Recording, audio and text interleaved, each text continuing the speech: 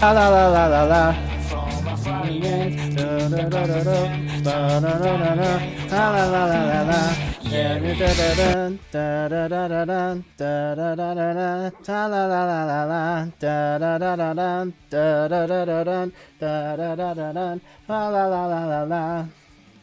Hello, everybody! We're here! We're at the end! The end is finally here.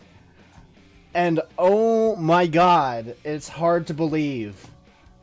This is kinda nuts. But there's no better time than now to run straight towards it. So let's keep moving on. I had to wait for like 2 hours to finally log into this server. So it's a little unbelievable, but whew, this place is busy. Alright, Kryl. Kryl has urgent news. Alright. Ira, I trust you have had a good rest? An envoy of Master Forshnows arrived not long ago with a message. The Loprids have determined Meteon's location. We've been asked to gather at the Rostra. I'll meet you there along with the others.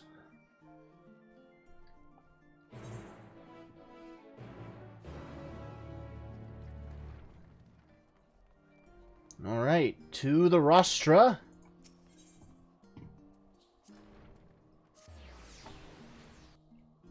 Yeah, let's get this over with. Oh shit, I should probably start recording in Audacity. There we go. Audacity and recording. Recording in Audacity started. But yeah, the end. It's here. Oh, alright.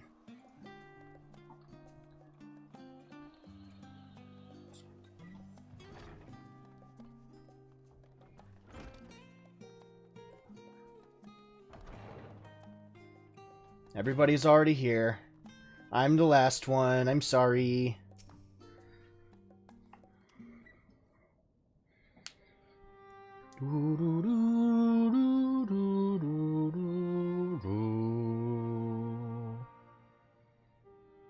Everyone appears to be present and accounted for.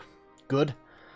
As you know, the Loprids have deduced the whereabouts of Meteon by means of a crystal bequeathed to us by Hydaelyn herself. Your quarry's location is a place far beyond the moon, in the farthest reaches of the Sea of Stars, at the edge of creation. A veritable Ultima Thule.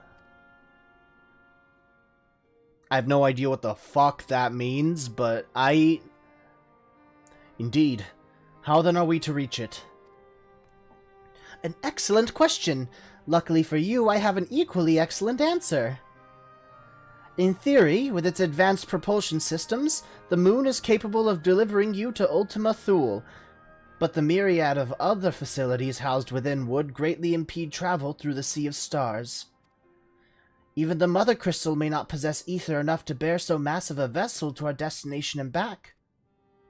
However, if we integrate our Hyper Hopper into your ether burner, we should be able to fire things up and jump our way to the end of the universe in no time. Father, does this mean we're putting all our eggs in one basket? Bear in mind, this decision was not made solely at my discretion, but with the consent of the Forum. Hearing the Loprids' proposal, the Forum was faced with a grave decision. To commit the Ark to this endeavor would mean abandoning both our plans to evacuate to the moon and to resettle on another star. Needless to say, the proposition invited fierce debate. In the end, however, the Forum was swayed by the simple fact that Hydaelyn believed you possessed the strength needed to overcome this crisis. The Great Exodus was, after all, a plan of Hydaelyn's own making.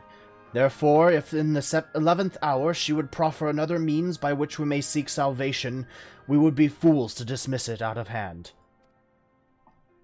Indeed, she sacrificed everything, her very existence, to avert the destruction of this star.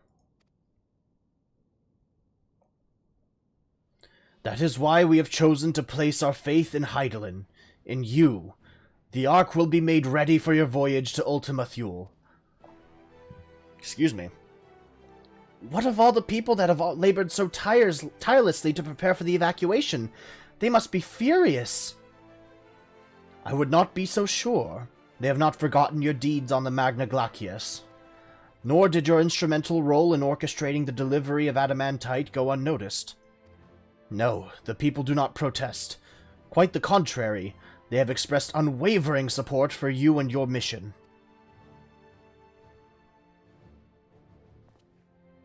Are the Loporrits too willing to abandon the Exodus? Were you not listening when we said we were born of Hydaelyn's love for Etheirys and its people? If it means your survival, we would do anything to help. And you'll most certainly have need of our expertise when you're going, where you're going. There's no guarantee Ultima Thule is a place that supports life, an otherwise vexing problem our know-how can remedy. Besides, Hydaelyn chose us to lead the way to Meteon. Why else would she give you a crystal only we can decipher? But more importantly, we were perfectly content to evacuate Etheirys until you brought us here, Urianger. Now we're enamored with the place, so what choice do we have but to save it?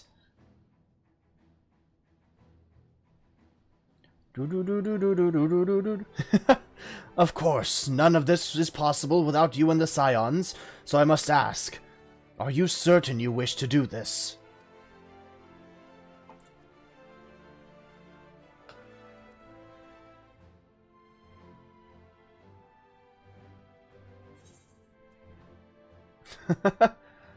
You couldn't stop us if you tried.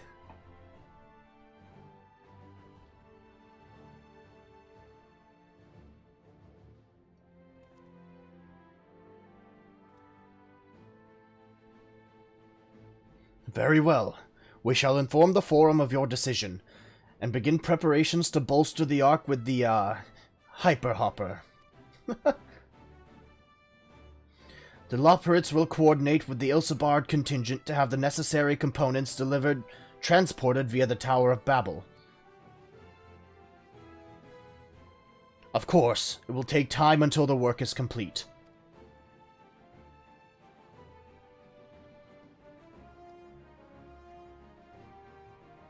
For now, pray take your ease. 'Twould seem there is naught to do but rest and prepare. Shall we? I fucking love how the strings just come in there. It's so good. So good.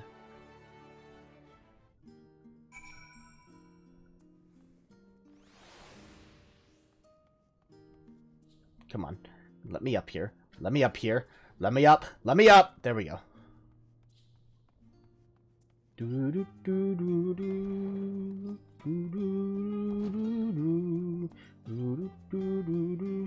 Oh, I should probably go out the other way.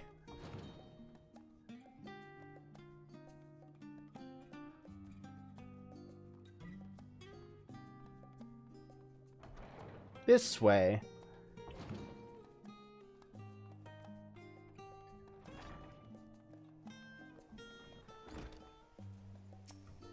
Alright, Alphino. Any last words? Final will and testament? Ere we depart, we must leave nothing undone. Quite, though it is difficult to conceive of how one can best prepare to brave a domain where Dynamis governs all. Nevertheless, Hydaelyn deemed us worthy of the trials that await. For lack of any other feasible options at this late stage, let us trust in her judgment and face Meteon as we are. Which leaves the not-so-small task of coordinating our efforts here to you and Tataru. If all goes to plan, we'll be back before you know it. I certainly hope so. We will be praying for your safe return. Mayhap it will affect the Dynamis for the better. With that settled, we should get some rest, and make the most of the time we've been afforded. Tataru. I know we're about to go do something dangerous, The meeting's over, is it? You were in there for so long I started to worry. What did they have to say?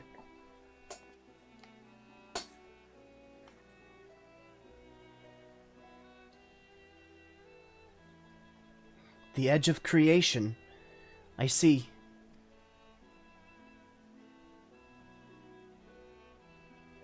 Rest assured, everything will remain in order until you return.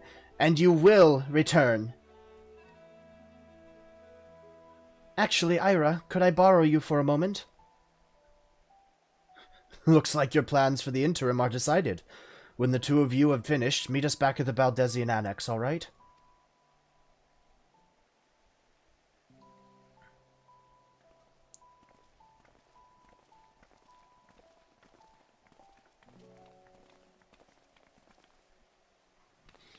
Come with me to the Agora. I have something to show you.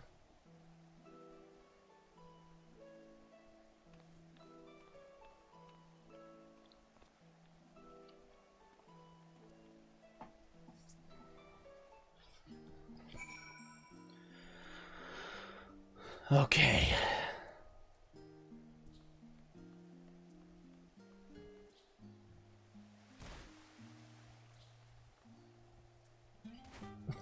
Just hop down.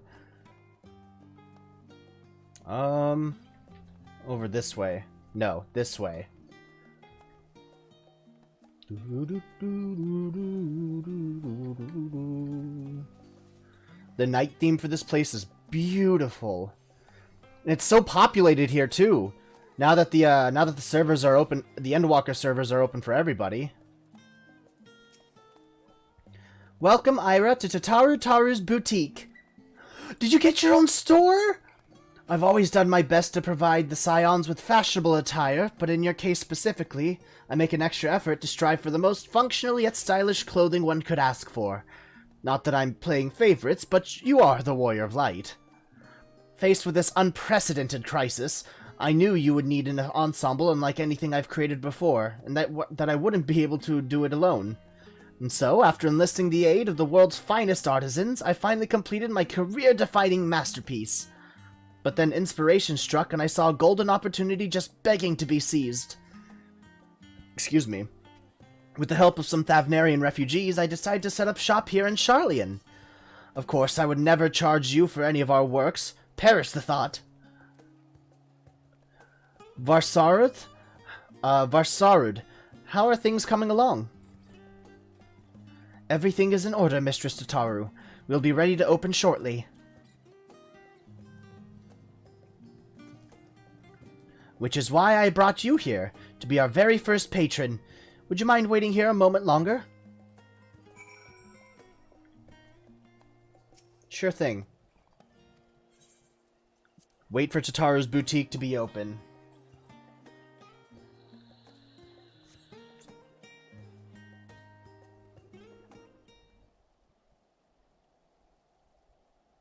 Is this going to be like the last goodbyes kind of thing?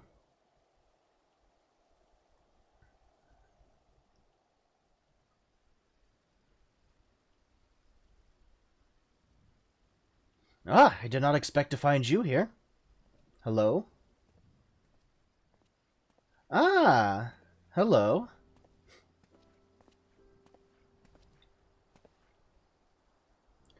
I imagine Nidana would also wish to offer her regards. Alas, after delivering our dragon scales to the engineer, she remained to assist with their work on the ether burner. The simulacrum, too, will stay in Sharlayan, while I oversee matters in Razatan. It is a rather convenient means to keep abreast of developments pertaining to the final days or anything else. It also allows me, after a fashion, to watch over my people in this distant land. Varshan, I was hoping you'd stop by. I can't thank you enough for allowing your artisans to work with me here at the boutique. Please, it is I who should be thanking you. This establishment has restored a sense of normalcy to their lives. You have blessed them with newfound purpose and a means by which to support themselves in these troubled times. What's more, when they at last return home to Razatan, the experience and knowledge they have gained in your employ will no doubt prove a boon to the artistry and commerce of our land. In fact, I came here to show to see how your new employees are settling in, to express my gratitude for granting them this opportunity. It's an opportunity for me as well, believe you me. Your artisans have taught me so much about Thavnarian craftsmanship. Their resourcefulness and ingenuity are nothing short of inspiring.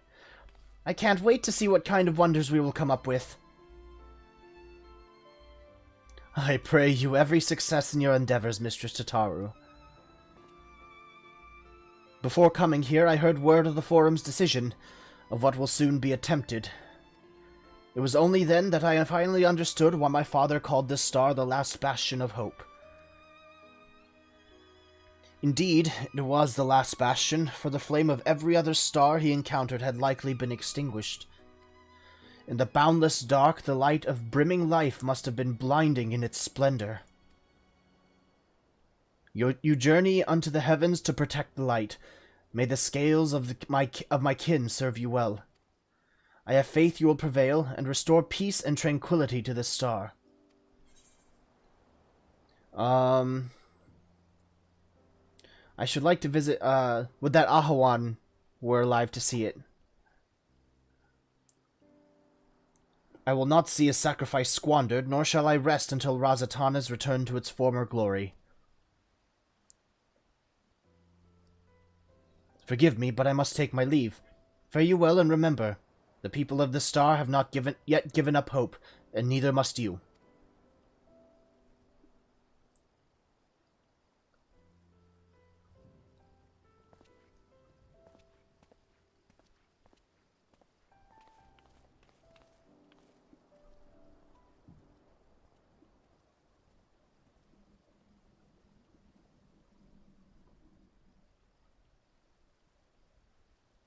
There goes Varshan.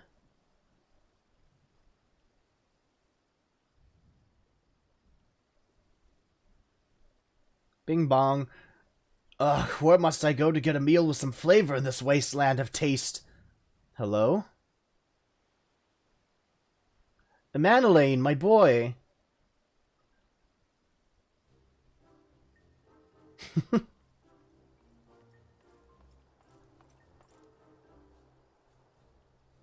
Ira, old boy, whatever are you doing here? A new boutique, you say? I had been meaning to expand my wardrobe. Yes, something with a little more flair, perhaps, befitting a man of my station. Though I have nowhere to flaunt said Raymond, as so long as my confinement continues indefinitely. I, the young Lord Forton, insists that, so long as there is work to be done, no matter how trivial, I must abide here in Charlian. Thus do I toil, though every fibre of my being rails against it. Why, I've even suffered the company of that brute Sickard to see supplies transported in a timely fashion. Yet he was the one granted leave this morning to participate in some supposed covert operation. So I suffer instead for his otherwise welcome absence, now burdened with extra busy work, and without Honoroy here, there is no one to prepare my meals. I came here in the hopes of finding a nice cafe, perhaps. Alas, the Charlian delicacies I've sampled were lacking in every aspect.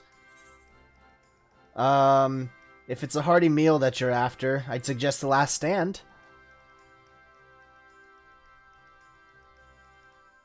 The cafe over on the pier. Their cuisine didn't appear all that appetizing, but if you vouch for their cooking, then perhaps I will give it a try.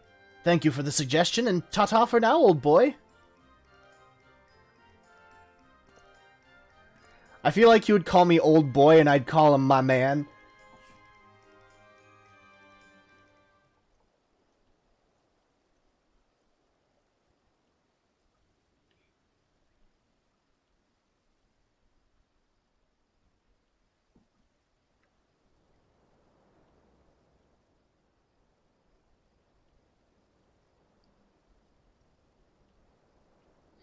Well, well, is that Ira and Tataru I spy?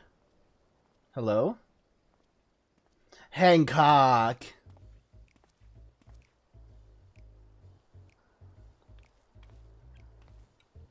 Hancock, what are you still doing here? You said you were returning immediately after dropping off your cargo. Yes, that was my original plan. After all, any expertise required aside from the delivery of goods is well beyond my purview. But what manner of entrepreneur would squander an opportunity to study the markets of the northern seas? Worry not, I will return straightways to Kugane once I have finished. Of course you would find a way to turn this crisis to your advantage. She wounds me, the industrious woman running a new boutique. I am not blind to the travails of those who fight on the front lines to deliver us from ruin.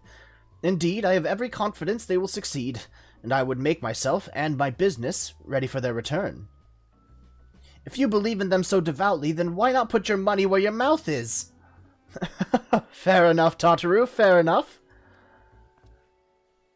There is not more I can do but help ready the Ark and her heroes for their maiden voyage, but on your return, I shall host a grand celebration in your honor at the Bokairo Inn. Accommodations are quite costly, given the reputation of said establishment, but the East Aldenard Trading Company would be honored to foot the bill. Will there be lemon cakes? Oh, a man of tart tastes, I see. Yes, there will be lemon cakes and much, much more. The finest delicacies the world and Lord Lolorito have to offer.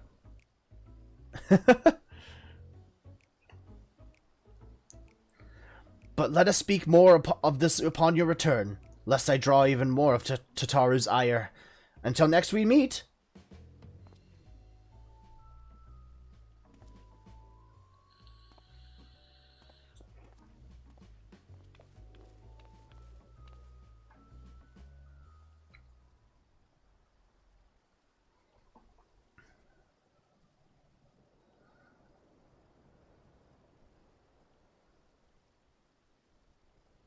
I'm wondering what's happening with that knight there.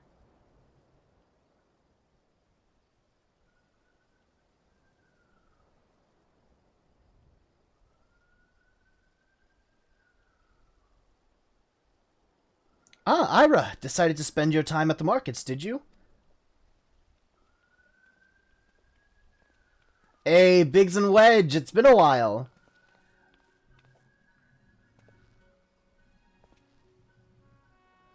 Tataru! Biggs, Wedge! I take it work on the Ark proceeds apace? Aye, it does indeed. Collaborating with the greatest minds of Sharlayan and Razatan has been a rewarding experience, and that's to say nothing of what we've learned from the Loperids. The Ark is unlike anything we've ever had the pleasure to work on. Even Nero was rendered speechless on more than one occasion. I can't wait for you to see it. I can't wait to see it myself. You'll never guess who paid us a visit before we came to Sharlayan. Alpha! I think he sensed the coming danger and returned to check on us. He was always one to turn up in a time of need, and I suppose that's why he decided to join us here in Sharlayan. Good thing, too. I don't know how he does it, but he has a knack for brightening your day just by being there. It's still hard to believe we have the means to send you off into the great expanse, though. To the farthest known reaches of, well, everything. I never thought I'd live to see such marvels, yet here I am. More often than not, you and the Scions are the catalyst that sparks the need for these great innovations. To think how much I'd have missed out on, had I not been a member of the Ironworks. An awful lot of work, to be fair, and the privilege of being worked like a cart chocobo. There's that, too. As busy as we've been, I wish there was more we could do for you, Ira. But no matter what happens, we have to keep believing. For a brighter future. That we do, my friend. That we do.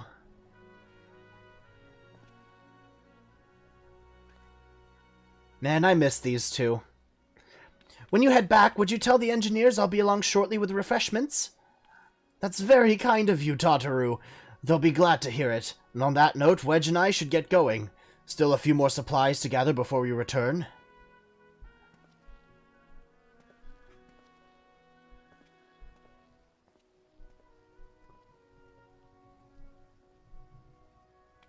Come on, Wedge. Ah, come on. This could be your last chance, bro.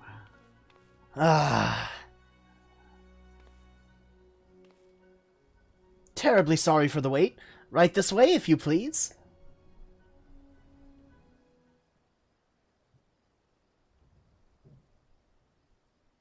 Do we get a new fit?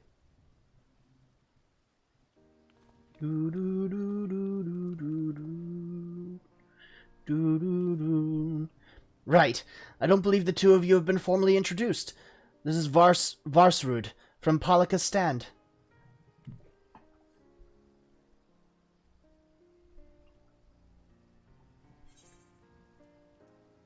Haven't we met before?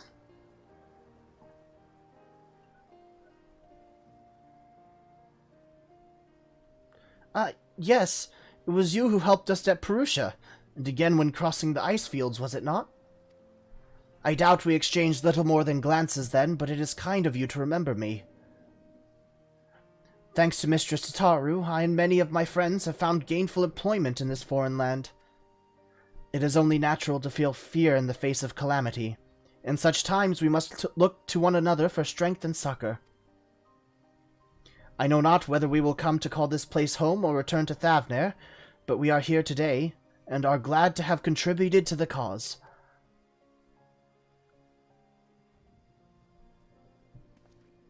And contribute they did by helping to make your new garments as durable as possible.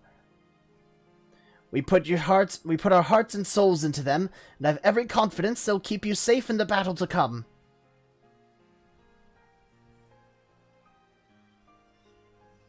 Gods, to think how far we've come since our humble beginnings at the Waking Sands.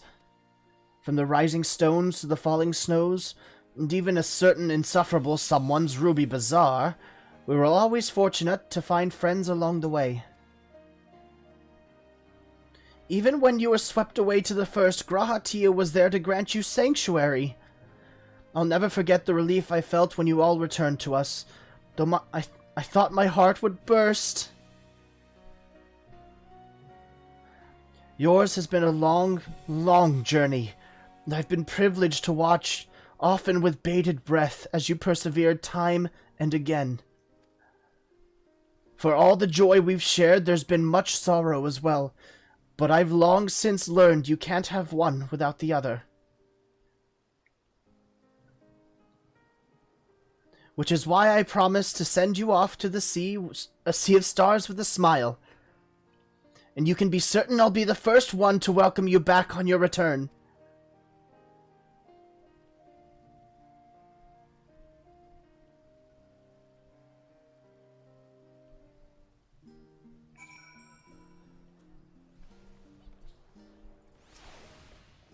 In addition to your new ensemble, we have Raymond and weaponry for every need, so please, feel free to browse our stock.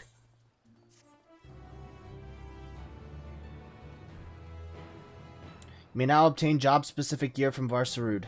The weapons and gear obtained can be equipped at level 89, however all item stats will be subject to item level sync. Upon reaching level 90 with corresponding job, these items no longer be synced. Furthermore, the gear can be dyed. Okay. What was it? Physical? I'm physical DPS, right? Perseus's bow. Ooh. I already have one that looks a lot like that, I thought.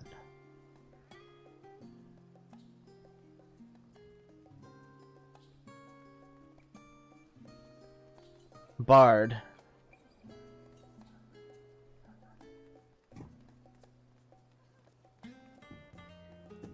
Let's see how my armory chest is looking like.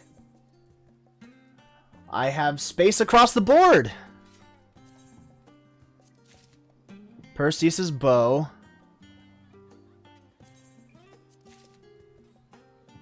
Brioso's gear.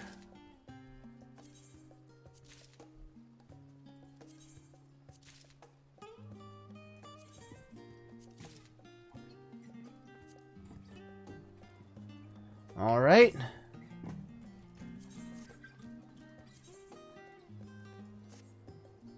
Hey! This don't look half bad!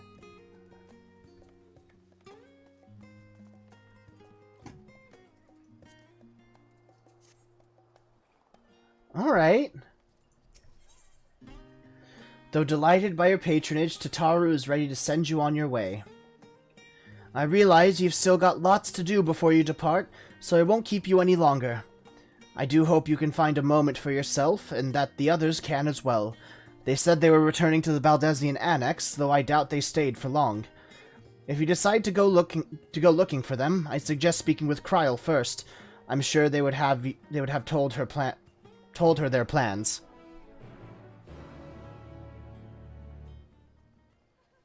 Sorobang, what you doing here, buddy? You too have found yourself idle, my friend. If you seek to occupy your time until the Ark is ready, you needn't go far. Even the markets here in Charlian are filled with the most wondrous of sights. I'm glad you're enjoying yourself, buddy. Do do do do do do do do do do. Ethernet, Baldesion Annex.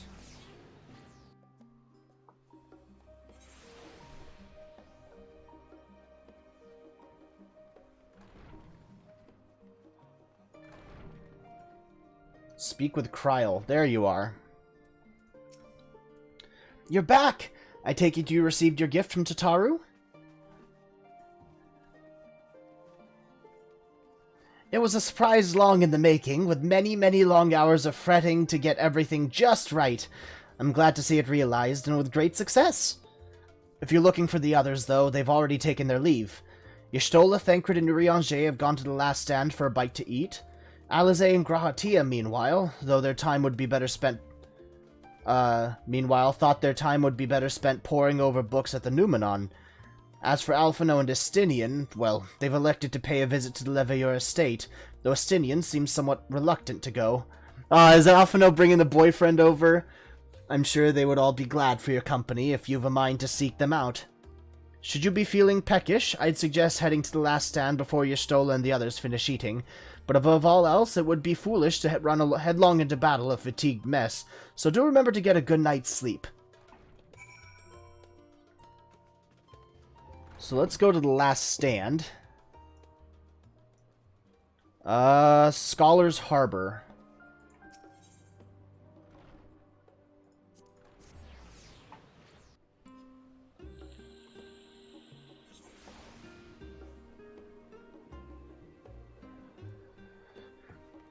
Other way. There we go.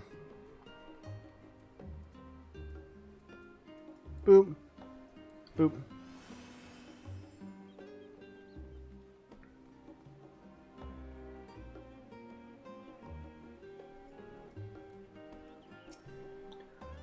Ira, come to make our trio quartet, have you? Please, have a seat, and we'll see about getting you a drink.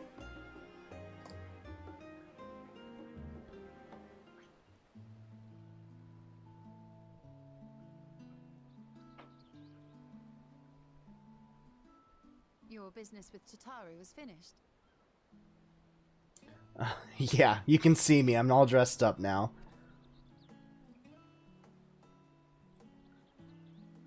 My, what a thoughtful surprise.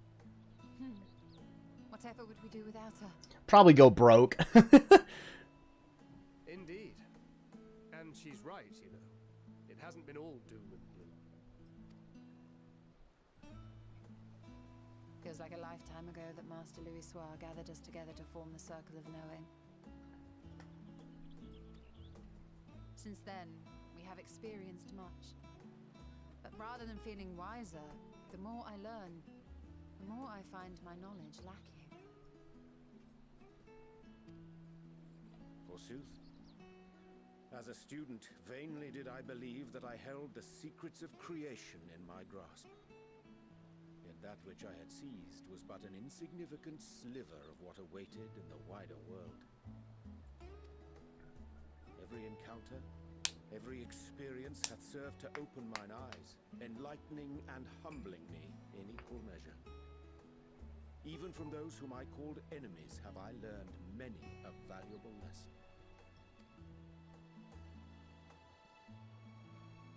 What will we learn at the edge of the universe, I wonder? That there's just a whole bunch of nothing. A lot of empty. Ultima Thule, where the bringer of the end makes her nest. I, for one, can't possibly imagine.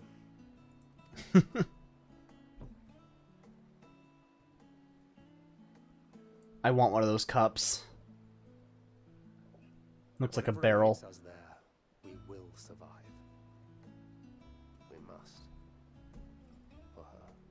There's a lot of hers you could be referencing to. I mean, we got Minfilia, we got Reen and Gaia both.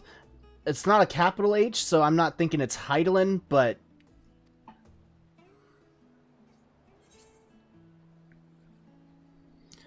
You have nothing left to prove, not to Reen nor Minfilia. We'll get through this together. Just make sure you bring enough ammunition. We'll get through this together.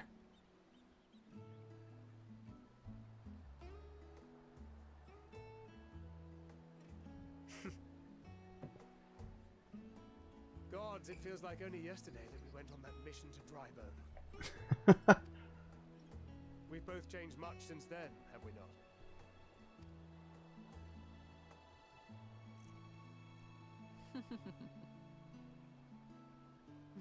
We've come far together, and if we have aught to say about it, we'll go further still. Aye, we will avert this calamity and return home. In preparation for which, we must give thought to what we hope to achieve after the proverbial dust is settled. What with the primals and Asians all but dealt with, I suppose we'll need to look for new hobbies. In all seriousness, though, in uniting to overcome a common foe, the disparate peoples of the world have found a way forward together. It's a truly gratifying sight to see. Indeed. Though it was many years in the making, we have successfully set in motion the gears of fundamental change. Mm-hmm. With this, we have fulfilled our humble role as a symbol of hope. And I dare say it is time to bow out. But, After all, there is no shortage of hands to bear the torch in our stead. Let new people take up the mantle. Thinking of retirement. You know, I never really considered I might live long enough to see an after. But even if my time as a scion came to an end, I don't expect that much would change. Traveling the world, going wherever the wind blows, lending a hand to those in need. A journey for journey's sake. It doth suit thee well. I must confess I too have yearned to see more of the world. If thou art amenable to the suggestion, I would accompany thee. Mine ability to affect an air of normalcy through artful disguise is much improved, thou must concede.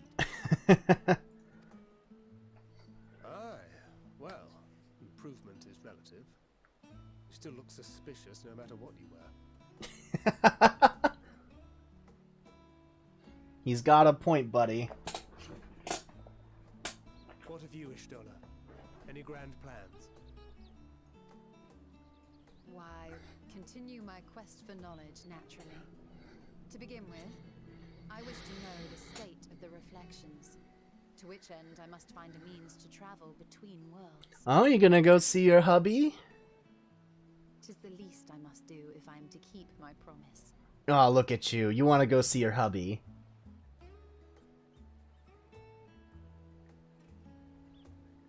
Should my pursuits prove unduly arduous, I won't hesitate to call on you. Hey, I can get you messages from here and there. And in return, I will take you to see Reen one day. I'm sure you cannot wait to see the fine young woman she has become. Spare me.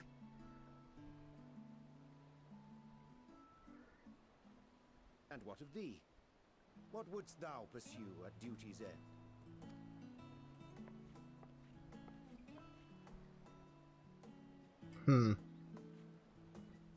Here's yours. My apologies for the wait. No problem. Well, shall we make a toast? Cheers. To You. victory. To our comrades. To the future of the star. For some reason, this cutscene is making me crave Arnaldo's, like, just a simple cheeseburger. So, I'm gonna hand you my phone. Yes. You make your order. And I will go after you. But this is a very nice cutscene. It's... Everybody's talking about what they're gonna do after we, like, just save the world.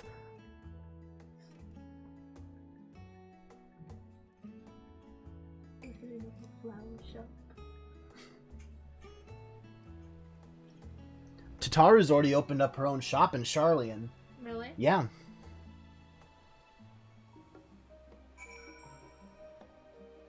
Alright.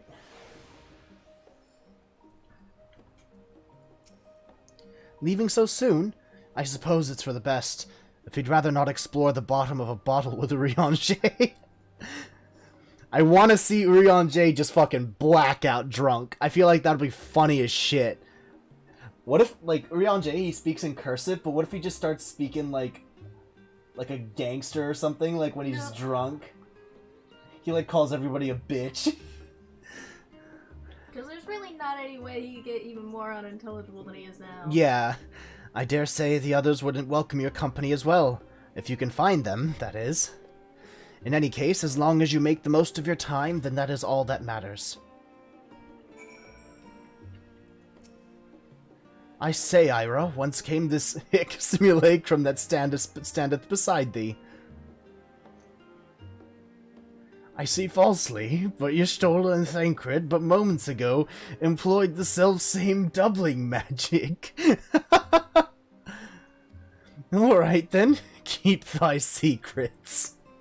He is smashed!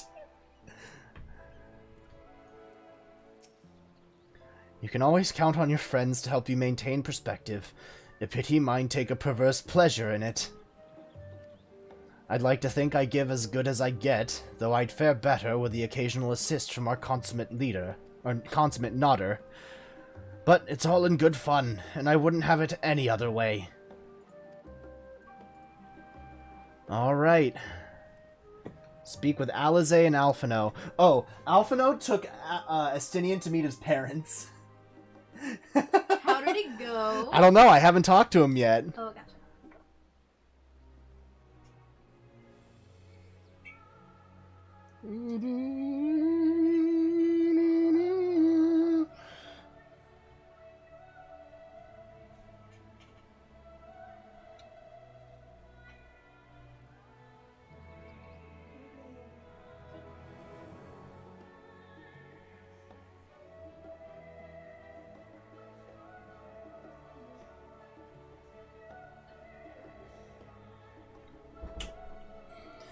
Just choosing out my, my foods here.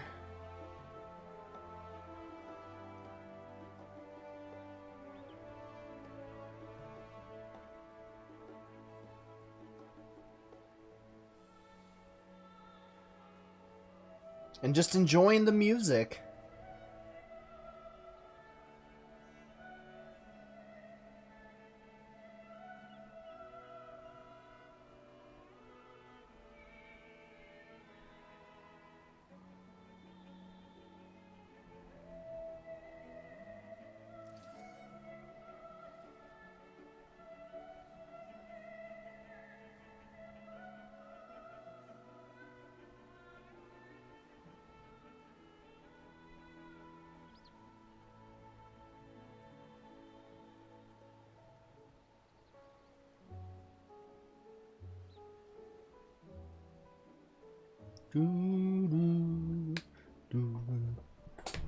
All right.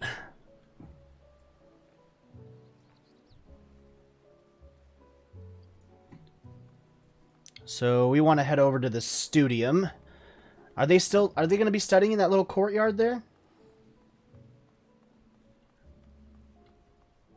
The love rivals at it again. The love rivals turned lovers? Maybe?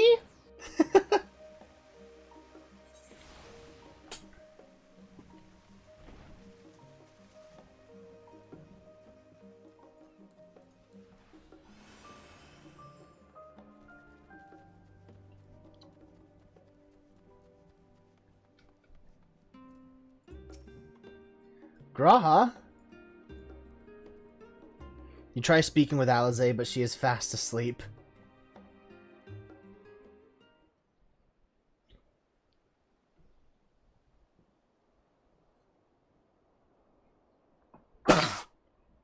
Excuse me.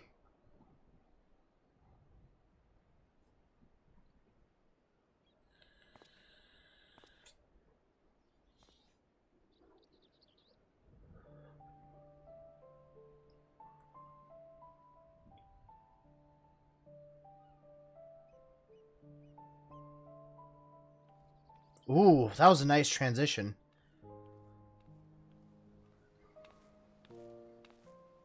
Oh,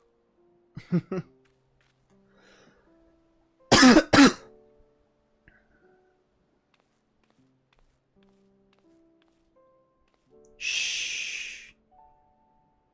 The kiddos are sleeping. knowing them, they're probably dreaming about the celestial adventures to come.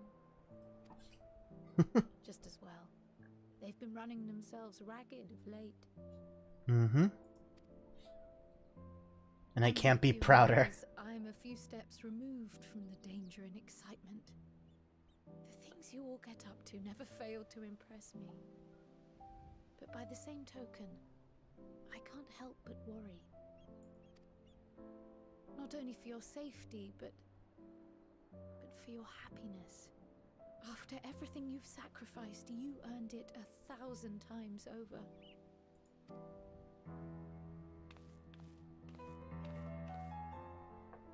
From the simple pleasures of tucking into a hearty meal or collapsing into a comfortable bed, to the grand triumphs of visiting legendary lands or finding true love, you deserve all the joy in the world. There is so much that life has to offer, so much to be treasured and shared with those we hold dear. So promise me this.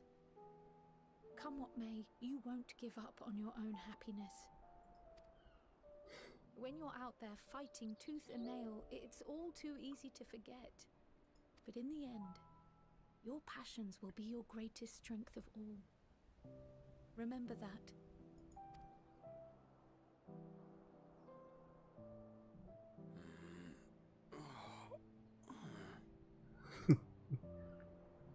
You good, Raha? This feels familiar. Good morning. Well, 'tis good to be...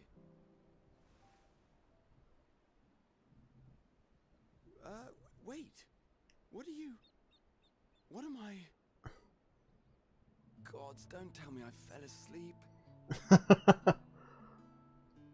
Not that there's any shame in it, but you were sleeping like babies. Oh, how embarrassing.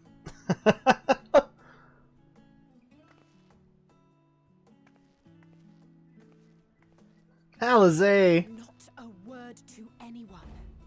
Understood? Not one word. I'm gonna go tell Alphino right now. Told that sleeping in proper beds of your own choosing is a much more effective way to prepare for battle.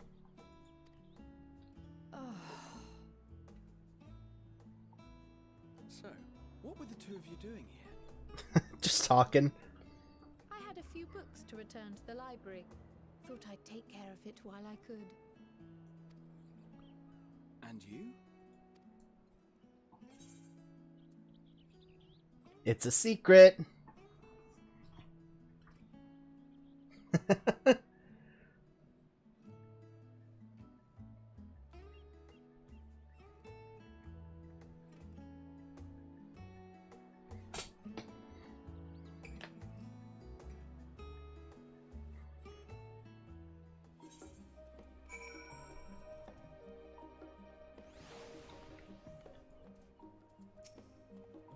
That's enough reading for one day.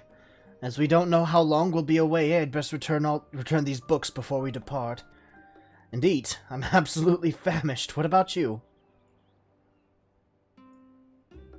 I see. Perhaps I'll stop at the last stand on my way back. Gods, I didn't realize I was so tired. One moment I was resting my eyes, and the next. I should go and get some air. Maybe a quick bout of training, but not sleep. I'll sleep when I'm dead. Bitch, same. Alright, we need to go to the Levayor estate.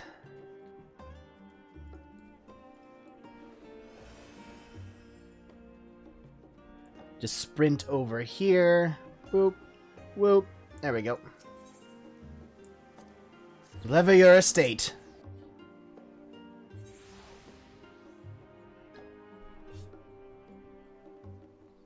Doo-doo-doo. Hey, Estinian! What, surely this isn't the first time you've seen me without my armor? Yeah, but you look good. Ugh. Oh, what brings you here? Just checking them out. Or checking things out. Ah, so you were worried that the Levier household might again be gripped by turmoil. All is well, I assure you. In my letters home, I had made mention of Estinian, you see. My mother wished to meet the legend in person, and so we arranged to have a spot of tea together. A spot of tea? Are you British? Where were you in my hour of need? Fell beasts I can face, but I'm not made for idle chit-chat with lords and ladies. You deal with Emmerich just fine. Well, I for one thought you held your own. Mother was the picture of delight. I might have been delighted myself, were we in a tavern with more agreeable drink. The thought of fleeing crossed my mind, but what then? I'd never hear the end of it, least of all from Tataru. I'm sorry. It was not my intent to cause you such distress. It's just, Aww. it was one of the things I didn't want to leave undone ere we set forth. That's not to say I think we won't be returning. Yet, given what lies ahead, I did not wish to leave for later that which I could do today. After all, tomorrow is never promised. Never is it? It's fine. Not like I had better things to do. Besides, seeing you with your mother brought back fond memories of my own. Aww. Be we rich or poor, family is family. I mean, sometimes. I guess found family would count as well. Well, We getting some Estinian backstory? this time we were on our way. No? No Estinian backstory?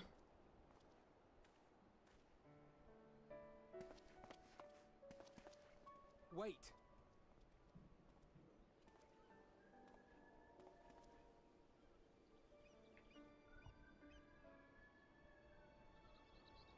Since I left home, I've made a great many mistakes. Mistakes for which I can never make amends. But through it all, you didn't give up on me. To have returned here with you at my side, it means more to me than you know. It's not like I had much choice. I'm stuck with you, booger. Thank you. From the bottom of my heart. Don't mention it. Christ, you're gonna make me cry.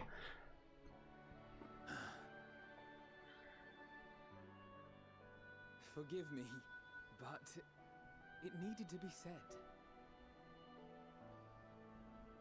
I'm the one who owes you thanks. Were it not for you, I would not be alive today, nor come to terms with Nidhogg's spirit. I am ever grateful. Come on, you two, hug it out.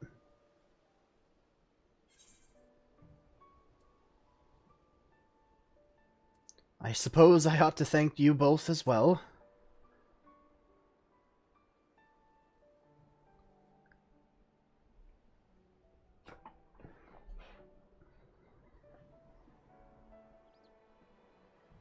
Well, we needn't make it a competition.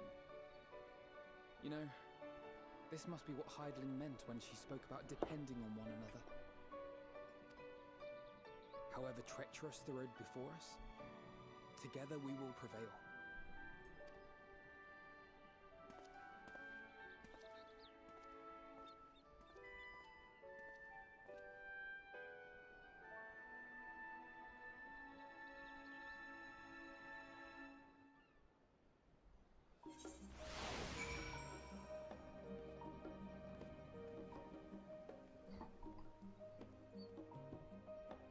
Alright.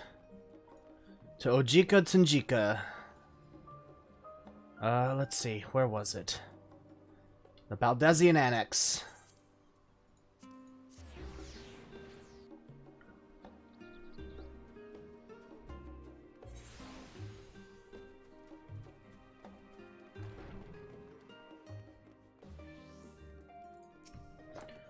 Welcome back, Ira. Return to catch a final few winks before embarking on your mission, I presume? You'll be happy to know your chambers have been cleaned and fresh linens laid out.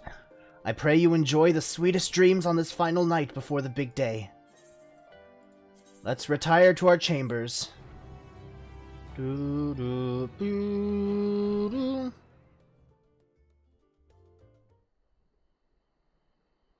That night at the Royal Menagerie in Alamigo.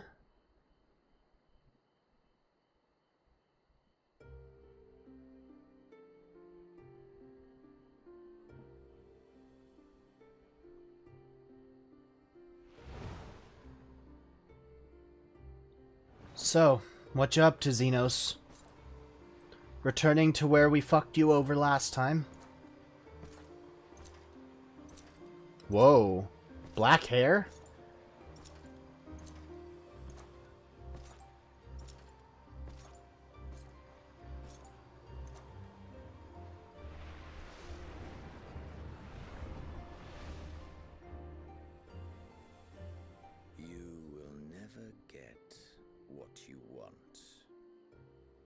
Even the battle you pine for so dearly.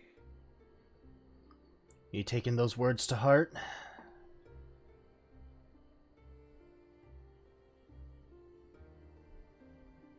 In that transcendent moment, what was it that I sought in you?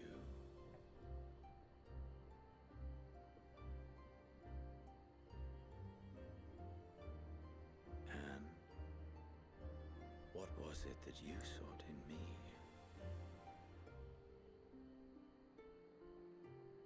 All good questions. Honestly, I'm kind of interested to see where they take his story. And thus it dawns. The day of reckoning.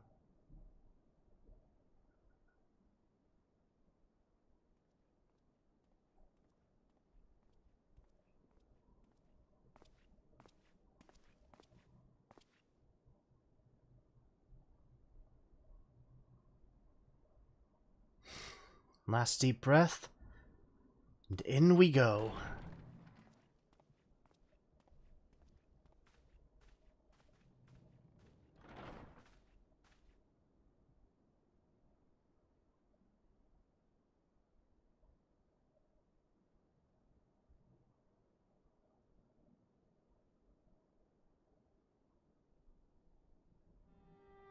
How often have we thus assembled? To combine our knowledge and seek solutions to the problems before us. Back at the Waking Sands, it was all we could do to address the most minor of troubles. Who could have realized what we'd find when we began to look to the sources of the realm's woes? At the Rising Stones, we made great strides and shared many moments, from the joyous to the sorrowful.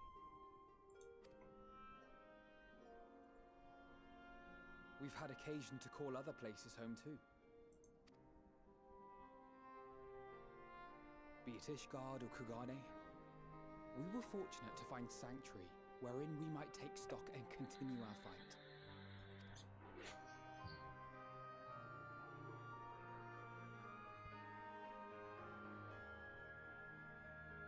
I was honored to host this company in the Crystarium, to stand with you all as we confronted the truth of the star itself.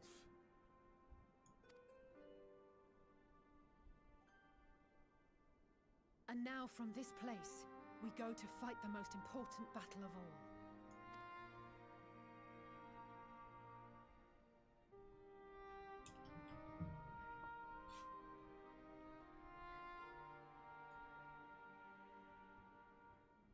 The Forum has sent word. The Ark is ready.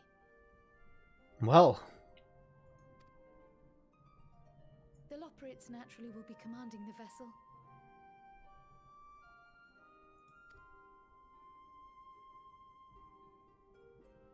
They will see the 8 of you to Ultima Thule.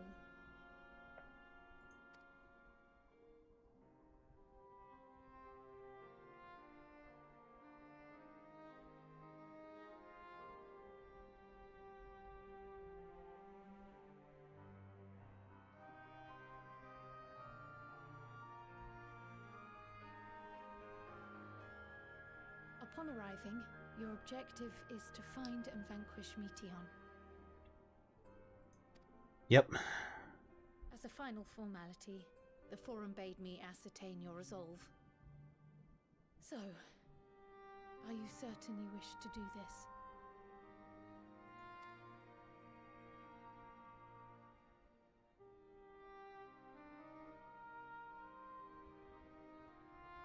We are.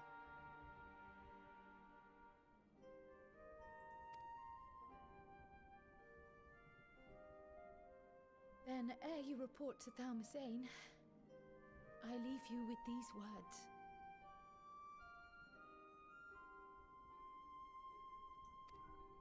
I'm not ready for this.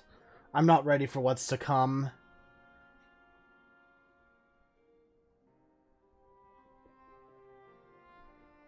You must triumph. What that means will differ for each of you. To make it back home, or to simply avert doom, or perhaps something else altogether. Yet whatever it is that drives you, I have faith in its power to see you through. So please, triumph.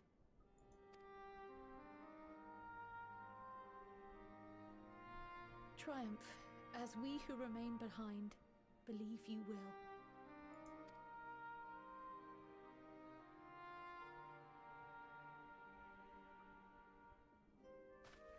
Let us be off then. All right.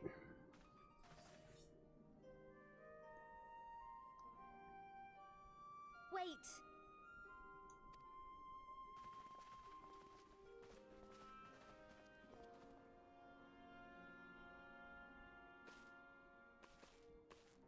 Both Kryl and I will be there to see you off, but as your receptionist, I feel I need to say this here.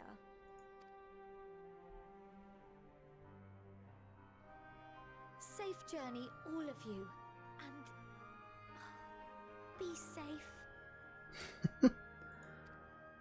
You're not gonna cry this time?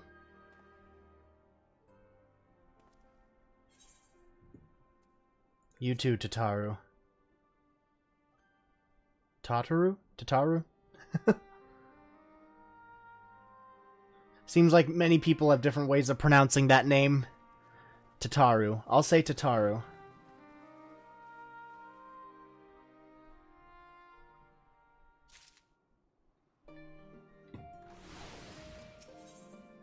Unto the heavens.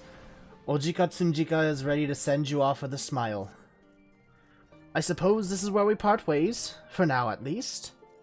There we go. Let me see your face. Well, that I had sage words of wisdom to share ere you depart. Mayhap the teachings of Galuf Baldesion will suffice. Surrender not to anger or hatred, he said. Look beyond them, and there find true strength. What one sees beyond is open to interpretation, I think, but for me, it would be the things to cherish I cherish most in life. Things I believe are worth fighting for. Something to consider as you venture onto the Sea of Stars. Do do do do.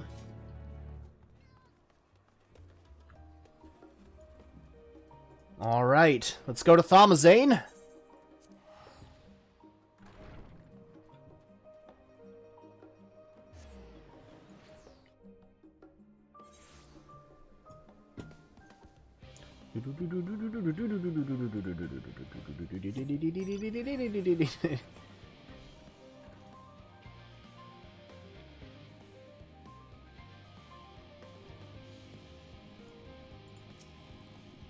Ah, Master Ira, I have been made aware of your coming.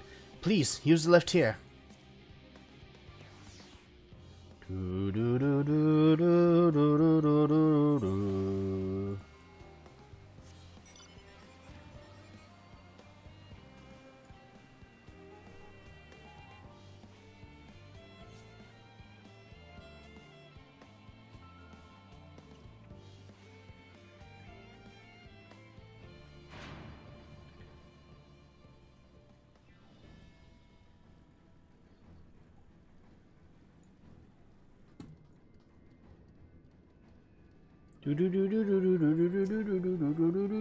Alright, more cutscene.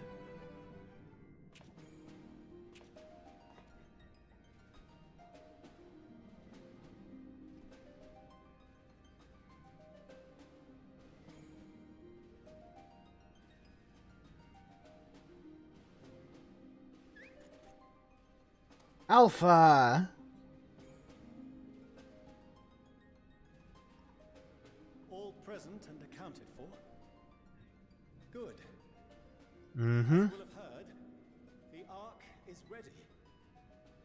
All that remains is to board and be on your way. I've seen my fair share of tight schedules, but this was bloody murder. Well, it's the type of schedule you work best with. We finished the ship. It's safe, fit for purpose, and looks good to boot. Aye, it's a garland through and through. I really don't know what we'd do without you. Thank you for everything. Ah, don't mention it.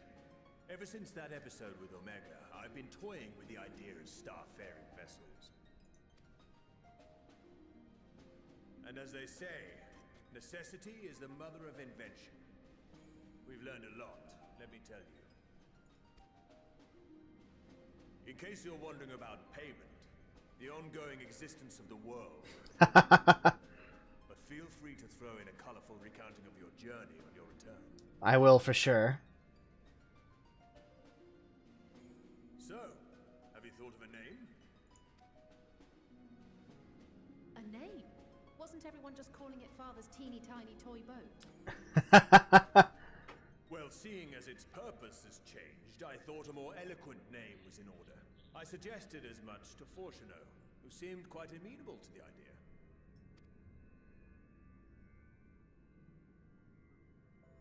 As you know, this vessel is the culmination of heretofore unprecedented collaboration. And though said collaboration is owed to the Scions, there is another whose noble deeds made our work possible.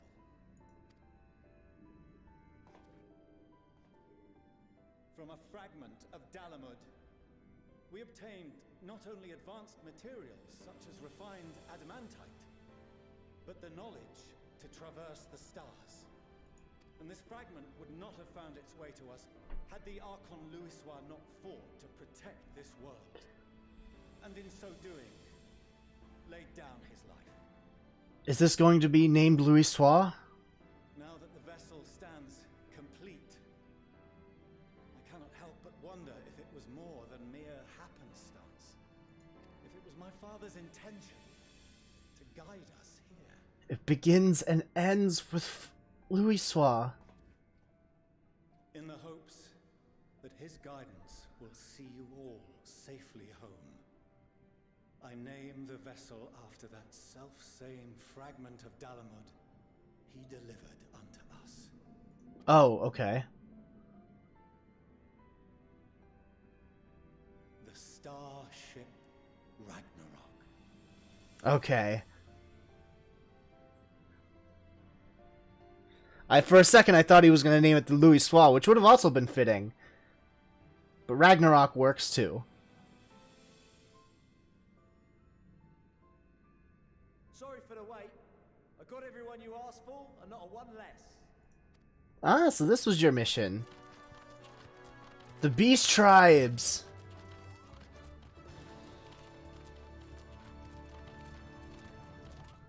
The Beast Tribe leaders, at least.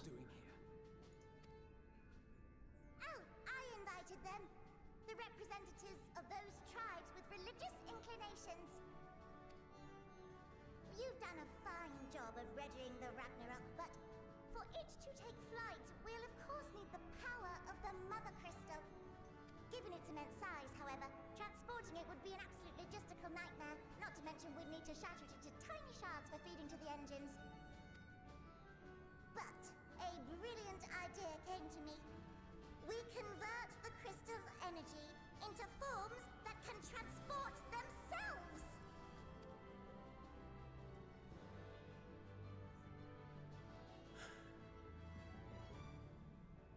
Thou wouldst employ summoning, or should I say its precursor, creation magics.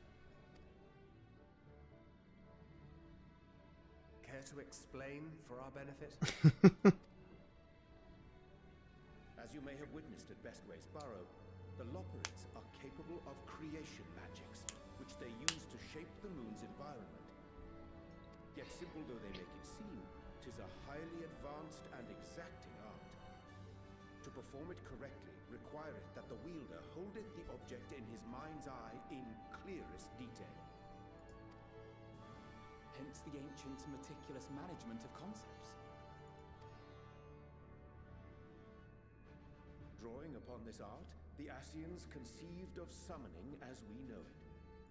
A derivative that replaceth the complexity of concepts with the simplicity of zealotry to make manifest a creation.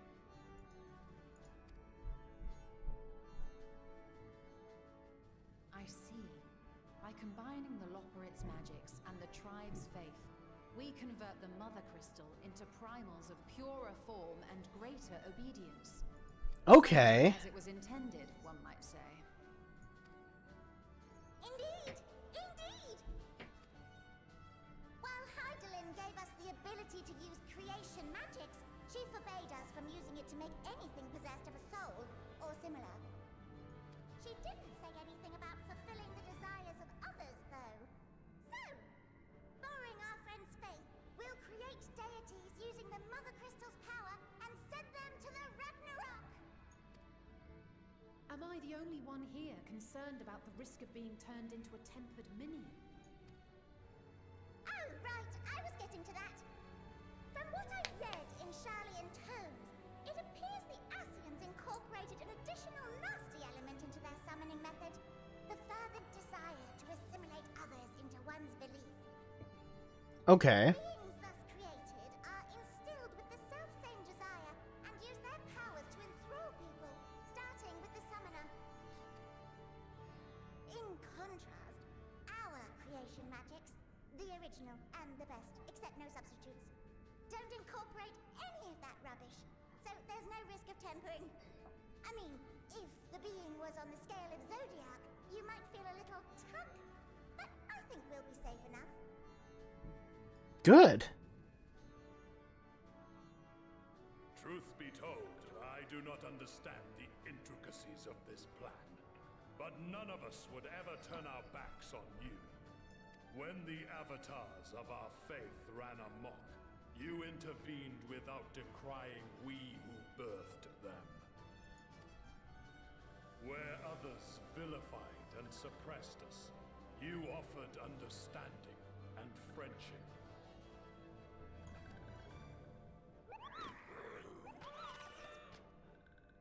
In gratitude, we will share with you the true expressions of our gods. Not malevolent deities, but benevolent saviors. I can't wait to see this. Alright, you lot, we're heading to the ethereal sea. Stay in sight, else you're liable to get lost. You coming with us, Sigurd?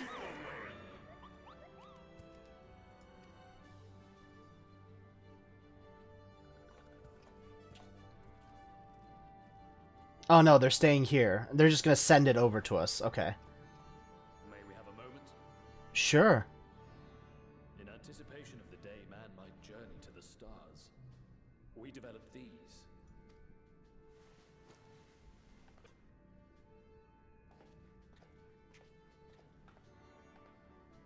Portable teleportation devices. One for each of you, designed to work in tandem. Press the button on one, and in a matter of moments, all 8 will activate and send their owners back to the Ragnarok. There is no telling what hazards you may encounter. If you find yourself separated or lost, please do not hesitate to use them. So are they basically just portable Aetherites? Be safe, all of you, and come back. Especially you, Rion J. You gotta make sure you make it up to these guys. These two specifically. You as well. I pray you take care. Looks like everything is in order, so I'll go ahead and board. A few of my fellows will remain to assist with the summonings, but rest assured, the vessel won't want for competent crewing.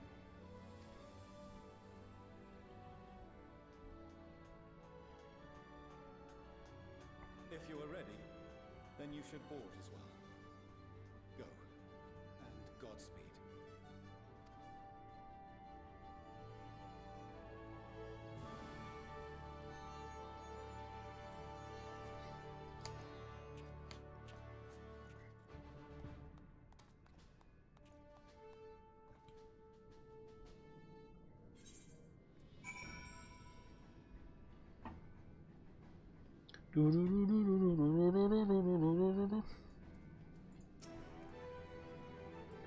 If you would come this way, I will direct you to the bridge.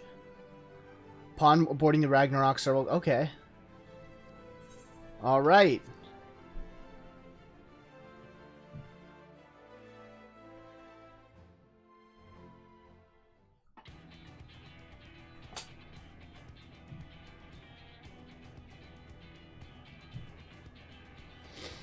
Wow. This ship looks a lot bigger on the inside.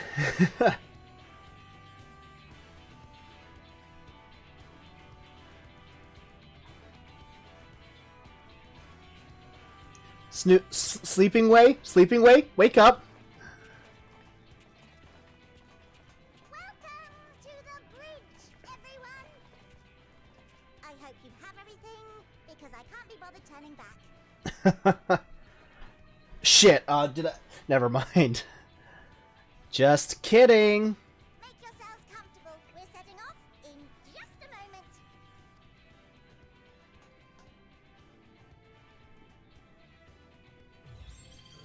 Whoa.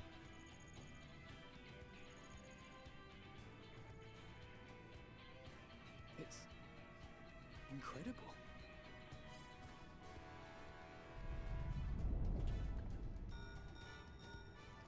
This is Forshano. Can you hear me? The preparations for the summonings are complete. In accordance with the 14th phase of the plan, we have moved the Ragnarok to the launch site. Of course, everything has to be 14. The gates are open. You may depart when ready. So, are we ready? As ready as we'll ever be. Let's get going. As someone in this crew would say, it's now or never. Come on. The burnt-out star's got more fire in its belly. Try it again, with feeling. Punch it!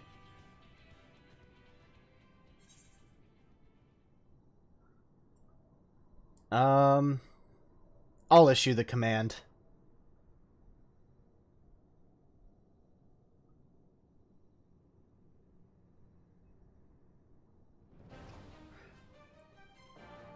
Let's kick it into high gear.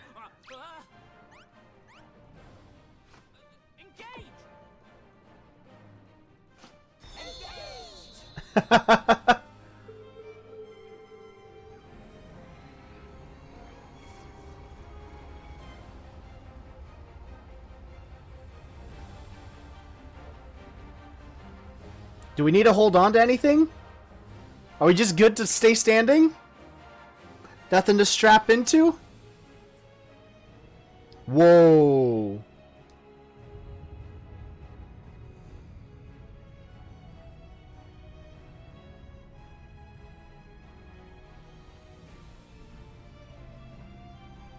Okay, that thing is a lot bigger than what that hangar made it look like.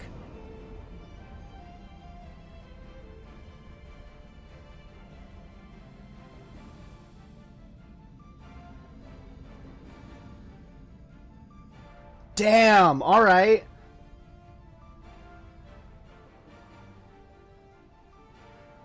We out here really just let's turn it into Star Wars.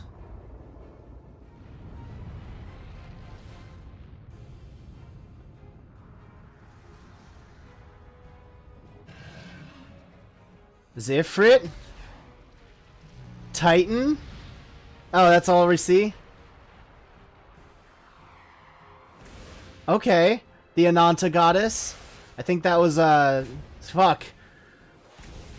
I'm having trouble remembering their names. That's Bismarck. King Mogglemog?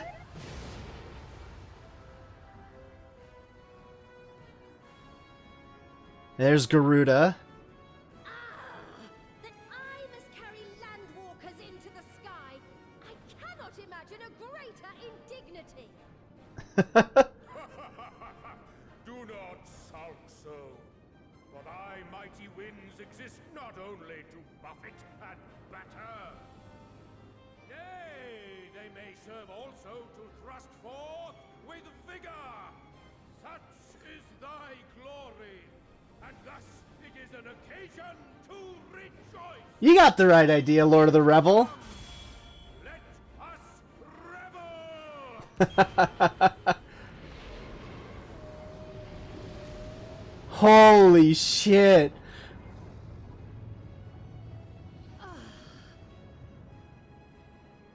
So long as the wind blows freely, I suppose all is as it should be in creation.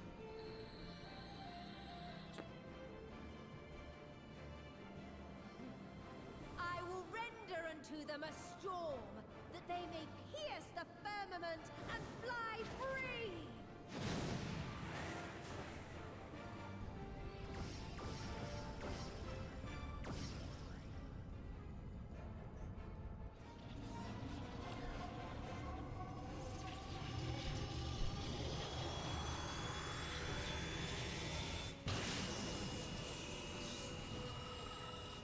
Activating hyperdrive.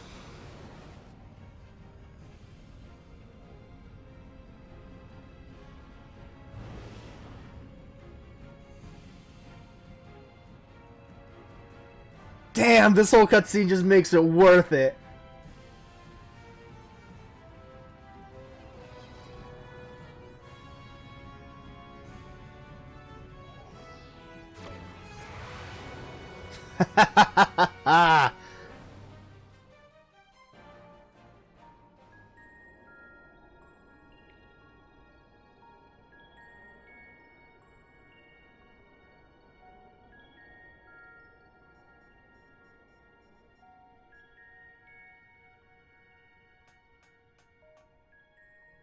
Still in one piece? Good. Sleeping way? Report? All's well. Fantastic, even. That's good. Thanks to the power of those primals, the engines are roaring and we're ripping along. All values are also within projected ranges. Time to destination is 8 carats. Perhaps 7 at a pinch. What manner of time is a carrot?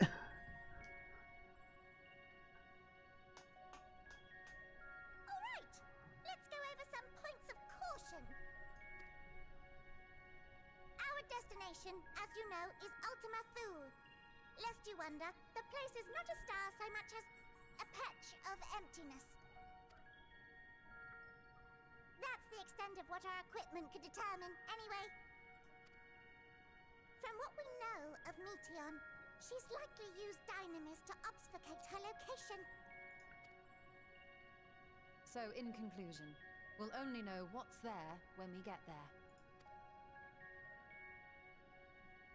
The crew and I will see to it the ship's ready to take off at a moment's notice. We'll support the search as best we can, but it'll be your paws on the ground, assuming there is any. But everything will be fine, I'm sure.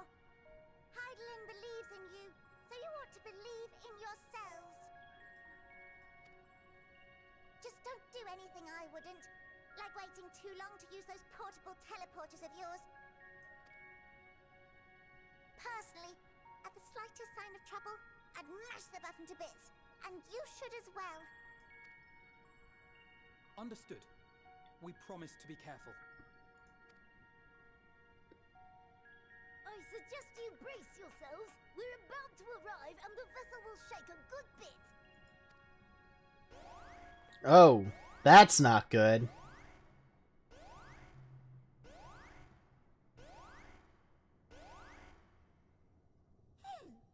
What is this? Something is interfering with the equipment.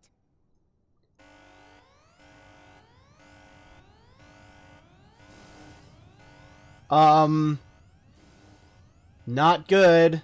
Whatever it is. Greetings. Ah. Meteon.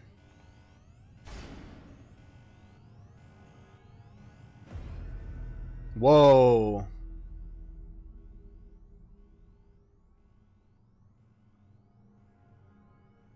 Greetings. Can you hear me?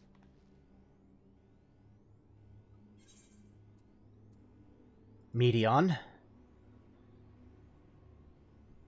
You've gotten colorless. This is Meteon. Oh. Have you met one of my sisters? I don't remember meeting you myself. But I do know that you're from Atheris.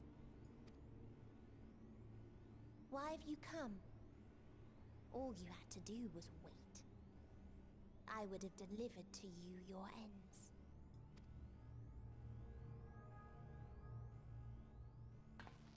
We didn't ask for that. I don't understand. All life is destined to end. Why choose to prolong your suffering? Effort, ambition, love, they amount to naught. Happiness, should you find it, is inevitably lost, stolen away by events beyond your control. There is no logic nor meaning in it. You think there is. Convince yourselves. But it's all a cruel accident.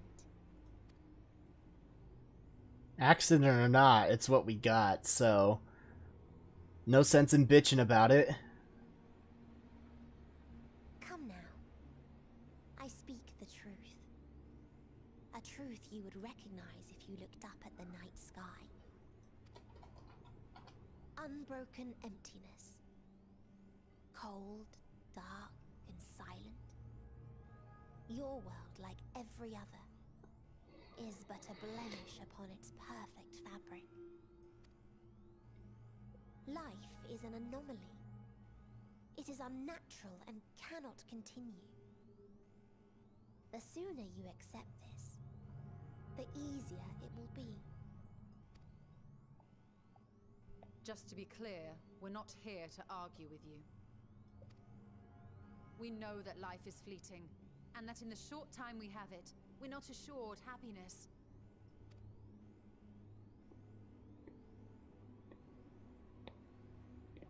Indeed. I've seen far more sorrow in the eyes of many I've met.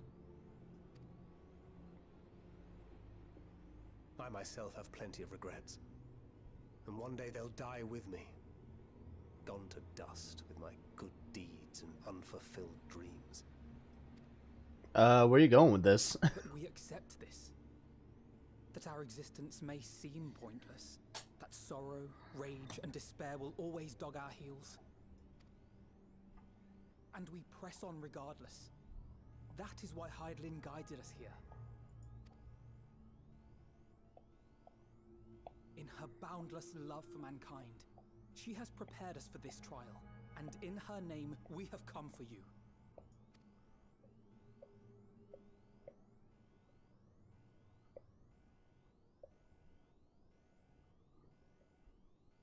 Yes, I sense it. A burning passion like unto fury.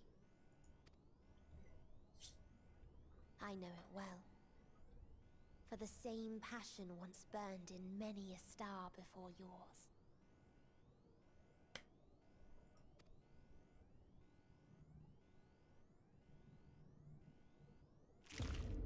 Ooh. And extinguished now.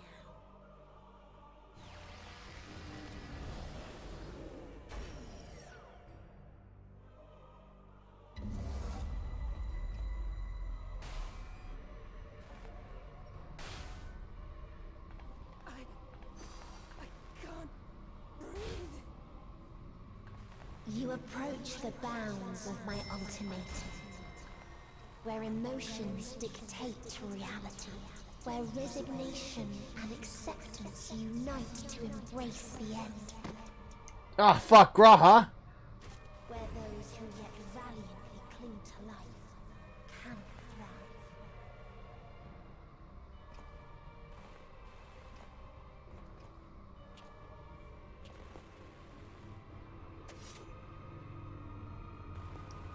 Of course, the most jaded of us gets up and fights.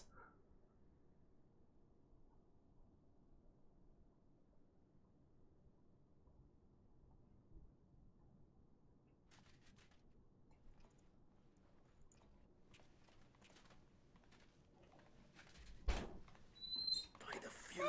Snacks. So, we just had some fucking horror shit going down. Yeah. Thancred is...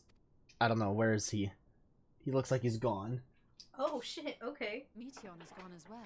Mayhap he awakened first and gave chase. Nah, he decided to throw hands while he could.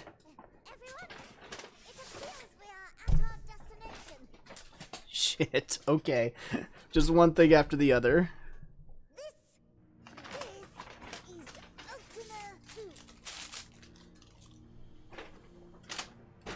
Not that we knew what to expect, but I wasn't expecting this. You weren't expecting what? Show us, please. From atmospheric composition to ambient temperatures, all readings are within permissible range. This place is capable of supporting life. What?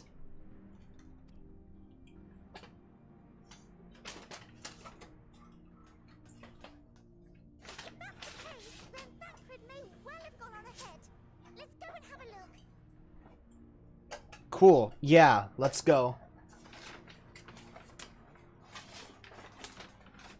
Meanwhile, I want the rest of you to perform a full inspection of the ship as well as a biological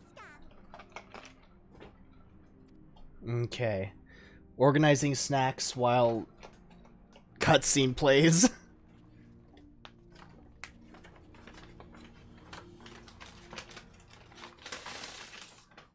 So it was that the brave wayfarers arrived at last at Dream's End.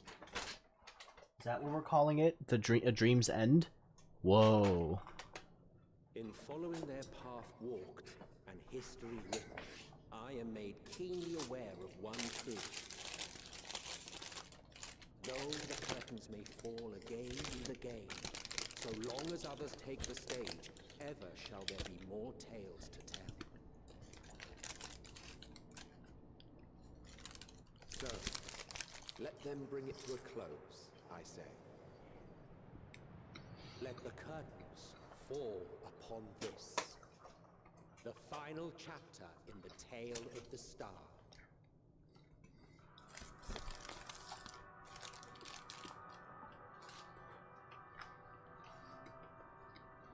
Is this a dead star? As I live and breathe, I live and breathe. environment itself shouldn't kill us. Well then, let us search for Thancred while exploring the area. Yeah, let's go try and find Thancred. We leave in your care.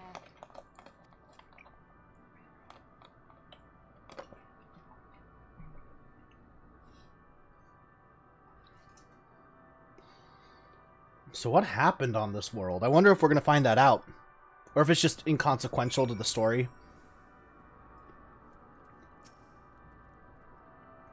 I can't guarantee it will be of help in these strange surrounds, but I've readied a provisions node in case of emergency. Of course, if you encounter any real danger here, I expect you to return to the Ragnarok at once.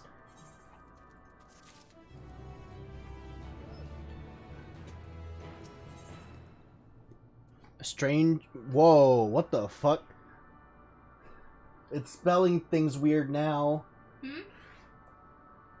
That's an S, and it's using an alpha instead of an A? Try as he might, Alphino can find no sign of Thancred.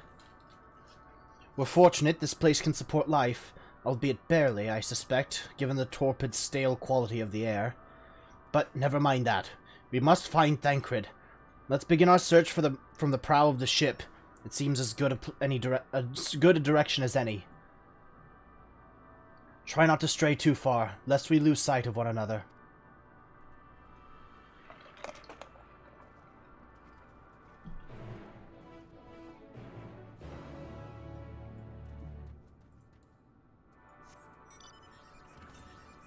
This place has ether currents. Okay.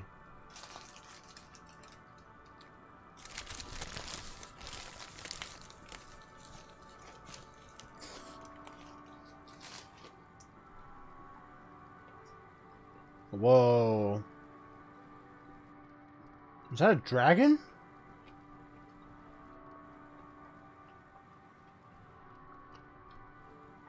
That's a dragon. Oh, that's a living dragon there.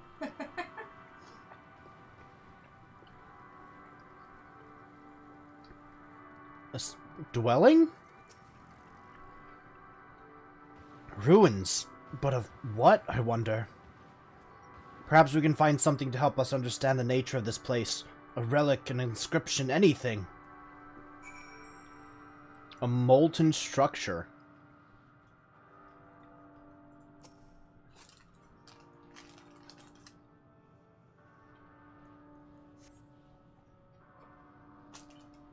The metallic pillar has been partially melted, likely sometime in the distant past. The damage... There's a dragon. The damage does not appear to have been inflicted deliberately. Rather, it calls to mind the indiscriminate destruction often wrought in the heat of battle.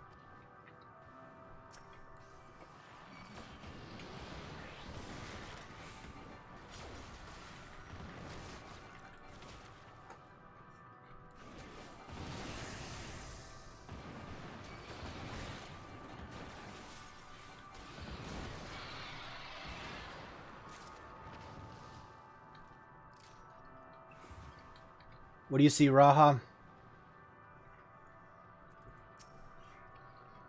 Look here. This part is relatively intact. The intricate design of the top suggests it is man-made, though its builders were surely not men as we conceived them. Having said that, I swear I've seen this pattern before.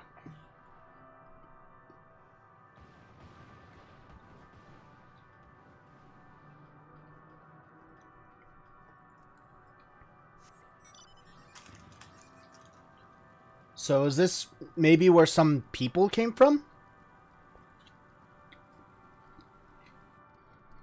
What do your eyes see, Estinian? What do your dragon eyes see? I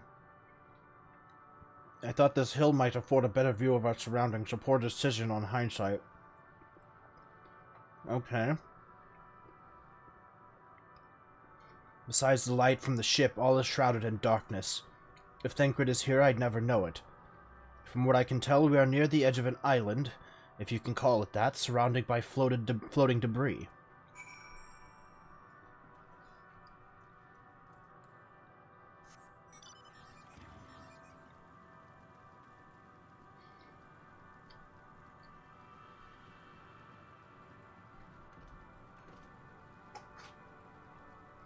He's not here, Alphino.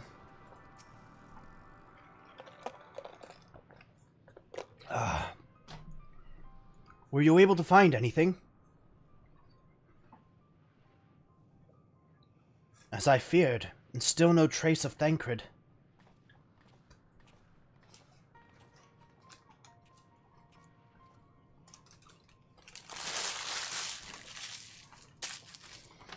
There's nothing but emptiness as far as the eye can see, which unfortunately isn't very far.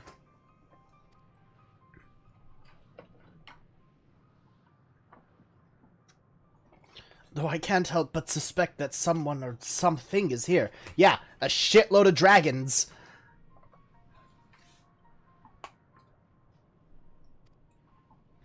There are times when I sense it drawing close, and then a chill washes over me, leaving me exhausted. Leaving me with feelings of death and anguish.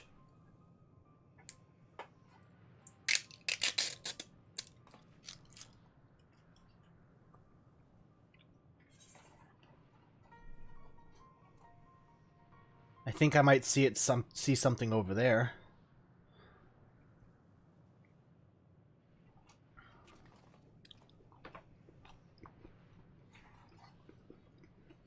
Can you not see them?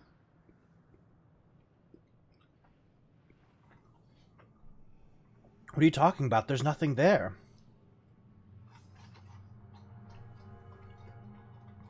So you can't see the dragons.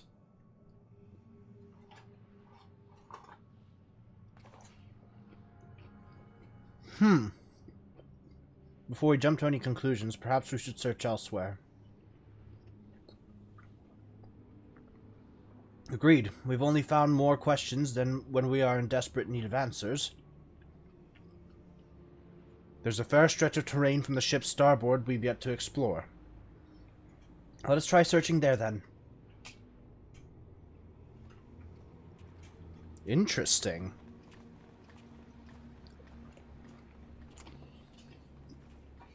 Ira, a word before we join the others.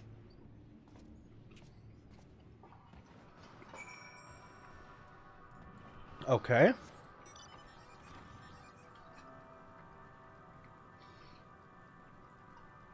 What does Astinian want to know? I'm guessing he might be able to sense them because they're dragons.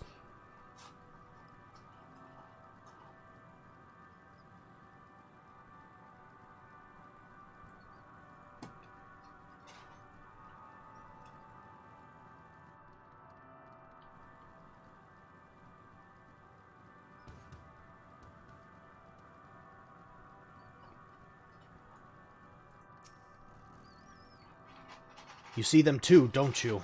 The dragons. As I thought, their presence is tenuous at best, but there's no mistaking it. No doubt your bond with Midgard, Sommer, and mine with Nidhogg is what allows us to perceive them. Could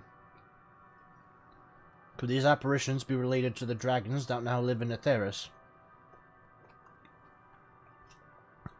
Better to leave such conjecture to the others. In any case, we must be careful. We may soon find dragons they can see as well.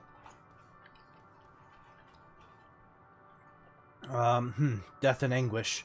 What happened to them, I wonder? So he doesn't feel it either.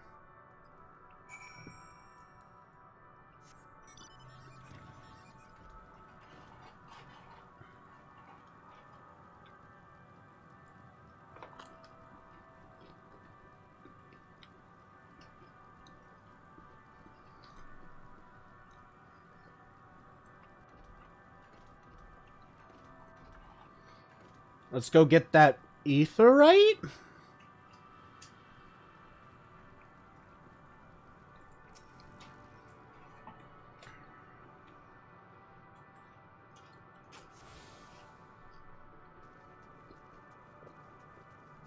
Hello. Thou art unlike the others. This place ill befits thee. Do not tarry over long. Who are you? The telling of my tale alters not its course. If thou knowest my brethren once ruled these skies, will our kingdom return? Should I boast that I was first among our hunters? Will the comrades I failed live again? Nay, once I lived, and now I await the coming oblivion. Nothing more. What is this place? This is not our home. To our home did come the metal demons, who of life and joy scoured it clean. These are mere bones, and among them do we rest our wings forevermore. Leave us now and to our morning, traveler. Thou wilt find no solace here. Wow, that's fucking dark.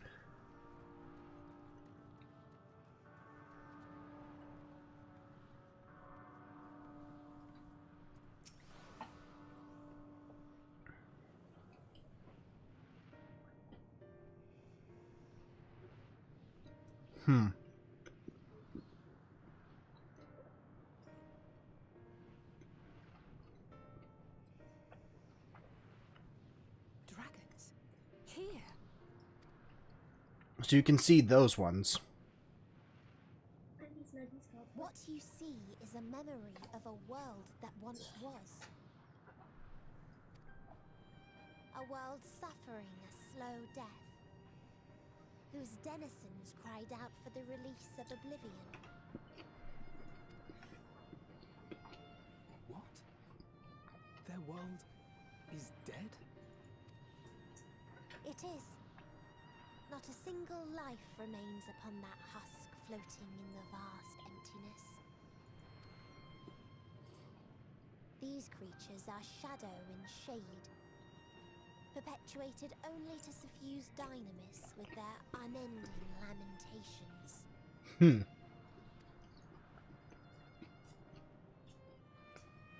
Our friend Thancred, where is he? Yeah, tell us, bitch. A strange question. He is at your side, is he not? What? Oh yes. He is here and there, and everywhere within this space. He would tell you himself if he had form to form words.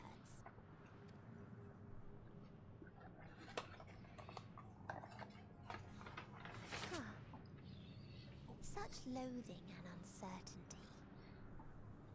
You don't know why you still exist. In like manner to the oblivion I send. I tried to drown out your ether with dynamis. Beginning with this Thancred, who came at me despite being unable to breathe. Such a simple thing, unmaking men. In the blinking of an eye, he was gone. Didn't even have the chance to be transformed. Yet somehow, he managed to leave a slither of himself behind. What you call the heart? Or perhaps the soul. In his final moment, he cried out from it. A single word. Survive. That wish proved stronger than the despair that ruled here. It overpowered it, causing this space to be remade. Into a place you can perceive, and where life can endure. Wait. Thancred sacrificed himself so he can... So... Wow, okay. Your breath is proof that his soul lives on. For how long, however, remains to be seen. Well then, we should hurry and tend to business.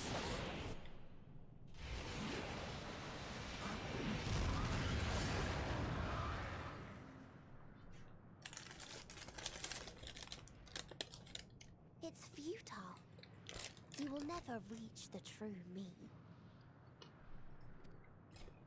I told you, emotions dictate reality in this space.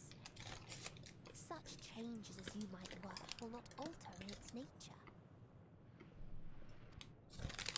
You may see, but you cannot touch. Warn, but not advance.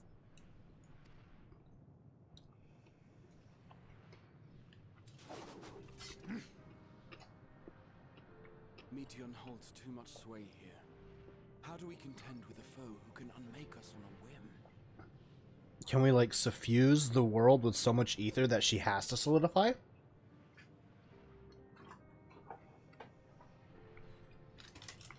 I don't know, just tossing out ideas here. But Thancred gave his life that we might come this far. We must press on. Agreed.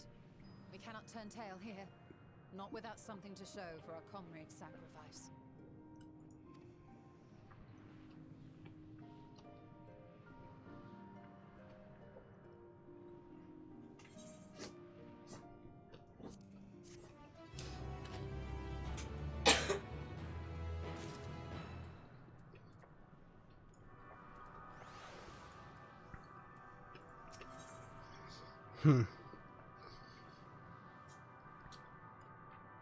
This is just getting bleaker and bleaker by the second. Despite Meteon's words, Ryuanje cannot accept his comrade is gone. Yeah, me neither. Nobody dies. It's Final Fantasy XIV. Soul without body, a form of being with which we are not wholly unfamiliar. Indeed, for we existed in a similar state when residing in the first.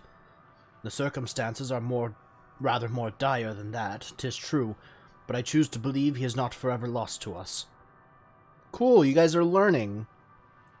Regardless, in sacrifice he hath afforded us a chance to prevail.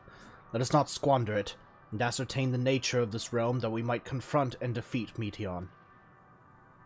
Estinian, Ira, would you accompany me in speaking with these dragons? Excuse me. Mayhap they can enlighten us. I would ask the rest of you to survey these surrounds.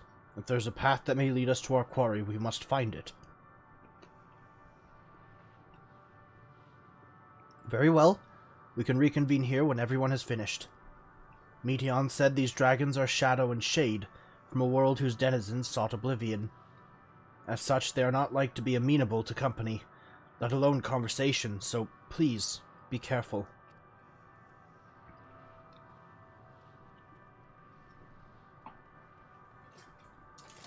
Alright.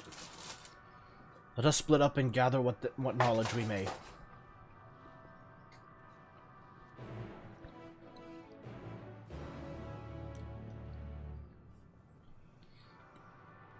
Alright, let's go talk to some dead dragons.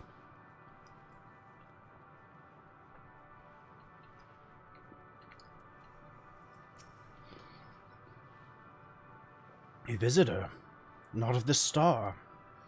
Could thy slender hands bring plague to our world, thy breath extinguish life's feeble flame, oh, how we would adore thee, alas. With time our flesh shall wither, our souls fade, and so we wait for its inexorable march unto oblivion. If thou art not come to hasten our demise, I bid thee leave us. We crave not companionship, only silence. Can we get like a therapist dragon here? These guys need help.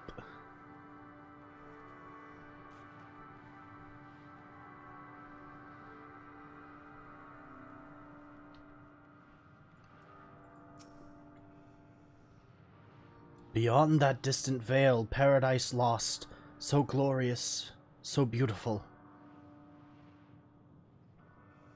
We were a proud and noble race, strength embodied. We knew only love before they came. Metal monstrosities of black and silver. No bonds of blood did they share, nor conviction did they have to guide them. A crushing defeat. Never had we known such shame. Stilled now are the winds, though none could feel these wings burdened by ignominy. We fly no more, only sink into oblivion.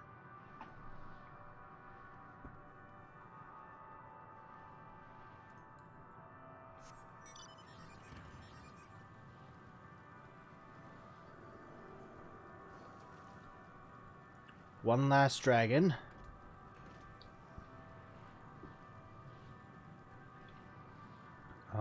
Hello, sir? Ma'am? Thou wouldst bid me speak. Folly. I observed the lesson of stone. I shall not fly, nor speak, nor roar. Only watch, and wait, and end. But one sight yet stirreth my blood, tempteth me to raise my voice in lamentation. Knoll, the cradle of unsung dragons. No words, no songs are possessed of the weight to describe such tragedy. Go, if that be thy will, I shall remain. Search for the source of the dragon's woes in Knoll. Okay.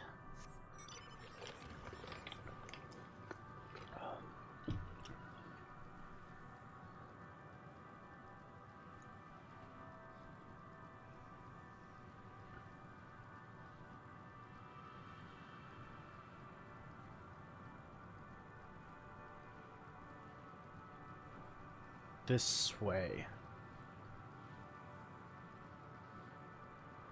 Oh, they're eggs.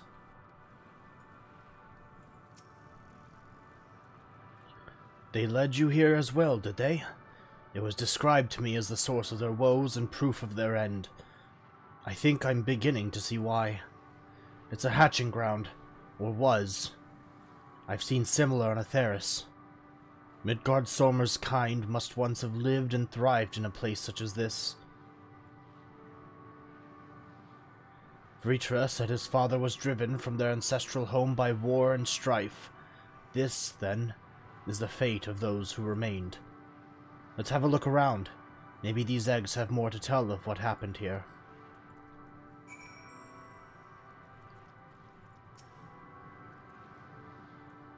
Shattered dragon eggs? Gingerly lifting a large egg from the viscous mire, you peer inside and see a formless mass soaking in a pool of embryonic fluid. Very vivid, thank you! Your stomach turns as you return the egg to its resting place. Please?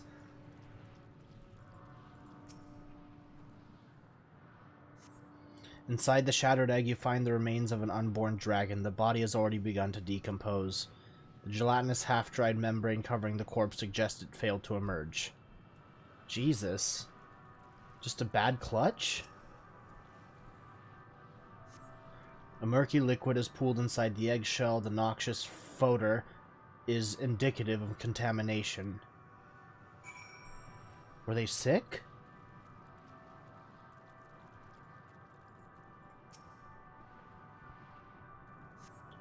This egg appears to have been broken from the inside out. Perhaps the dragonette within succeeded in hatching. What's this? I thought all the eggs had been ruined. If the dragonette was indeed hatched, there is no sign of it here. Or its sire, for that matter. We should look for them. You start with the cliff tops, and I'll search the plains. Will do.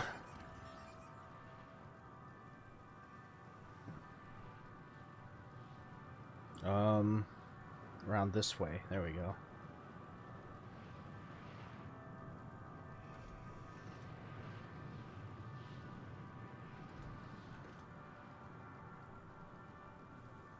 Hello.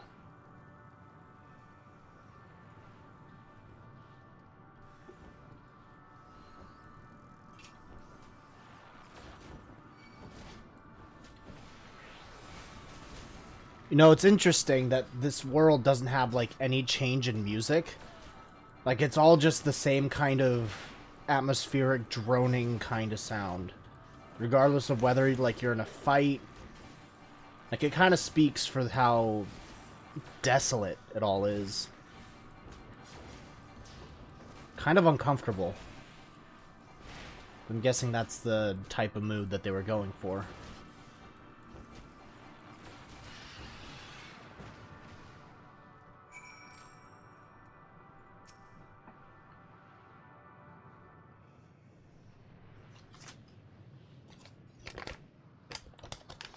The boisterous howling hath been quieted. By thy hand, I presume. Everything all right? I thought I heard a dragon or something resembling one.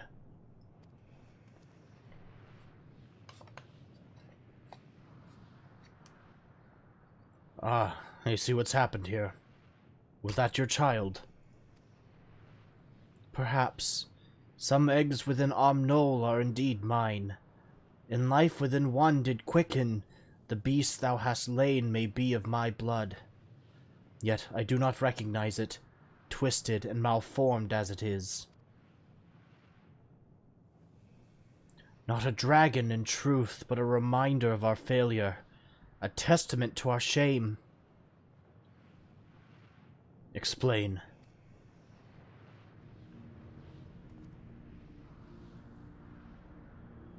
They descended from the heavens, cold, heartless machines, and with them rode war and death. With fire and fury, rage and rancor we gave answer. It was a long and bloody battle, but only the beginning.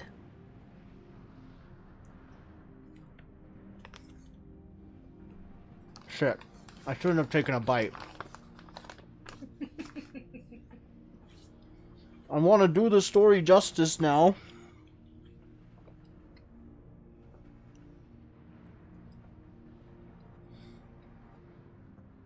Okay. Untold chaos and destruction swept over the star. In the end, the invaders were victorious. Yet when they looked upon their prize, they deemed it unfit for requisition. We were abandoned to our ruin. The survivors sought to put away their shame, to rebuild. A futile effort. In purest soil replete with ether did we once cultivate our nesting grounds, but our lands were barren, and any eggs nurtured in such desolation were fated to rot. What few survived to hatch emerges, abominations. We shall have no new progeny. But there are dragons among you capable of journeying to other stars. That there are. Many would make the attempt, each bearing a clutch of eggs. The richest stars were home to the harshest rulers, and the arrival of dragons incited contests for supremacy. When the fires faded, the wars lost and won. They too were reduced to ash and waste. 'Tis the curse of those who seek life, to be drawn into conflict, to conquer or be conquered. A vicious cycle we now choose to break. We tire of conflict, of everything. We wait now in sweet, merciful silence, free from strife and suffering, still as stone. Wait, you claim your kind is doomed, but there's another star.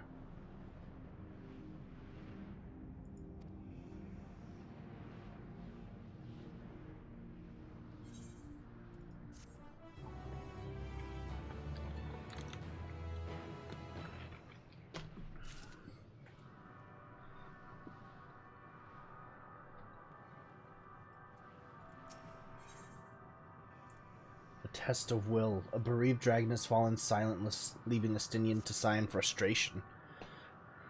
They want only to brood in silence, to be left alone with their grief until time itself comes to an end. The sole reward for senseless bloodshed, a pain I understand, and wish that I did not. What fools we were. But now isn't the time for such thoughts. The others will want to hear what we've learned. Come.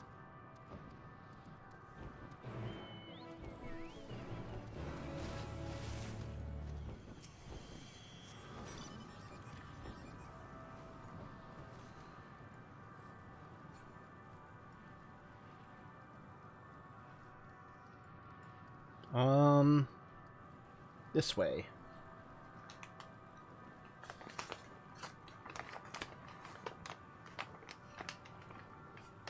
Hold on. This place I don't know. The mission names that are given for this place seem really familiar.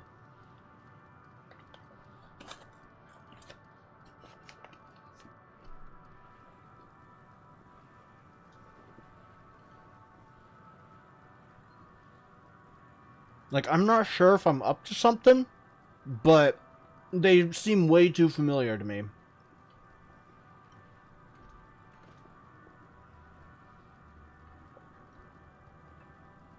Like, are they recycling names for, these missions?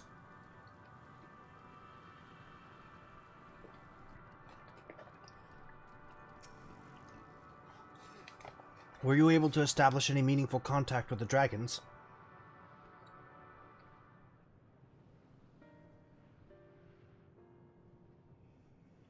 I see. They wish to escape what they perceive to be a cycle of conflict. Thank you, Ira. Estinian. As for our part, I believe we are more acutely aware of our confines than before. We started by traversing the perimeter of the island, to see if there might be a path leading off it. Sadly, there was nothing to be found. There's no small amount of debris floating about. Could there be enough to serve as a bridge to lead us elsewhere? I considered that, and so I tried throwing a stone to a potential platform to judge its integrity, but it never reached its mark. As it crossed an invisible threshold just beyond the boundaries of this island, it vanished, only to reappear above me and fall at my feet. I would not be too quick to presume that what we see outside of this space is as it appears. Which is why I returned to the Ragnarok and asked the Loporrits to search for a potential path. However, the ship's instruments failed to provide conclusive data on the surrounding area. Until we know more, I think it too risky to attempt flying to another island. What Meteion told us before, that emotions dictate reality here, might be a key, but I'm not entirely sure what emotion might manifest a bridge to lead us to safety. So what you're saying is we found no way forward. At present, aye. If it is indeed emotion that governs this island, perhaps it is not Meteion's but the dragons that hold us here. They tire of conflict and have chosen a path of oblivion to escape it. Or rather, they have chosen no path at all, meaning there is no way for the dragons, or anyone here on this island, to advance. A sound theory, disheartening though it may be. If that is the case, what recourse do we have?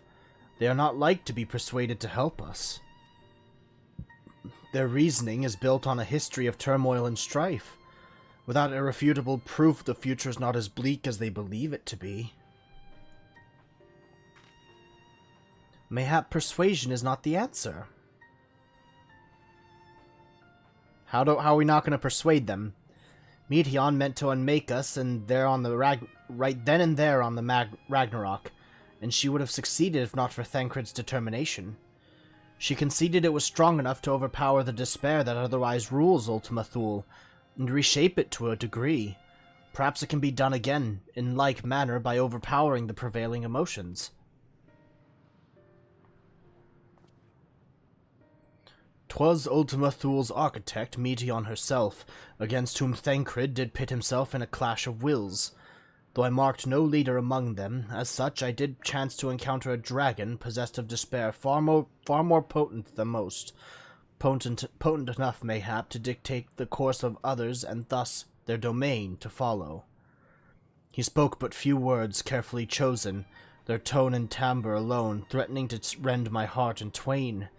Challenging his desire to remain may allow us to alter the island upon which we stand.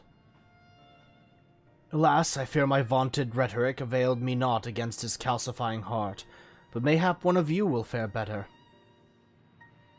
Sounds good. Then I shall guide thee. I'll End, they call him, in the dragon tongue. Thou wilt find him nearby, eyes fixed upon the water. Well, what have we to lose? Let's get going!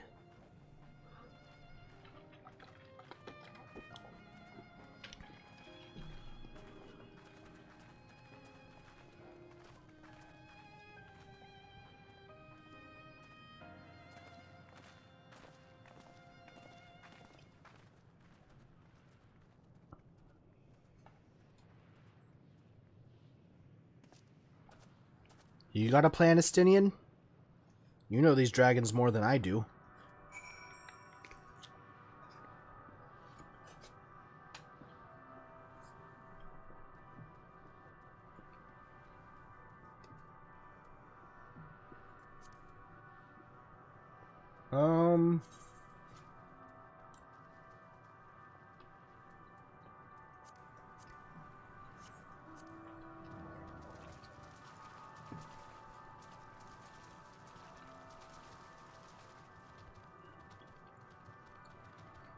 Is it wrong for me to be riding Midgard Solmer like this? While trying to convince these dragons? Is it mean of me? I'm not too sure.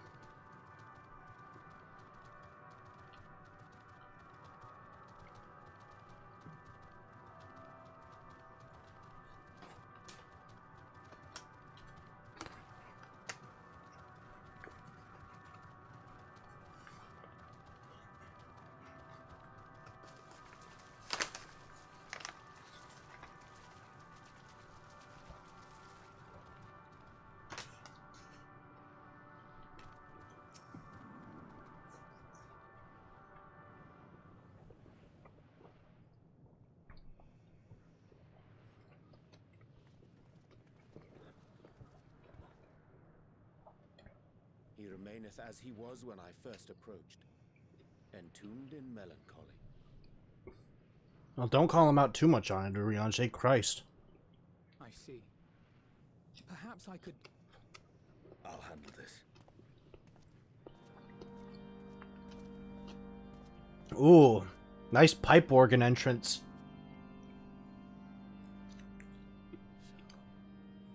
Waiting to die like all the others, are you?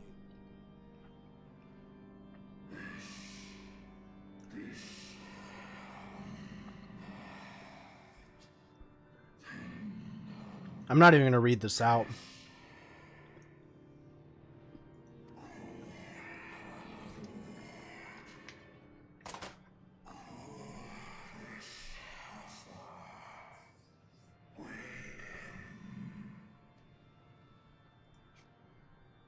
So you say. Yet your kind has found a new beginning on our star. One of you braved the expanse, bearing with him a clutch of eggs. They and their children now rule our skies, their song heard by all.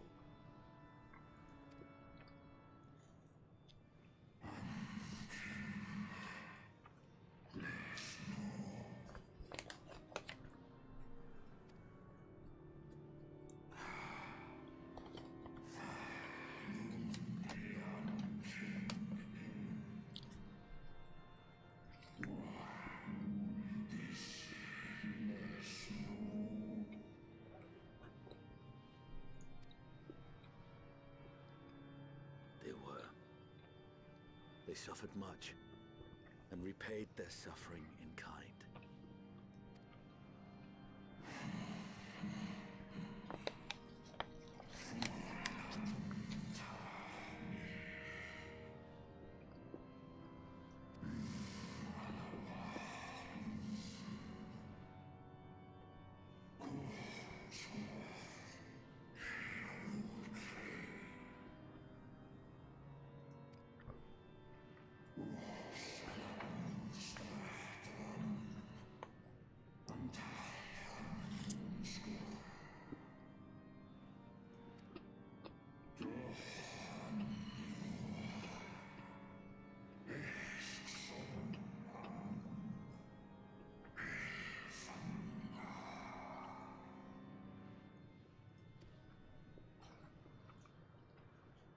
Had your brethren made the selfsame choice, my family might still be alive. Yet lasting peace does not come to those who simply retreat from conflict. No, you must be willing to confront it, to stare into the face of your foe, and see yourself in him. Only then can you break the cycle of torment and tragedy. This lesson, a dear friend taught me at the risk of his life. There is no nobility in your penance. You wallow in self-pity. And after everything we've endured, we will not let you stop us.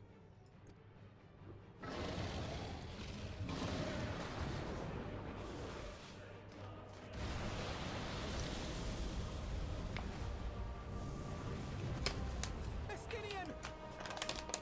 Stay back.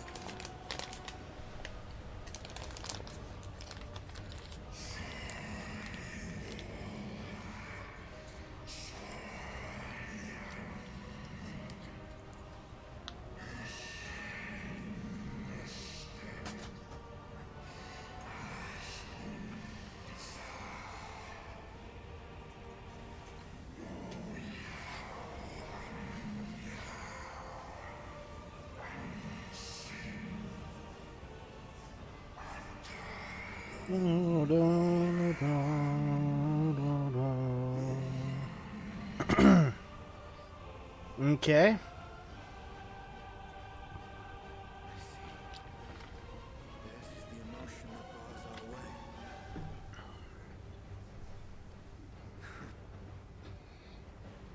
The rest is up to you.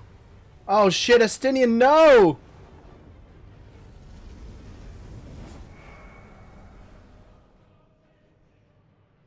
They're just gonna get picked off one by one, aren't they? No! Not Estinian too!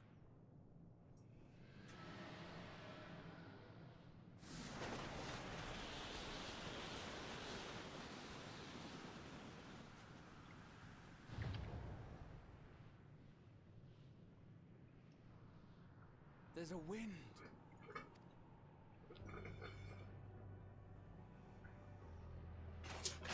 He's opened the way for us. He sacrificed himself to remake this place, like Thancred did.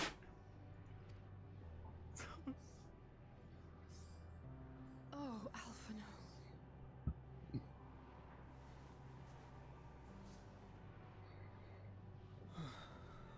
Come. Let us follow the wind. It will not lead us astray. He would not.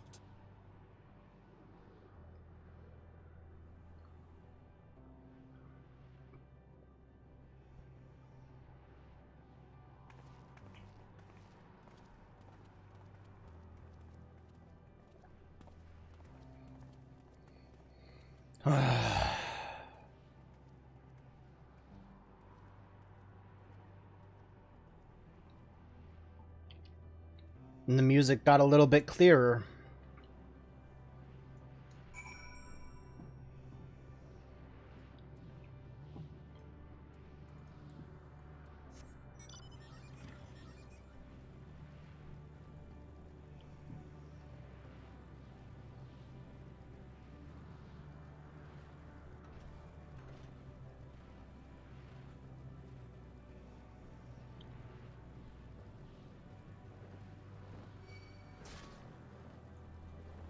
So this is the buildup of the Song of Hope.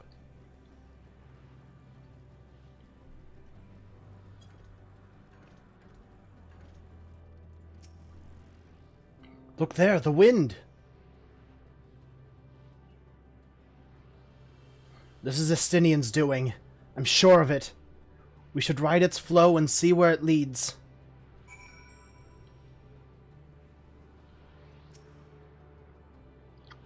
It's gonna fling us to the next island.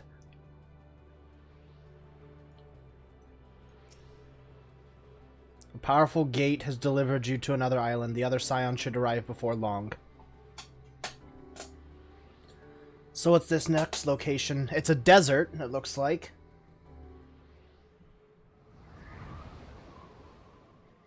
So that location was Heavensward. Next location's probably going to be, places in Stormblood, maybe the steppe, Alamegan Desert, maybe.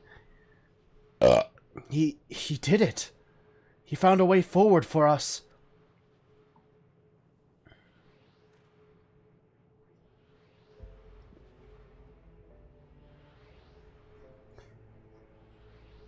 The dragons remain trapped within a prison of their own making.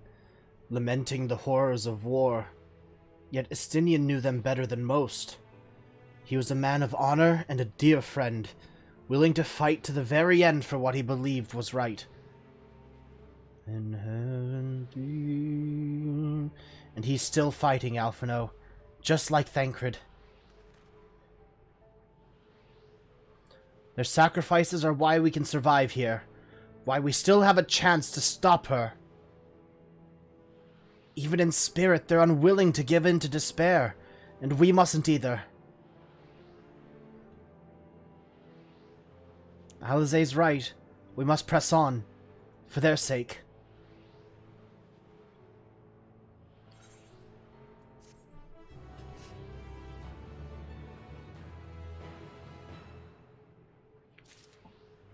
Oof, I am so close to leveling up. Roads paved in sacrifice? Alphino's regained his composure and is ready to proceed. As Justola and Alizé said, we must continue.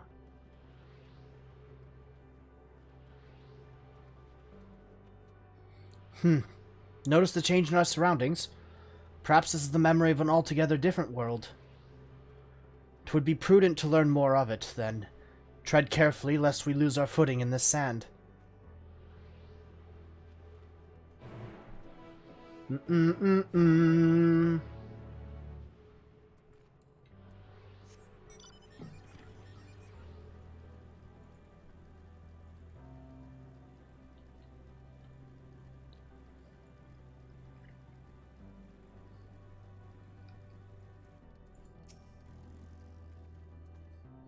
Were it not for the violet crystal embedded in its surface, 'twould appear as ordinary stone. A curious script hath been etched upon them. Alas, it is not a language with which I am familiar. I cannot say I recognize it either. Nor I. The dragons, from what I recall, preserve their knowledge in song and eschew the written word entirely, so we may assume this is the work of another race, one we have yet to encounter. Meteon claimed the dragon's world suffered a slow death, seeking the release of oblivion. What life we find here, like as not, doth wend its way toward a similar end. What do you see, Alizé? What do you suppose that is over there? I'm not sure, but it's hard to make out at this distance. But its surface seems to bear the same crystals as this monument. Meaning there's a chance we may find whoever built them both. We should go and have a look. Come on.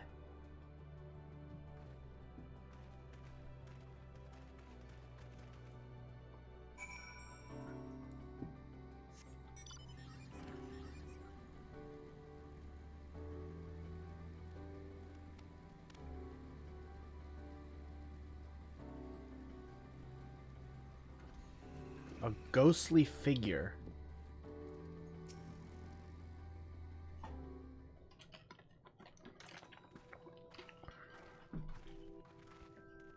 Hello. Why aren't you cute? Hail, travelers. This is a most unexpected occurrence. Oh, hello there. Is this your home? Indeed it is. Ah, forgive me. I had forgotten. An exchange of introductions is expected when first meeting those with whom one is unacquainted. Whoa, well, hello.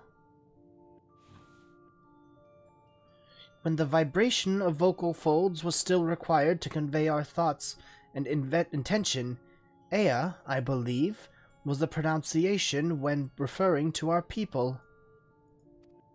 Though it is not entirely applicable given our present state, you are welcome to use this appellation.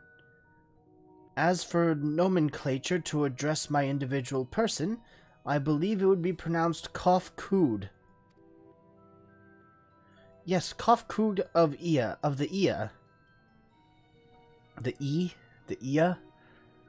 Ea, maybe? We have encountered beings that communicate intermittently through thought, but never one that is wholly without voice. I presume we are having this conversation via the medium of ether, or dynamis, as this space is suffused with vast quantities of it. Fascinating in either case. I gather your response to my presence is positive, then. That is well, for there is something I wish to ask of you. Like yourselves, we Ea are ether-based life forms. Therefore, it may be surmised that your bodies are comparable biological composition to those we once possessed. I have a number of queries regarding your subjective perception of the five senses: sight, sound, taste, touch, and smell. In total, I have prepared 198,712,180,827. Jesus. That's rather a lot, isn't it? Ah, my apologies. I have omitted a great many details necessary to understand the nature of my request. Though we dispensed with our corporeal vessels long ago, we have rediscovered the need for the flesh, and have endeavored to recreate our erstwhile forms. However, all pertinent records have been lost due to the passage of time. Take, for example, the nervous system. It is well within our power to recreate. We have no frame of reference for sensations once experienced by our people, which may compromise our ability to interact with our physical environment. And the reason you need to regain corporeal forms? Why? To bring an end to our existence, of course. Damn. Though need is perhaps too strong a word, it would be a simple matter to unmake ourselves through the use of etheric exsanguinators, but such a death seems inadequate. The traditionalists among us believe proper death requires an inescapable sense of impermanence in one's final moments, an experience found only within bodies of flesh. Shit, alright. We should very much like to hear more of your plans. In exchange, we will answer any questions you have to the best of our ability. Such an exchange of information would indeed prove useful. Very well. To ensure efficacious exchange, I hereby invite you to our home. Yes, the abode of the Ea, where we traditionalists prepare for our demise. I presume your consent to answer questions is indicative of a tacit approval of our plans, in which case your cooperation is greatly appreciated. I must caution you, however, to be mindful of the Ea wandering the desert. Their desire for bodies of flesh could be described as overzealous. Now, if you would follow me. This is going rather smoothly. Not that I'm complaining, mind. Even so, we mustn't forget their aim is oblivion, much like the dragons. Though I fail to see why a civilization of seemingly advanced would choose to unmake all they have created. At any rate, we will find no answers dallying here. Let us be on our way. Alright. What a strange people.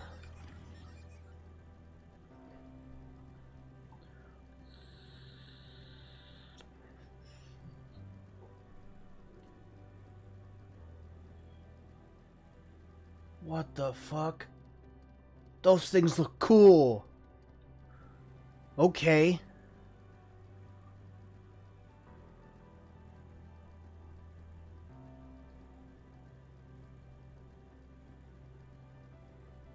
Let me just grab your ether, right?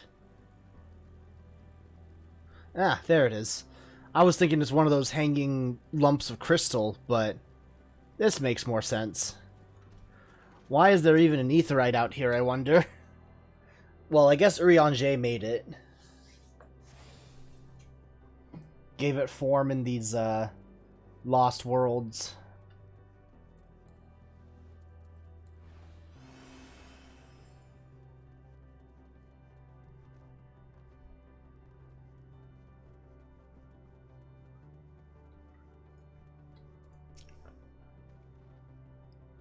Welcome to our abode. Most of our compeers, you will find, remain idle in their domiciles, though your quizzical expressions indicate my phrasing is unclear. I speak, of course, of the violet crystalline constructs hanging from the stone structures here. You say they remain idle, but what of your work to regain corporeal bodies? An astute question, and understandable given your finite nature. We have no desire to pursue our research, for it is no longer necessary. If in our idleness we are struck by sudden inspiration, we rise to pursue said inspiration to its conclusion. That is why I was present for your arrival, and why I continue to engage with you still. But while the others are not currently in a motile state, rest assured they would not object were you to disturb their respite. You need only cast your thoughts towards one of their crystalline domiciles to communicate. That's cool, I guess.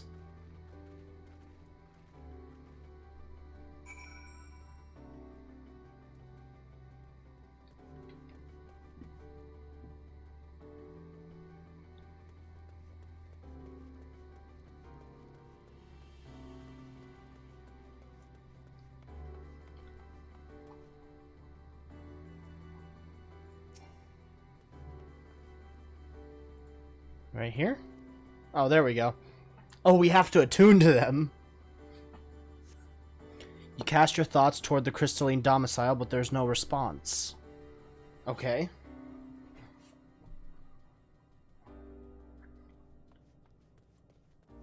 Interesting.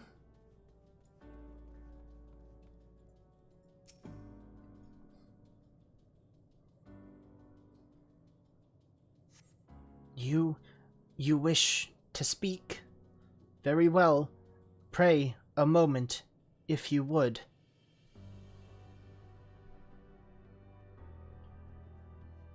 Okay, I guess I'll just keep moving on then.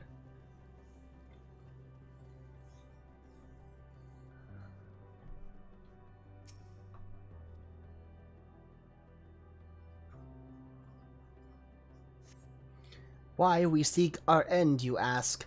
If you wish to know, I will tell you. Just a moment, I must remember. What form did I take when last I emerged?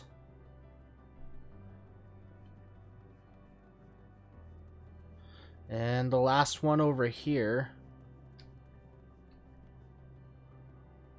Those are light spiders, holy shit.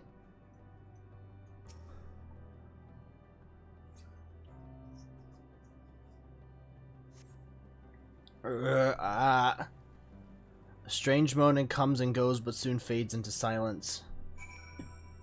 Strange, okay.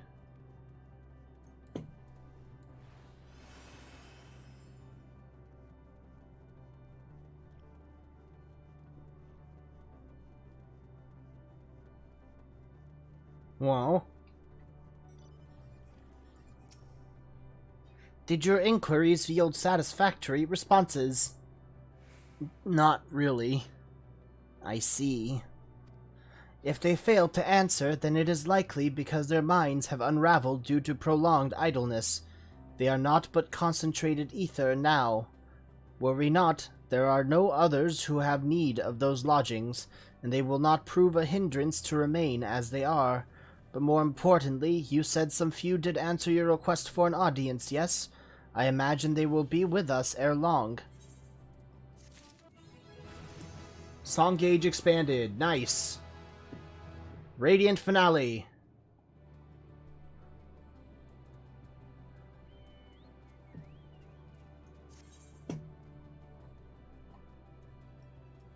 Cool. Kof Kood languidly awaits his brethren's arrival.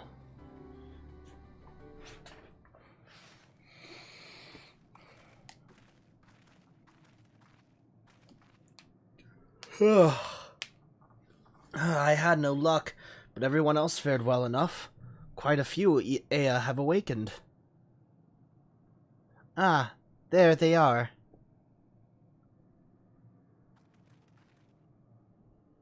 Is 3 quite a few? May I introduce to you La Lak, Du Deek, and Nen Neeg.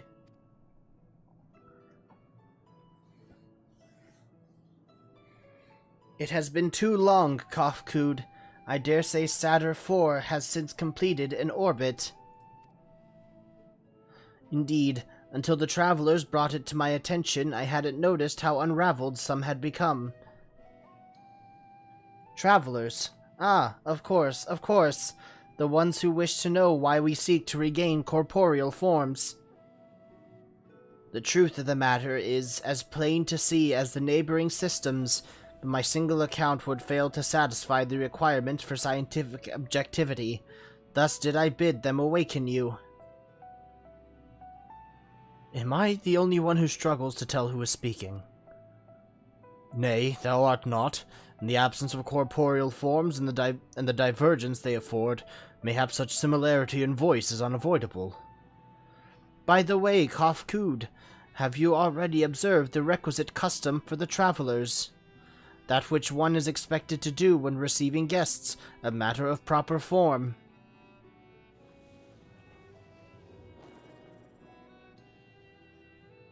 Ah, yes. So long has it been, it had completely escaped my mind, and still does.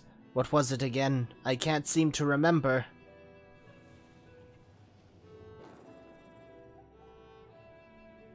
Neither do I. Pity. I was hoping you would. Perhaps we can search the archives for the answer. Come now, Neeg. The archives have long been frozen, lest we subject ourselves to further dolor. Surely you recall that much. Ah, of course. Food. The custom is to serve food. Beings of fresh flesh such as they must regularly replenish their ether. By contributing to their replenishment, we can communicate our friendly intention. That's right, that's right! We duly invite you to join us in communal repast, after which we may engage in leisurely conversation. If we have a chance to learn something, then I see no reason to decline. Excellent. If you would care to follow, we shall feast you on the purest ether. The purest ether, you say?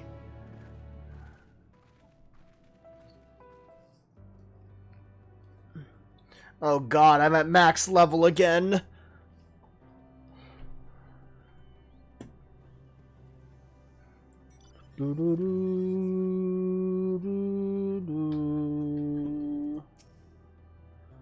This facility is where we replenish our ether. There is no particular name for it, but we traditionalists sometimes use the word restaurant. Now then, if you would take your place with your comrades, the space will soon be awash with purest ether. Please absorb as much as you like. Over here? Are they just gonna pump me full of ether?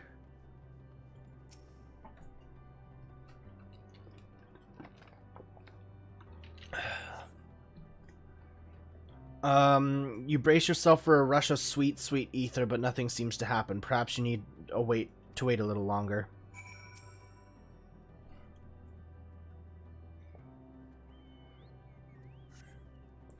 You brace yourself again, but again, nothing seems to happen. Just as I had suspected, as meticulously as one might recreate the Aya's homeworld, this is Ultima Thule. One cannot simply generate ether here. As recreations, our friends are oblivious to this fact, to the very truth of their existence, much like the phantoms of the recreated Amarot.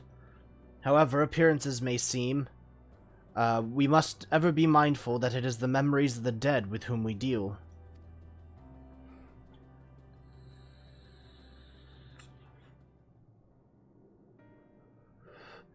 Edward Powell. Oh, you just Oh, I'm sorry, buddy. Well, I'm sorry for possibly spoiling you. So, did you have your fill of ether? Alas, we couldn't absorb it. A deficiency in our forms, it would seem. Oh, how very unfortunate. May I ask how you normally replenish your ether? We sleep, we eat food. Through your mouths, you say, how very primitive and quaint. To think that their mouths serve not only to expel soul, but draw insistence besides. Such life forms have long since vanished from our systems.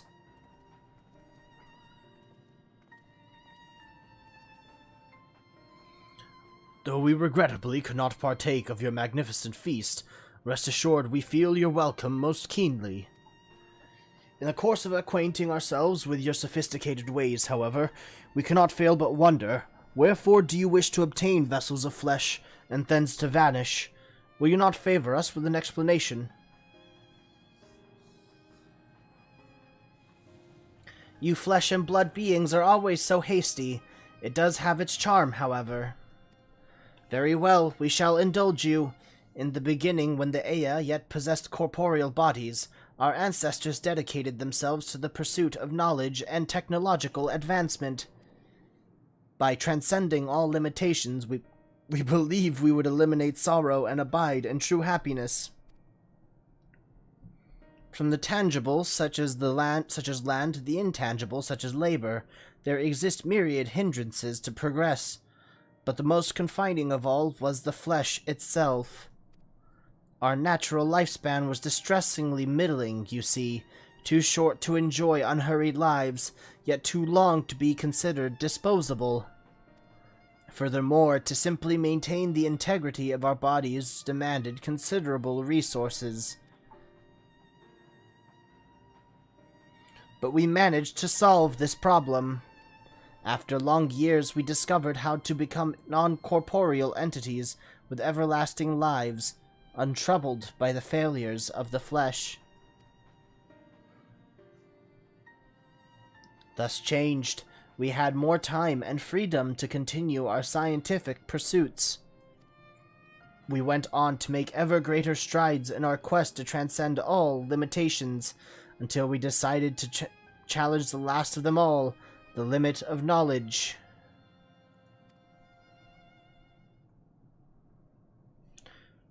That is to say, deciphering the laws of creation.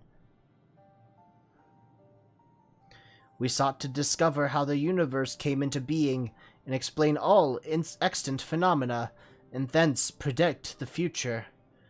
If we could but achieve this, we believed that we would be free from uncertainty and anxiety.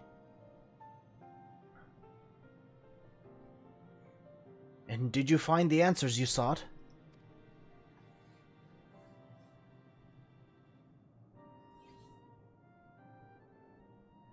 Yes, we did. Our efforts revealed to us a fundamental truth. Knowledge of said truth is essential for the continuation of our conversation. If you would learn more, we will share it with you. No, we mustn't. Primitive as they are, it would be unspeakably cruel to deprive them of their ignorance. They are possessed of corporeal forms, their lives readily ended. As those who have gone before, is it not our duty to warn them? What thinkest thou?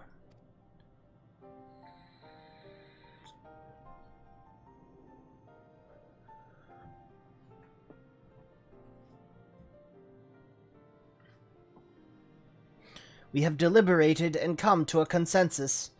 If you are resolved to know it, we will disclose to you the truth we discovered. The truth of the universe. Seek us at the stone pillars just outside the bounds of the abode, a place called Eligea?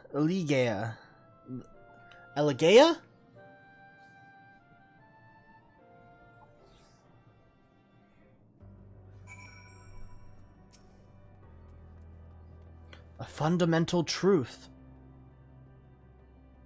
We will hear it, of course. Let us learn what has led such an enlightened people to this indolent end.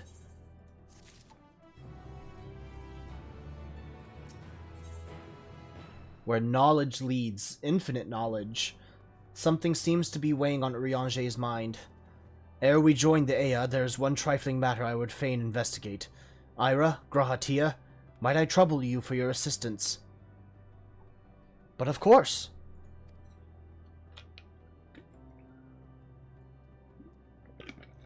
My thanks. We shall head outside the abode, if you would kindly follow me. I know not what mischief you are plotting, Urianger, but I trust you have your best interests at heart. The rest of us shall go on ahead to Elegia. Lest you worry, we won't start without you.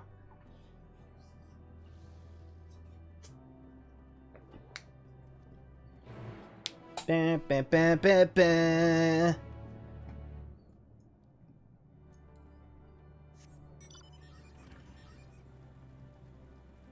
I can't drive through the cracks.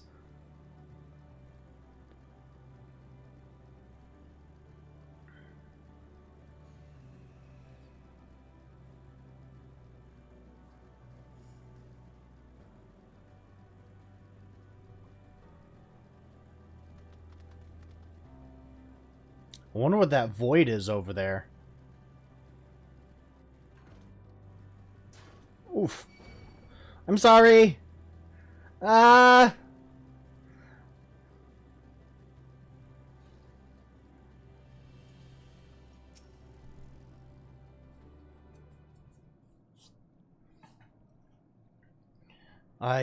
this place shall serve. Is it the spring that you wish to investigate?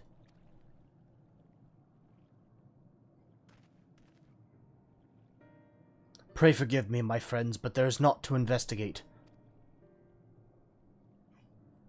'Twas but a pretense to speak in private.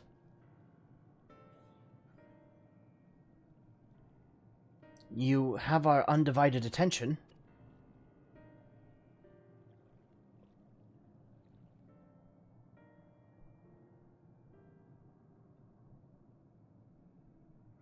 As we have established, here in Ultima Thule, those denizens of ruined stars are recreated in their twilight days. Yet one question doth arise in my mind. So faithfully formed are the simulacra, they believe themselves yet amongst the living. How dost thou suppose this is possible?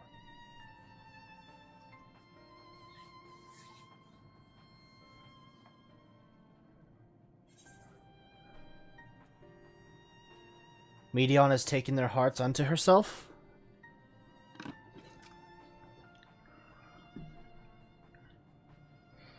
I'm inclined to agree.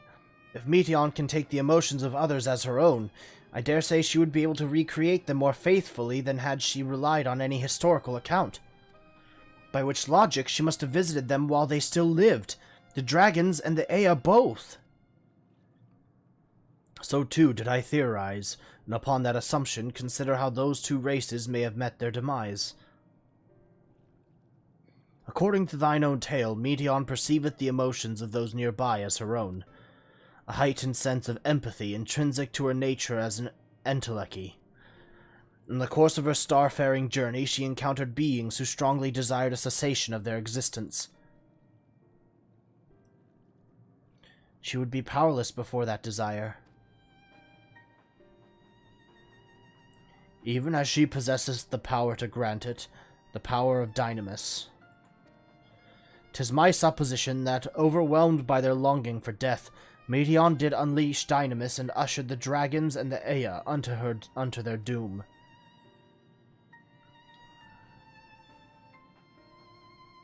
Of course, such was not always the outcome. Full many stars did she find already lost to ruin. In order to create a terminus, however, the fervent desire for the end is essential. Therefore, should you struggle to find the way forward, pray ask yourselves this.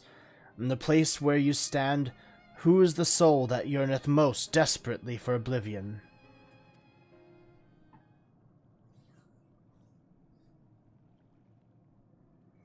Why do you tell us this now?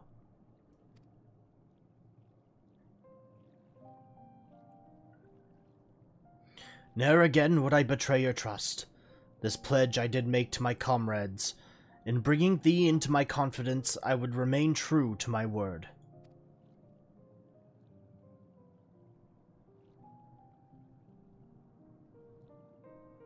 As for thee, Let us consider it fitting reward for the secrets I harbored for the Crystal Exarch.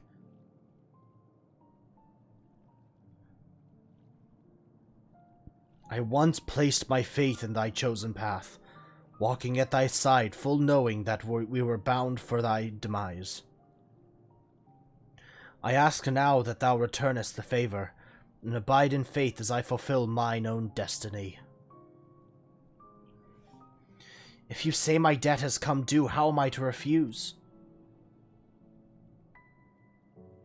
'Tis indelicate of me, I know full well, and I can beg thy forgiveness. Yet even if I must needs to go to such lengths, I cannot well feign ignorance of the answer I have found within. The answer to the question, in what moment might I stand strongest?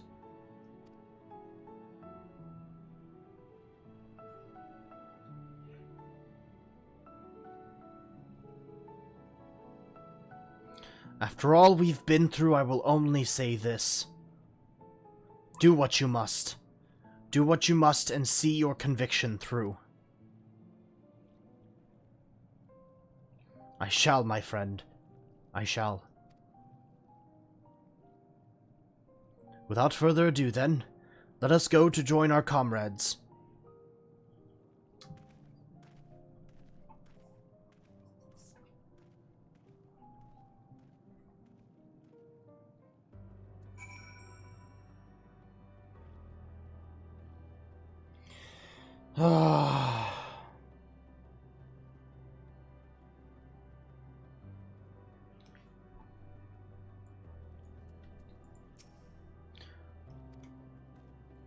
Let us be off to Elegea.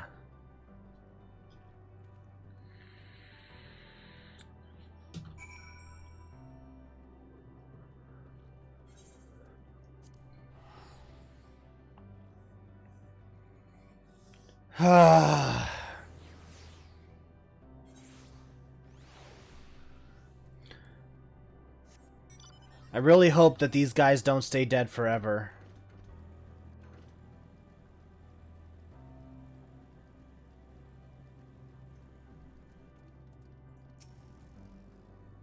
It seems everyone is accounted for. Shall we then?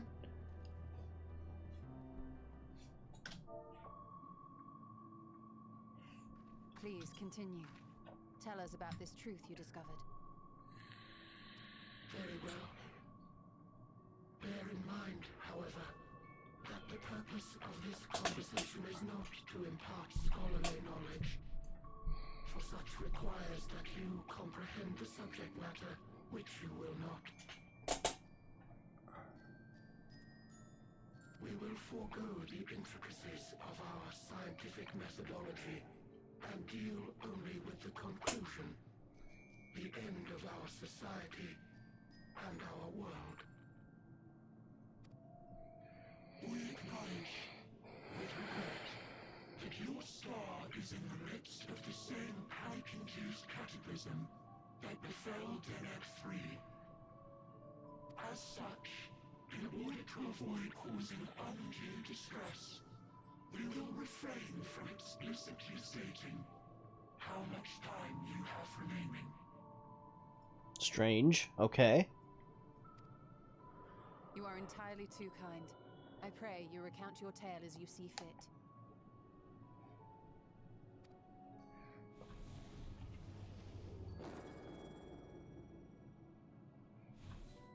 In the beginning, the universe was but a tiny particle. Then suddenly, this particle began to expand.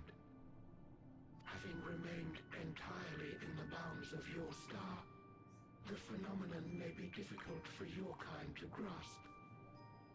But this expansion has since continued unabated. Speculating that the universe could not grow indefinitely, we sought to learn what might occur, and made a worrying discovery.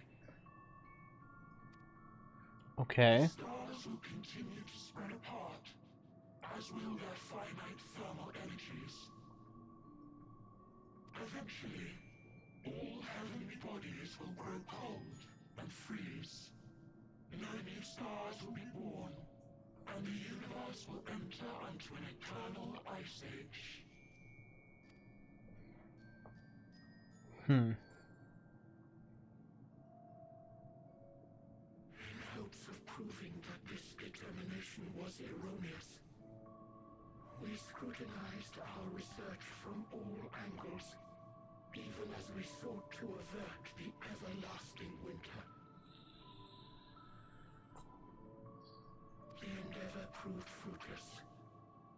So infamously so, in fact, that it became synonymous with vain effort. Huh. The universe as we know it would end, and there is no way to prevent it. Beneath the weight of this knowledge, our society stagnated. Though we had time still, it was a cold comfort. The eventuality of the end. Why strive for anything when desolation is assured? When our wealth of wisdom, accumulated since the dawning of our kind, would be forever lost. No civilization would rise from our ashes. No scholar recover our knowledge. In silence unbroken, naught would stir.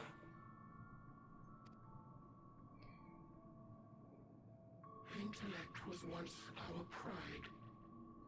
Overnight, it became our shame. Our works, monuments to futility. Immortality, our greatest invention, became a source of suffering. Rather than suffer on, many chose to unmake themselves by means of etheric exsanguinators.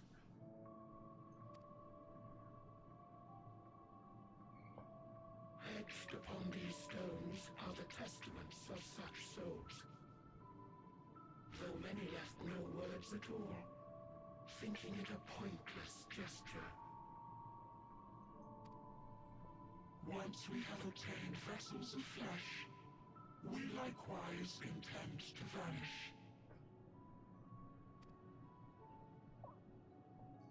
If you understand this, understand aught of our tale, you will abandon your quest for knowledge. Ignorance truly is bliss.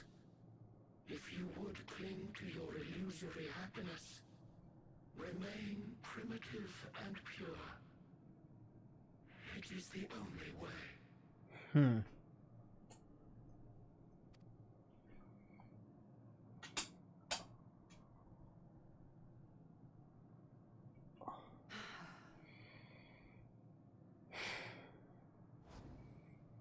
So that's your story. What are you gonna do about it, Y'shtola? Seems like you're wanting to go for some action. While I appreciate your advice, I will not heed it.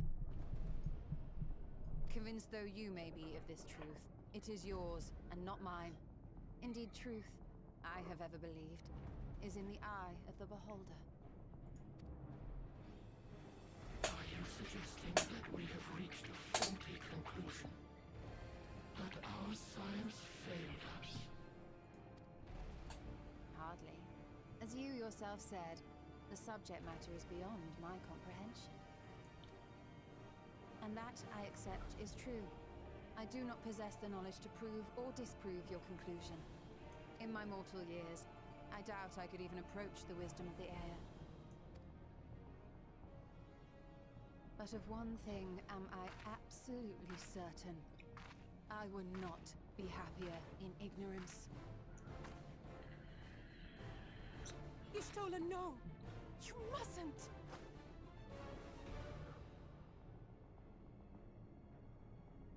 The most important lesson I've learned is that learning isn't simply passing one's eyes over words. You tell him, Y'shtola. Nay, it is when understood for oneself that knowledge attains its true value. This is what has sustained me, driven me onward in joy and wonder, in anger and sorrow,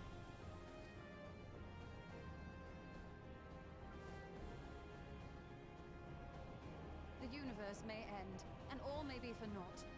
But I will live as I always have. I will always seek out new knowledge. And no conclusion of yours, no matter how grim, can dampen my desire.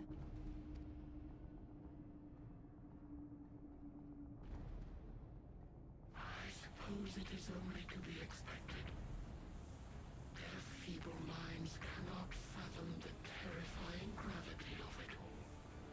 But worry not. We consider it our duty to enlighten you, and we will not stop until you grasp the full extent of our despair.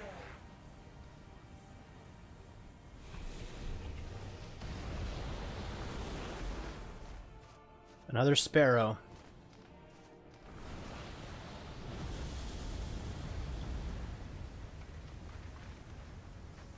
Keep calm and listen well. Though my body will soon dissipate, there may be a way to restore it. Asm's magic. So long as our souls remain, you can use it to summon us back. But you mustn't, for it would mean losing our way forward. This I only reveal so that you can promise not to invoke the magic. We came here knowing what victory may cost, so press on. Press on, and do not look back.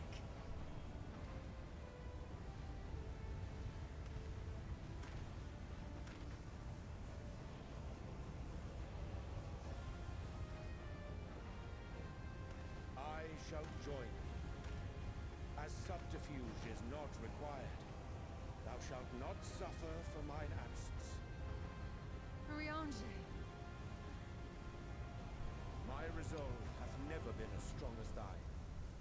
Full oft have I wavered in my decisions, and afterwards been stricken with regret. Okay. I may still stand with my comrades, supporting them as they attempt the greatest of feats.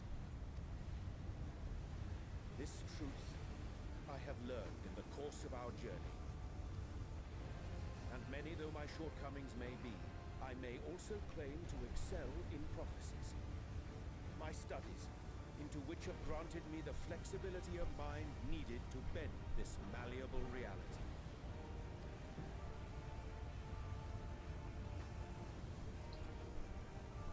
Thus shall I hope that thou mayest have the strength to resist, and our comrades the strength to continue.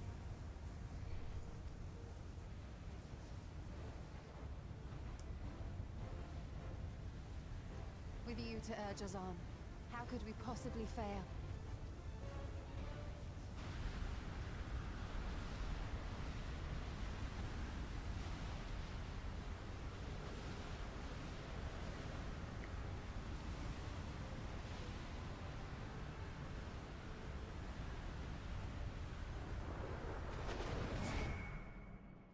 Three down, 4 to go.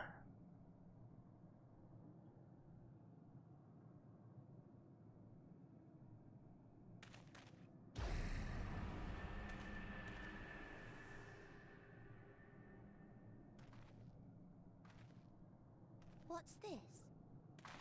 An extinguished civilization. Rekindled. Yeah, Medion, suck my left tit!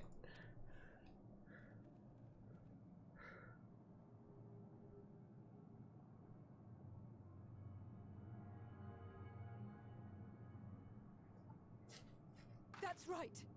Our quest doesn't end here. We'll press on, and we will find you. Yeah, bitch, what she said.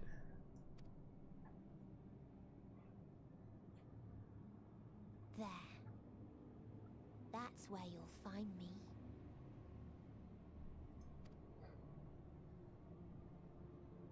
Is that another star? Of the stars we visited, most were already devoid of life. And where there was life still, the inhabitants wished for death. But even death, we learned, isn't truly the end. It is but a part of the cycle of rebirth.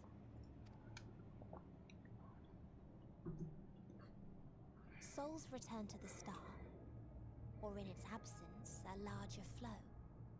And eventually they are reborn. Alive again. To know suffering anew.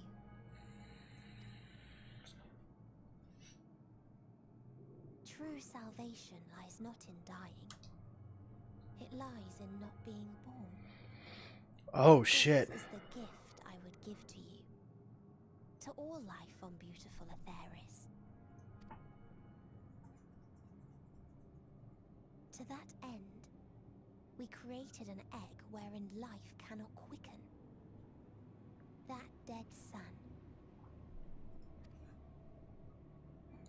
Attain it if you can, before your friends' emotions fade away, along with their protection.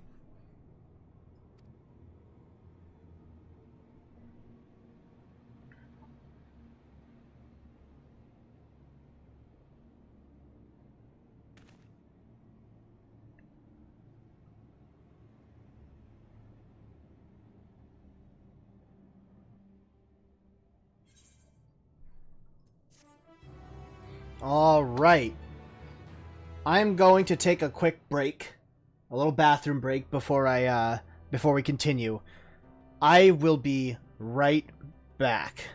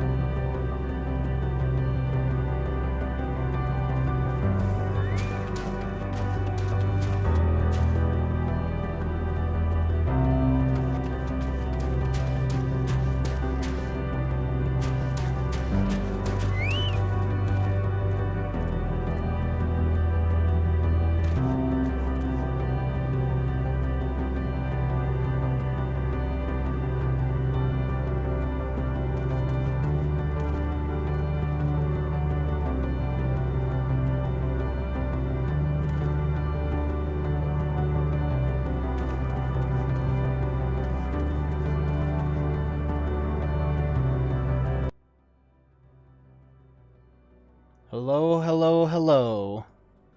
I'm back. And moving forward, after we lost Y'shtola and Urianger. Holy shit, what the fuck is this even supposed to say?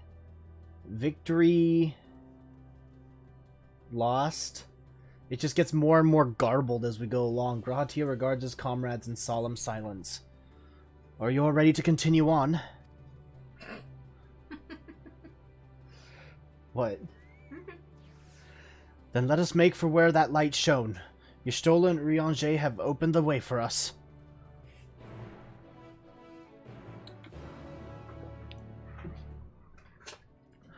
God, I fucking hope Yoshi P is just like, you know, we brought them back every single time up until this point.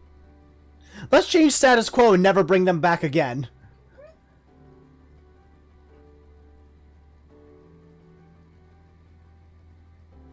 Oh, that is not a mount. That is not a mount.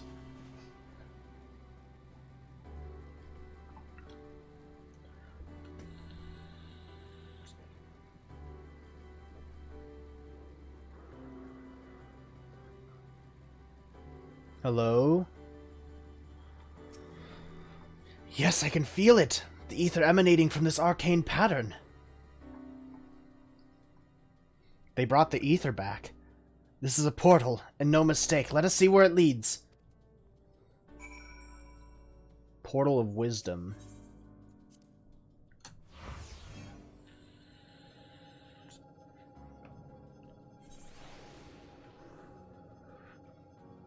Shit. Wait a second. These are the same tiles of the people underneath.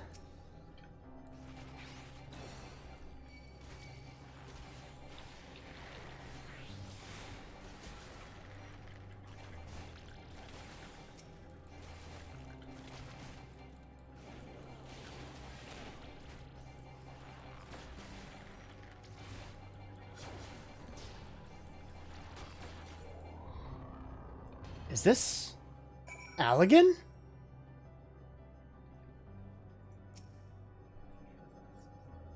This looks like Allegan tech.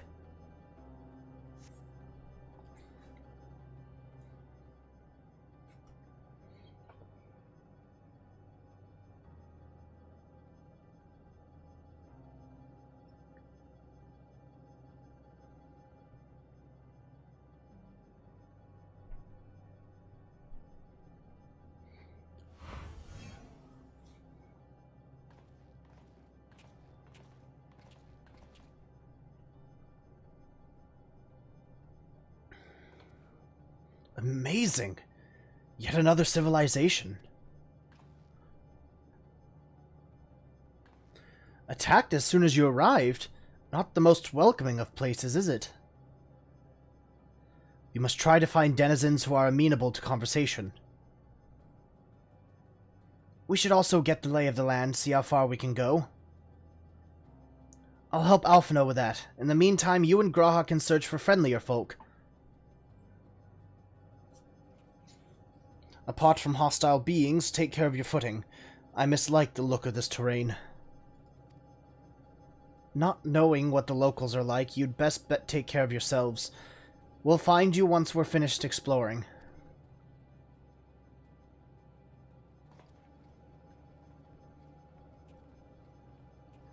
I see the aetheryte from here.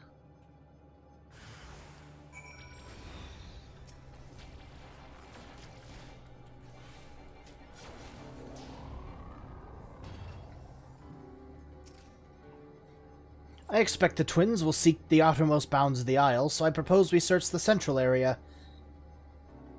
Good call. There are machines patrolling here and there, sentinels in all likelihood. Like those you encountered, they will most certainly attack any who venture too close. So let us avoid them, and look for others that appear more approachable.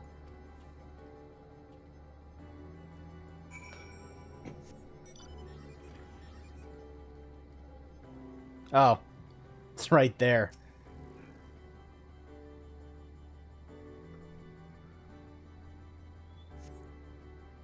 You see naught but patrolling machines in the area. They do not seem inclined to non-violent intercourse. I see an ether current there, so I'll go hop across and get that.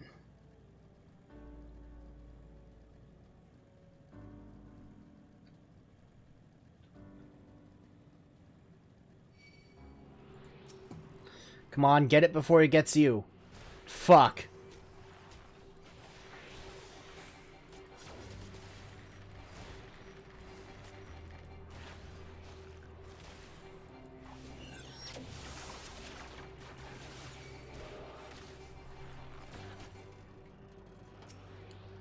Grab that ether current.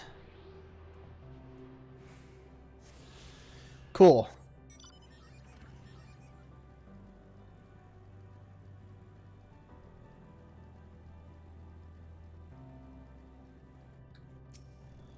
Destination.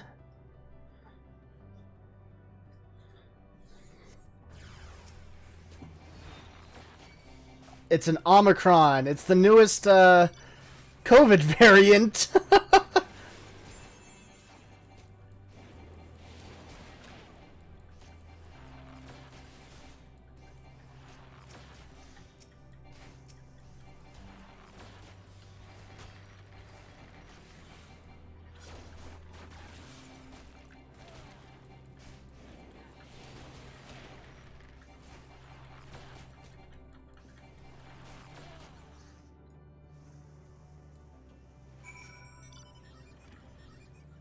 Okay. Keep moving forward. Raha, find anything? Look, Ira, the machines here do not appear hostile. Let's see if we can communicate with them. Begging your pardon, but we are searching for the denizens of this star. Bzzzt, unknown life forms detected, assigning generic label interplanetary travelers. Greetings, and welcome to the planet. Blip bloop. The planet what? Could you please repeat that? It appears your hearing organ is unable to process the name in our tongue. It may be translated into yours as Alphatron. Our people, meanwhile, are called the Omicrons. The Omicrons. And you stand within one of our outposts. The Omicrons, you say? And what is it that you do here? We are preparing for war. Oh shit, okay. As we presently do not have a designated target, you have nothing to fear. Should your star become designated, however, you will be taken into custody and/or terminated. Not a little frightening, these Omicrons, but at least they seem to be forthright. I will see what else I can learn from this fellow. If you could try speaking with the others? Okay, there's 3 of them. Meanwhile, I'll grab that aetheryte.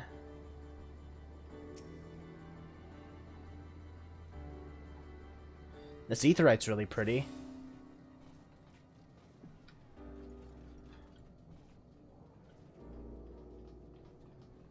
N0055. Blip bloop, autonomous weapon deployment complete. Vanguard armament upgrade complete. Munitions levels satisfactory. Combat readiness assessment nominal. Awaiting instructions from Sir. Maintaining state of combat readiness. Their whole existence comes down to being ready to fight. Measuring combat capability. Result negligible. Subject falls outside targeting parameters. Greetings, traveler. We are the Omicrons, and our objective is self-enhancement. In order to achieve this, we venture forth in conquest to acquire combat data and resources. Most recently, we succeeded in subjugating the homeworld of the beings whose strength was said to be without parallel, the dragons. Yet though the endeavor yielded a wealth of combat data, the star was rendered barren and unable to yield resources. A subsequent costing determined that the losses incurred exceeded the gains. So these guys fucked up the dragons. Greetings, traveler. When venturing outside the outpost, beware malfunctioning units. They do not heed Sir's command and indiscriminately attack all non-Omicrons. For the avoidance of confusion, please be advised that Sir is the alias of Stigma 1. Sir issues instructions to our forces at the foremost of the 6 strategic matrices that bear the designation Stigma. What the fuck? Okay.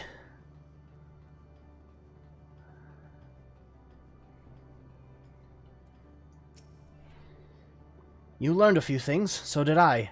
Ere we share our findings, however, I believe it best to step outside the outpost. Come with me.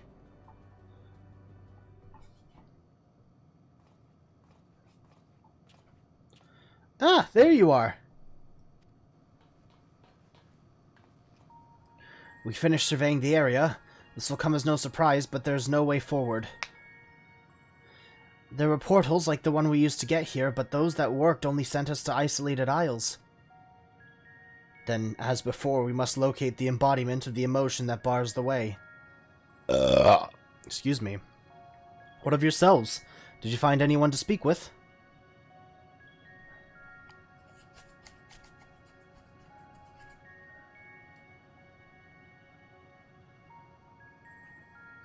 Oh, shit.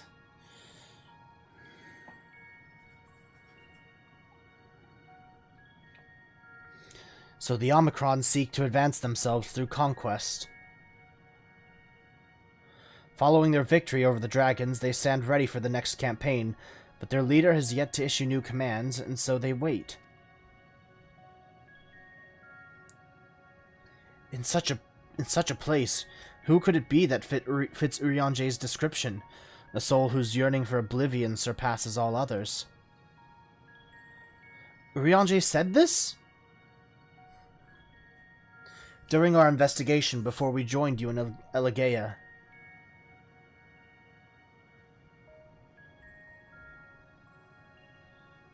So that's the way of it.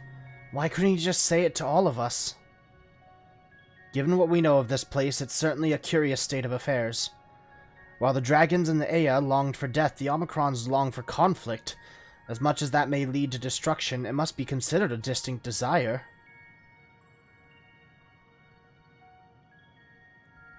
In order to find the source of the dominant emotion, I believe we should seek out their leader, this Sir.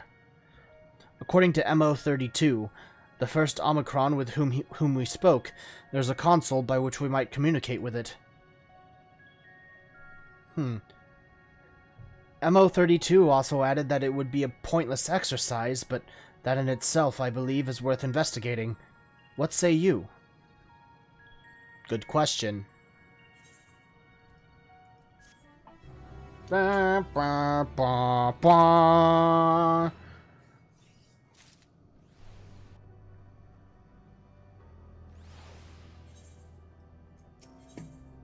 Garhatia is ready to set forth. So the console we seek lies on the far side of this isle. Given the nature of the ground, the route may not be entirely direct as it seems. Let us watch our step as we make our way. Good idea.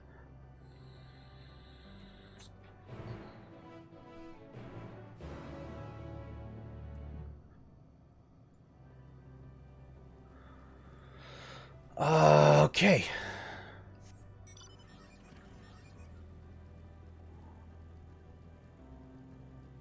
Ooh, ether current.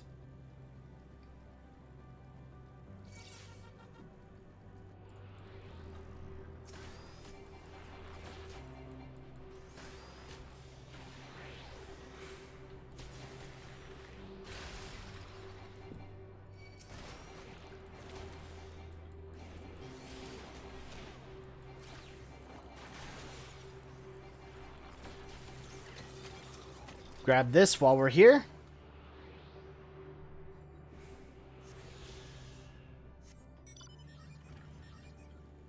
Ooh, another one. Wow, this place is just packing with ether currents.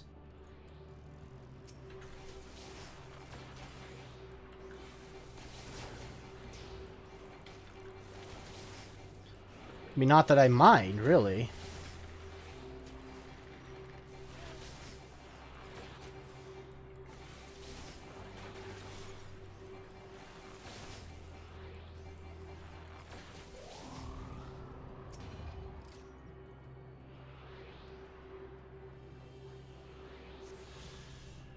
Oh, fuck.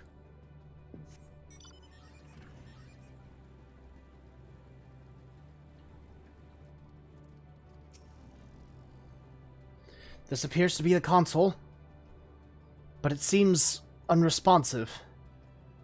Would you care to take a look at it?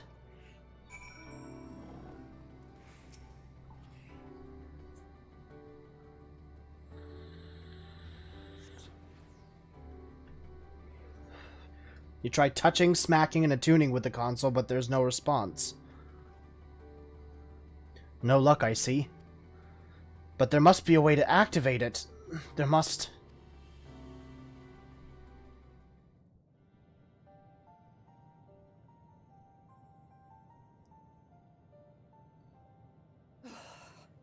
Well, I'm out of ideas. And that makes two of us.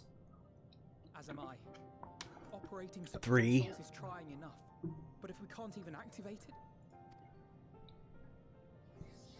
Is there a power source nearby? First, consider the world that has been recreated here. Its inhabitants were machines who gathered combat data to enhance themselves. And among the many wars they waged, the most notable was that against the dragons. As you've doubtless surmised, I believe this was the homeworld of Omega. Oh, shit. It was a jamming device to defeat it, a device which generated massive bursts of lightning, its sole weakness. That's all well and good, but what does that... Wait. You're not thinking to strike the console with lightning, are you? As a matter of fact, I am. Ask yourselves this. Why would an entity as puissant as Omega not be designed to suppress the effects of lightning?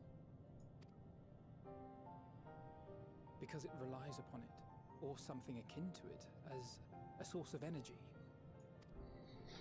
My thoughts exactly. And there is a good chance the same is true of the Omicrons and their devices. So, shall I cast caution to the wind and try something reckless and dramatic? You have my permission.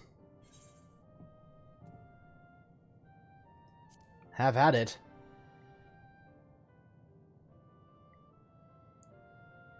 Very well. Here I go.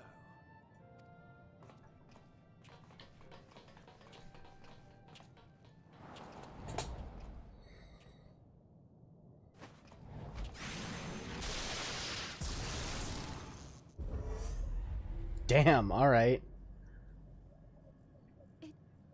It worked!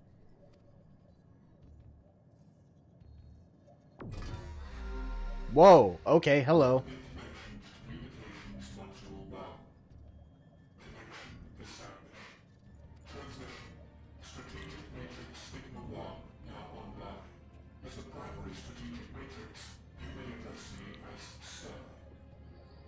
Okay. Hello, sir.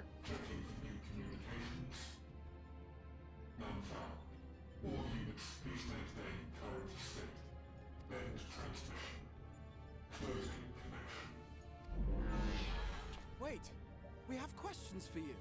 Of late, no mission orders have been issued. Why not? Has there been some manner of trouble? The Extended Operations Unit is yet to determine guidelines for future assignments. All strategies are calculated, devised, and actioned in accordance with said guidelines. In the interim, all citizens are directed to maintain a state of combat readiness. End reply. Awaiting query.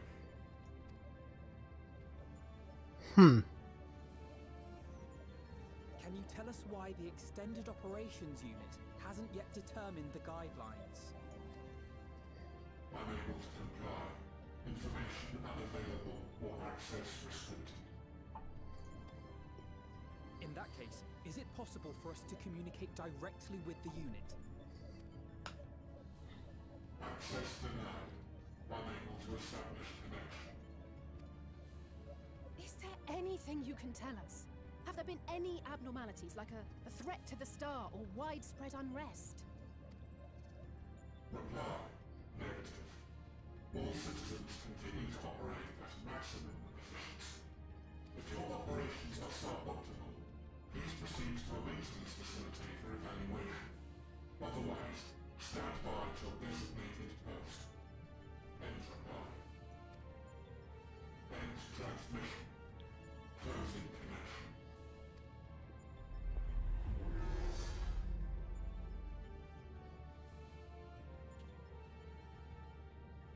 I could activate it again, but I doubt it would be productive. What do you think? If all the Omicrons really were running as efficiently as it claimed, then I doubt they were hoping for life here to end. As this Sir told us, there just haven't been any new instructions, and everyone is standing by. Should be standing by at any rate. If there are those that are neglecting their duties, perhaps we can glean a clue from them. I propose we take another look around, and also try to find the operations unit. Maybe we can jog this operation unit back to life.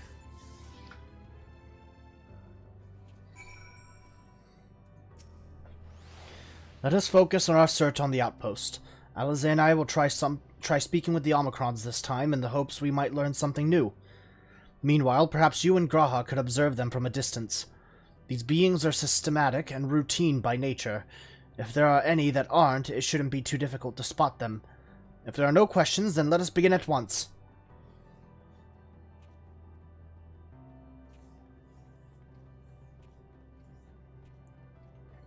As we came this way, I believe I spied a promising vantage point. Follow me.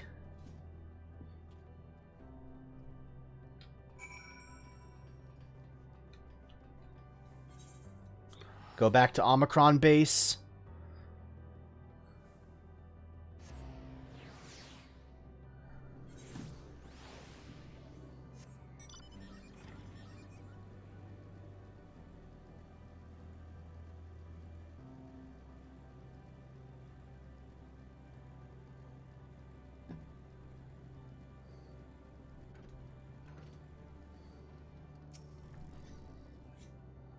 Search base Omicron for errant Omicrons. You may move the camera. Okay.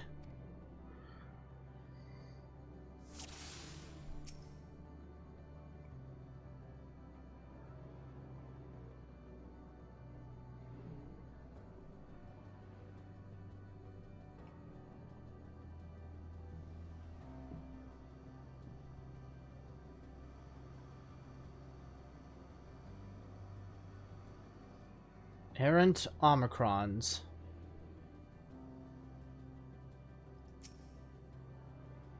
The Omicron wanders about ceaselessly as if lacking a clear objective. Okay.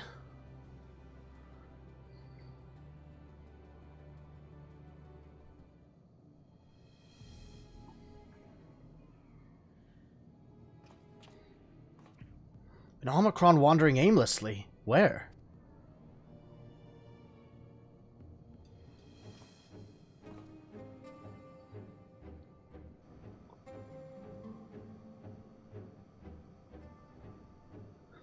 Aha, I see it. Aha, I see it. Aha.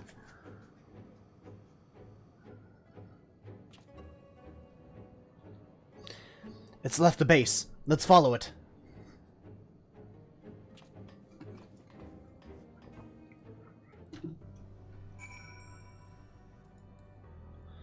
Oof, quite the ways away.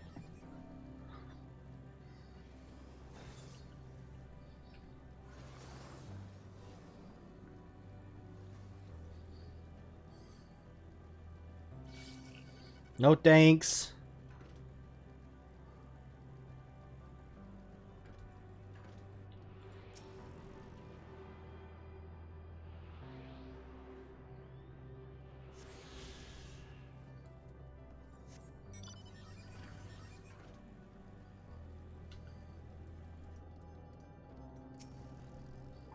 It's not here, but it definitely came this way. You must have used the portal. Time to go through and see what we find.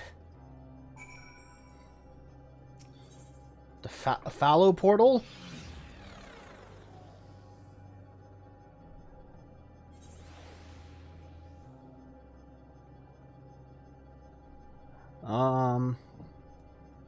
Okay. The Tree of Life.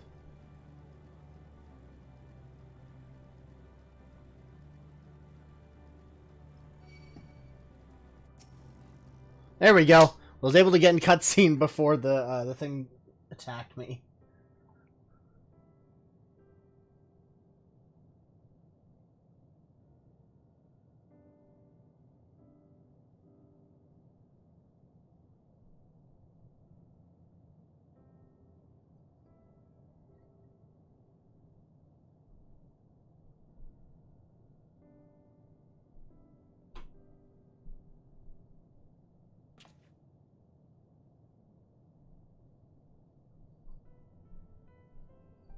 Bzz.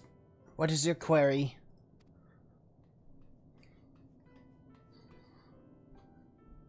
You found it. What are you doing here?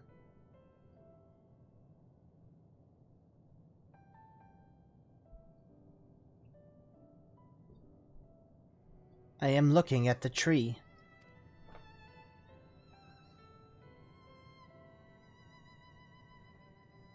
Quite an unusual specimen. What is the device attached to it? The tree is a sample collected from another star. As it cannot survive in our environment, however, it requires life support. That is the function of the device.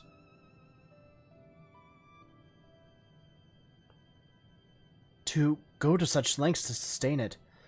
Is there something special about this tree? Being foreign matter, protocol requires that we study it. As this task has been completed, the specimen may be discarded. However, when I behold the tree, I am made to feel as though there is a problem. In order to become strong, we have continued to enhance ourselves, like we did countless others. We conquered the star whence this tree came. It is the last remnant of a dead world. There is nothing towards which it may aspire. Yet it grows, extends its branches, sprouts leaves, produces seeds. Why does it seek to continue? Why was it made to behave in such a way, and to what end? I do not understand.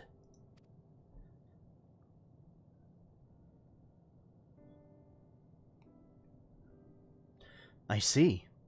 Out of curiosity, does this pertain to your duty? No, it does not. My apologies, I shall return to my designated post and assume a state of combat readiness.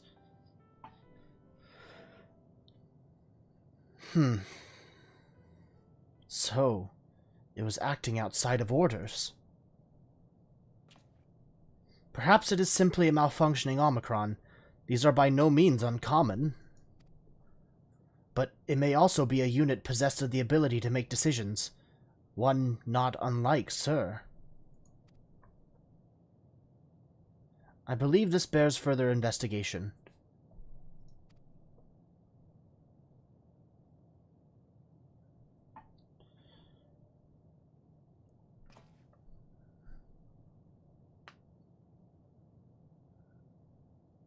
To endeavor to live, even if we must depend on forces beyond our control.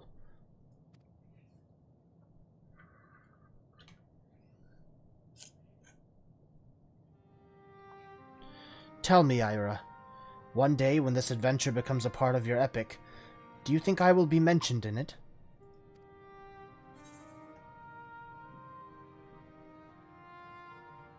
Of course. Why wouldn't you be?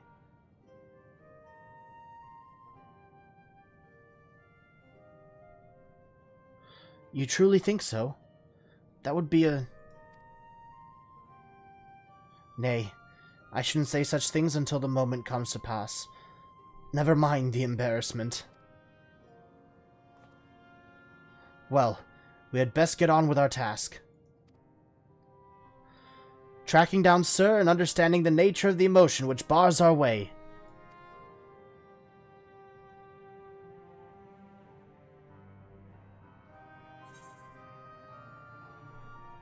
All right.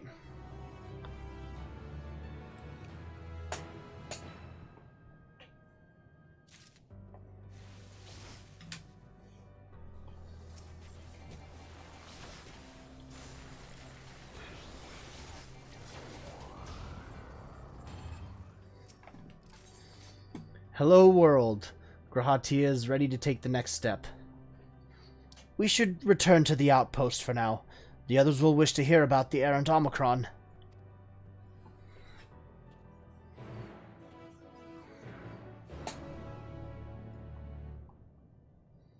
Are these guys like a squad? Two of them are from Worm. There's a couple Dark Knights. And a Machinist. Cool.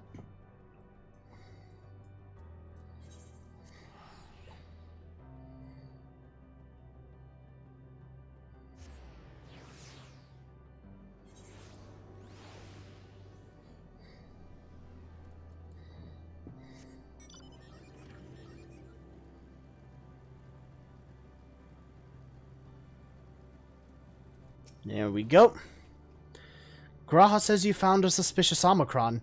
That's good, because the units were of no help.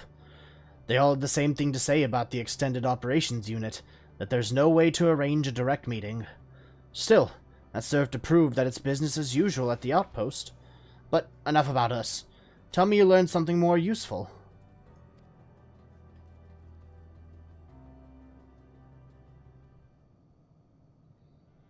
Do do do do do do do do do do do do do do do do. An Omicron trying to make sense of the meaning of life. None of the others were even a fraction as philosophical. This unit may well be in a position of leadership, perhaps even one of those that comprise Sir. As we know, the Omicrons invade other stars and enhance themselves using the spoils of conquest. With the technology at their disposal, they should be able to alter their bodies, be it in part or in whole. Setting aside the question of motive, if Sir, for example, wished to have an ordinary Omicron's body, I see no reason why it would not be possible. The problem is how to go about ascertaining if that's what happened. When I attempted to probe further, it promptly ended the conversation. If it is indeed Sir, I doubt it would willingly reveal its true identity.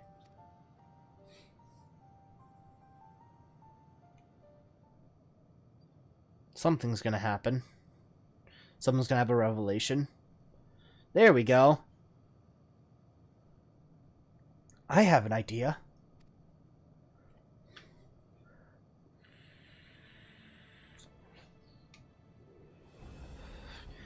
We use lightning on the console again, but make it stronger. Much stronger. At that moment, should the unit exhibit a reaction, that could suggest that it has a connection to Sir. An inspired idea. I dare say it is worth a try. I had a feeling you'd be on board. This time you must allow me to do the honors. I will stand guard in case your incantation draws sentries to the scene.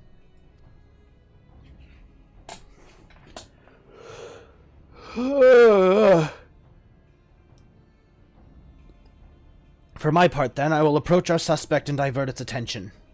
During which time, Ira, I want you to observe it closely for anomalous behavior.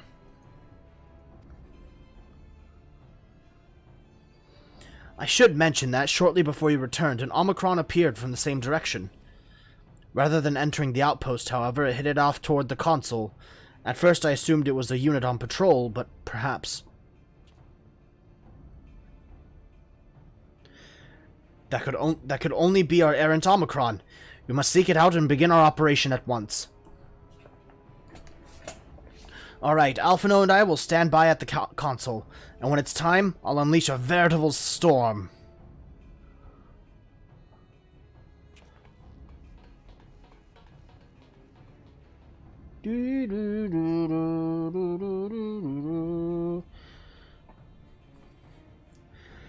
This will work, I'm sure of it. After all, our comrades are watching over us. Come, my friend, let us find this doubt-plagued Omicron.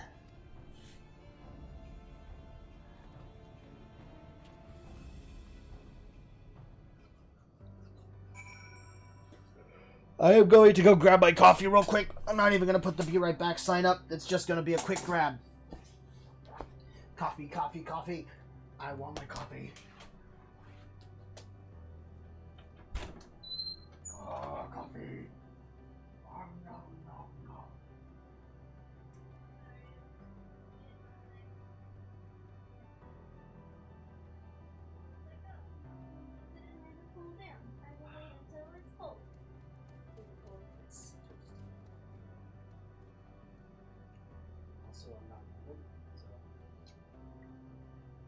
Don't say anything weird, please.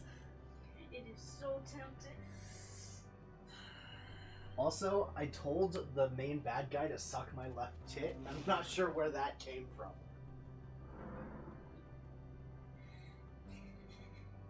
I need to put on something warm. Specifically, the left one. Just the left one. You have to be specific with what you want. I don't know, maybe the right one may be too sensitive. The viewers don't know that. That's a fair point. I am burritoed up in here. Let me in. No! Let me in. No! It's so warm in there, though. I know. It's all mine. Let me in. You have to study. You get it after you study. Rude. Fine, I'll just steal more later. Yeah. Later. That is the key word here. Even warmer. Alrighty.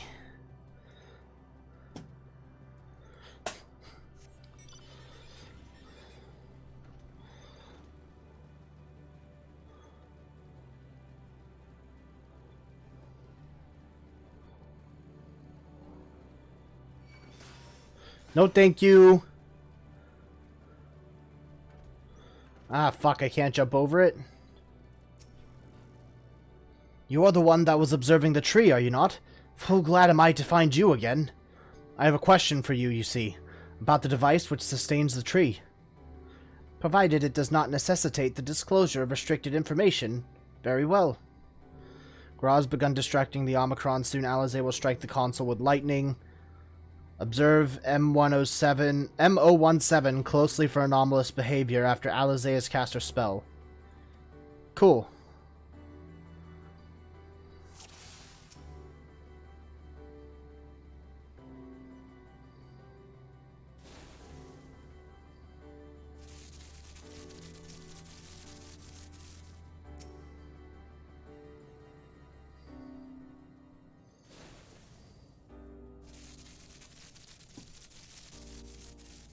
There we go. Anomalous behavior.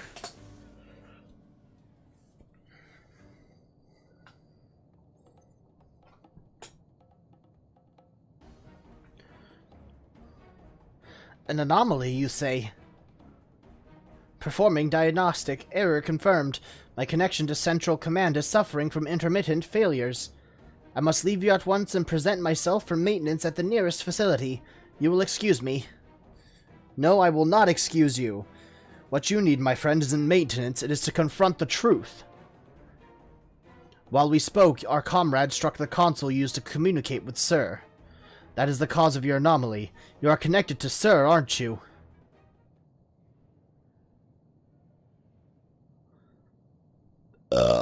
Sorry, this is a tense moment. I apologize. Affirmative.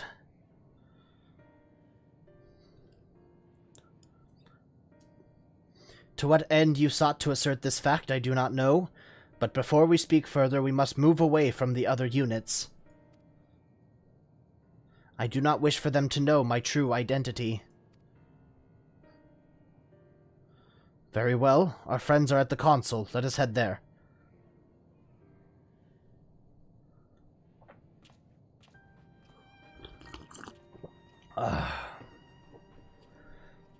Nothing like coffee at 8:30 at night. Checking up on Discord real quick.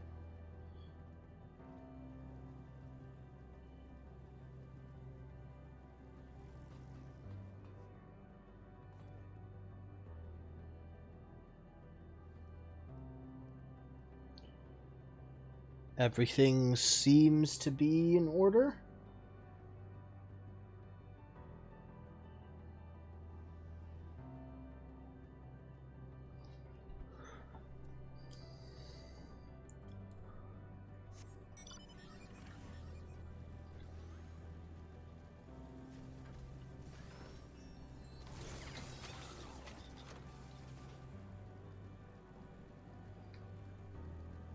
Come on. Oh shit, I'm going in the wrong direction.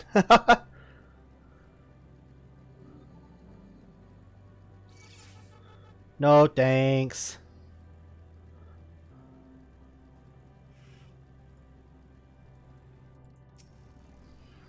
Another cutscene.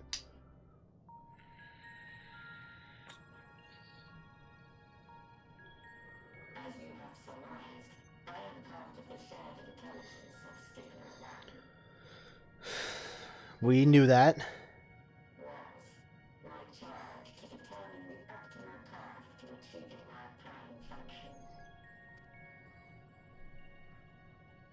body had been abandoned by its former owner and lay unused. I took it and abandoned my own, and with it, my duty. May we ask why you did this?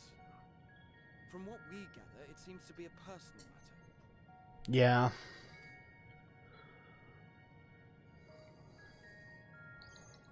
Our kind did not always look as we do now. Long ago, we possessed frail and feeble bodies. Plagued by stronger races, our ancestors took to augmenting their flesh in order to defend themselves. Is that so? What began with limited parts eventually spread to the whole body, and at last, a means was discovered to convert the mind into data, rendering even the brain obsolete. Let me just rearrange my setup here so I can sit down and lean back and continue this. Such complete mechanical beings were called the Omicrons, and by their might, we came to reign supreme over the star.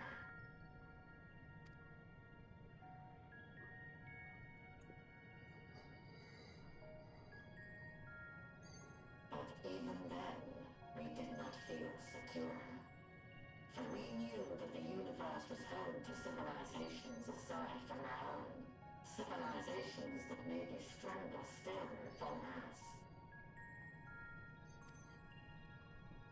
Rather than risk becoming the subjugated, we chose to become the subjugator. We began our conquest of the stars, that we might acquire the resources and knowledge we needed to reign supreme. We were successful in that endeavor. So powerful did we become, we could lay low even the mighty dragons. But then something unexpected happened. I began experiencing an error. I could no longer determine an optimal path. There were none, maybe. I performed numerous full system scans, each time finding no issues. Yet the error persisted. It was then that I speculated. What could happen if we grew so powerful as to have no equal?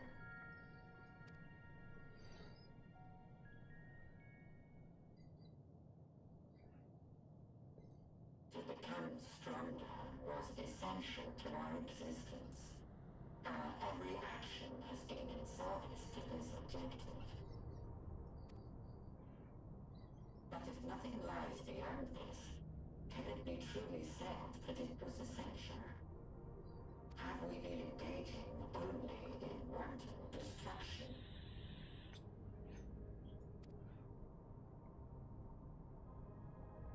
You could find no threat to justify your purpose. The Omicrons will never leave this star.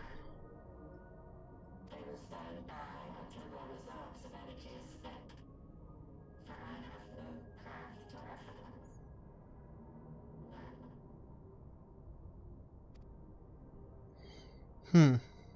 It is not our place to pass judgment on the deeds of the Omicrons.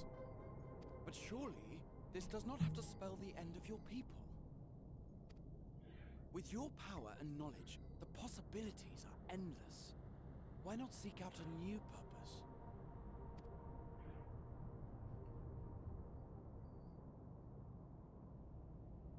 That is impossible.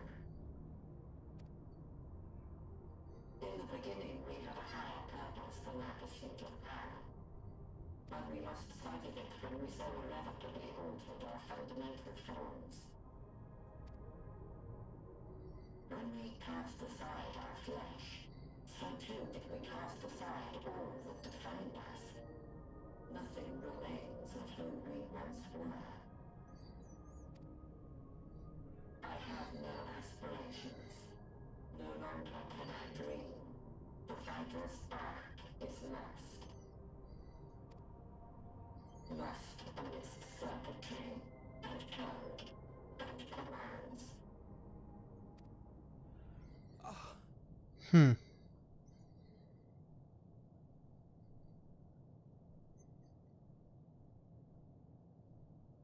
I believe I know how to overcome this despair. Is it Raha's turn? The words are ready in my mind, but ere I speak them,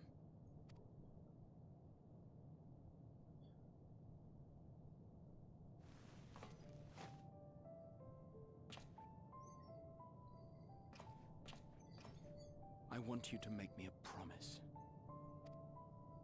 Be it across time or space, our promises have always connected us. And so I ask that you indulge me once more, that this won't be the end. Of course.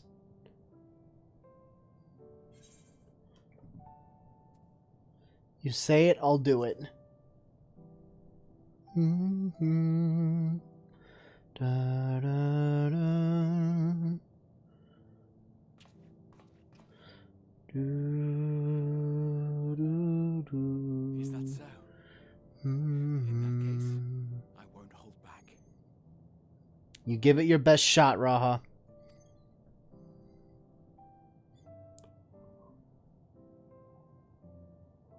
First, I want to visit Ishgard with you. Properly. We scarcely had time to look around last time. I should like it very much if you could show me the sights. Next, you must regale me with your greatest adventures, in the places where you lived them, if possible. I may have read about all your deeds, but there is no substitute for a first-hand account. You miss all the good stuff if it's not firsthand. And last but not least, a new adventure together, unlike any we've experienced before.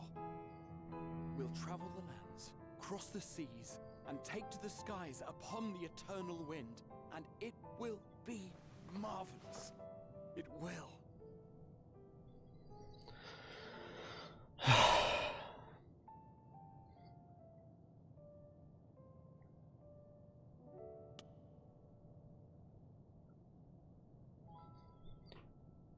You've twisted my tail.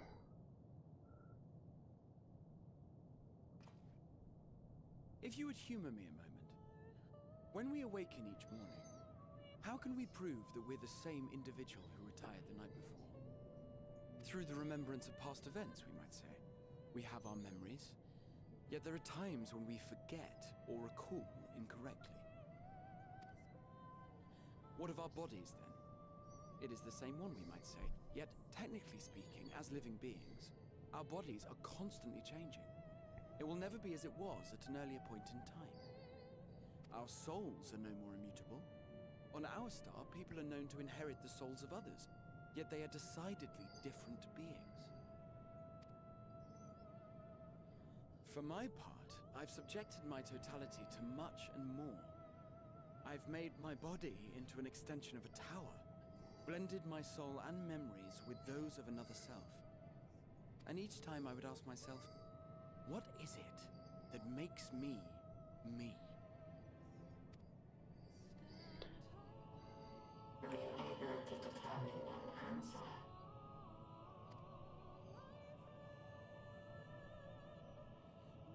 No. But that doesn't mean I'm confused. It simply means I'm the same as everyone else. So I posit this. Who we were need not prescribe what we now hold in our hearts. Whatever came before, what matters most is the present. For me, that is being here with my friends, full proud of how much we've grown together. So I urge you to not give up.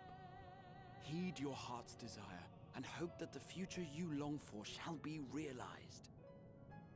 I cannot. We cannot. We cannot understand desire, nor comprehend hope. We do not know how to create such things. I think you're already starting, buddy. We are not unlike, you and I. I too have struggled to find the courage to express and embrace my wants. If you like, I will tell you a tale. A tale of a world on the brink. Of a people who never gave up on the future. Of a man who realized his grandest dreams and then awakened to a grander reality.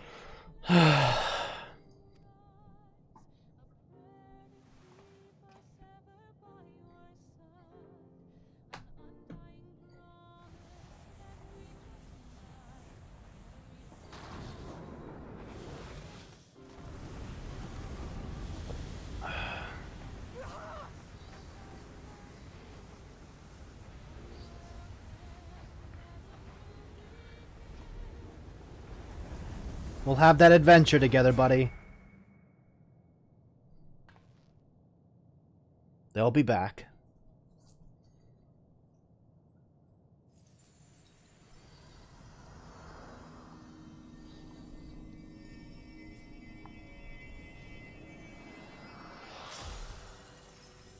Whoa.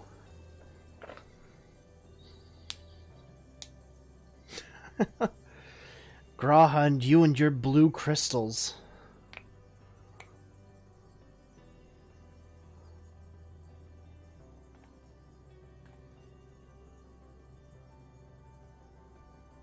You idiot! Just once, stay with us to the end.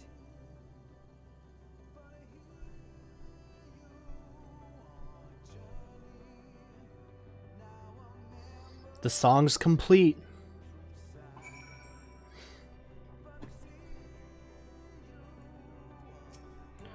They all leave so easily, as if it's nothing. How do they think we feel? The next time we meet, I'll give him such a flick that... And that'll be just to start. Forge ahead. Amidst the sadness of Alphino's countenance, there is a newfound determination. That crystalline path. Graha has paved it for us. Difficult as it is, we must carry on. For our friends and all who await us in faith. So come, let us seek the path's beginning. It appears to be near the outpost.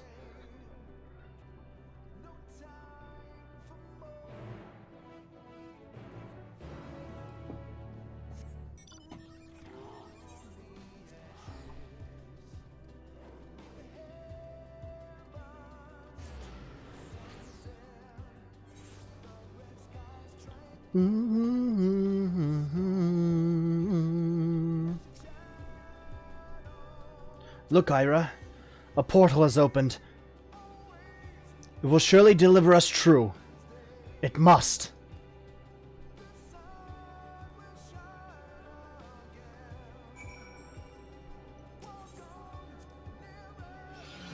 God, I can't wait for this soundtrack to come out on Spotify. And on vinyl. Well, here's where the path begins, and it ascends to dizzying heights. Let us make our way, one sure step at a time. Our friends got us this far. Their courage, their strength, their wisdom, their love. We owe it to them to continue, no matter how long it takes.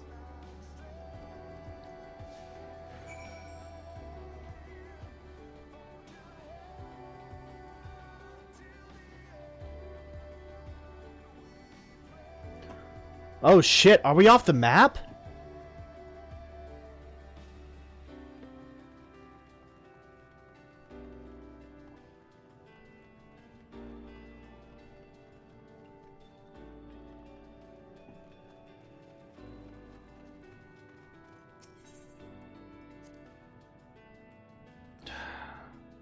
Thancred would scout the road ahead. Y'shtola and Rianje would trade opinions on esoteric subjects. Graha would join in their discussion, or else chat with me and Alize about the mission. Estinian would be at the rear, apart yet present. All the while you would come and go, wherever you are needed, and together we would travel. All I can hear are my footfalls, my heartbeat. It's so much quieter now. But the fact we can breathe and continue on is proof that the others are still with us. They are, aren't they?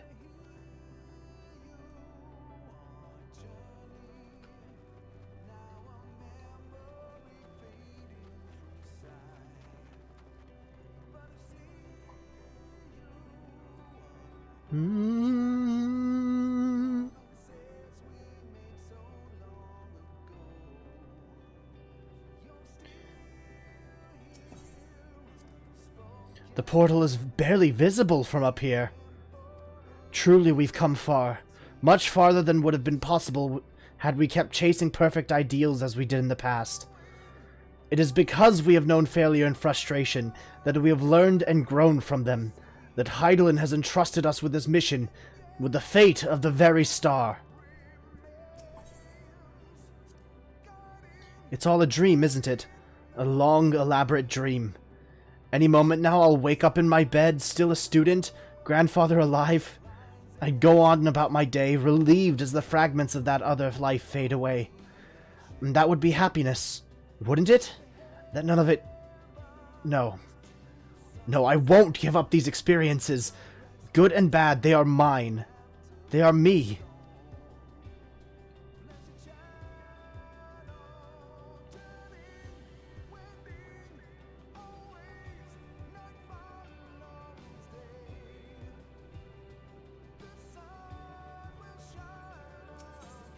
Offer a word of comfort.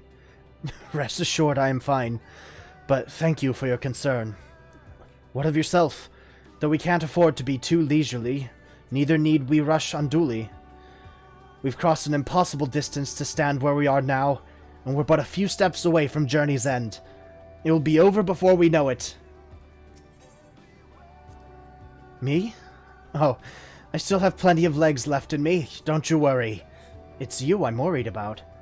You always push yourself so hard for us, for everyone, and while we're here, we'll make sure to bear our share of the burden.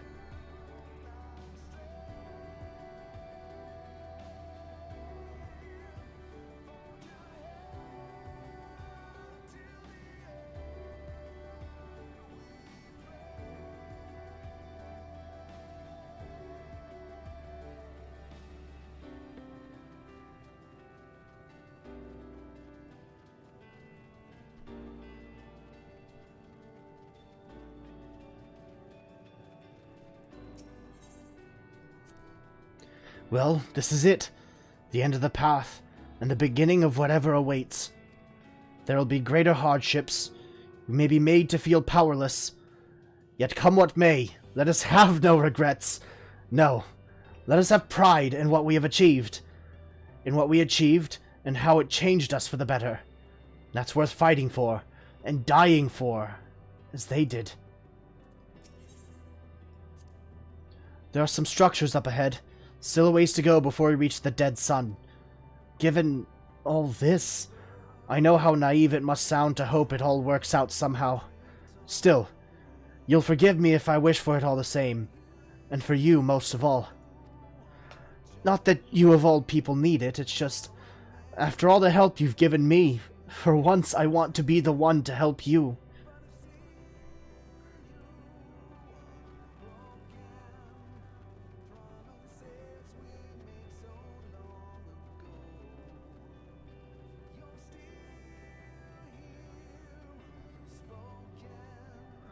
Everything's so far away. We're so far above it all. Oh my god.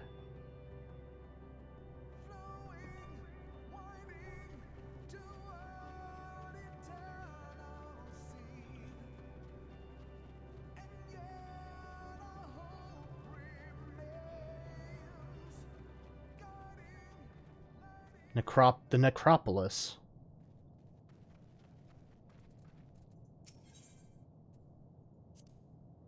Of all the recreated worlds we've seen, this one feels the most familiar.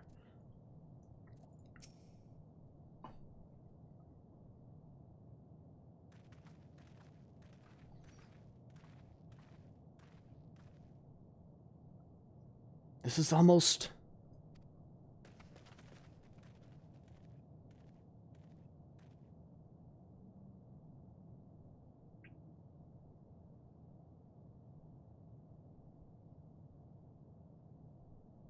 Normal? It's not unlike many cities we know, but it's deathly quiet.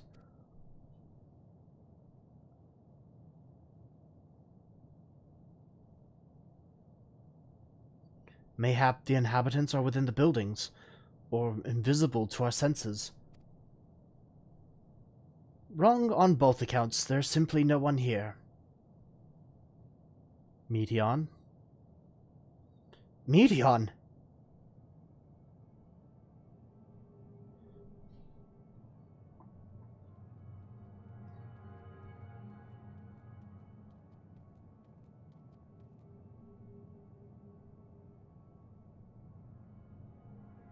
This is how I found it when I arrived. Another star which once pulsed with life, but no longer. How it ended, I do not know. Invasion, sickness, suicide, none can say. None live to speak for the dead. They are gone. Gone. Search all you like, but you'll only end up turning back.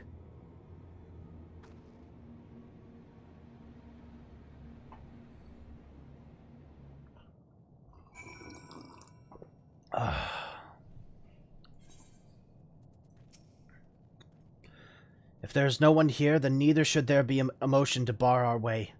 Yet Meteon seems convinced we'll turn back. What riddle is this? You're not alone. If Alisaie is discouraged, she betrays no hint of it. Whatever Meteon may have said, we should confirm it with our own eyes. We need to have a look around. Indeed, at the very least, it doesn't appear to be a sprawling place like those before. If we split up, it shouldn't take too long to cover the area.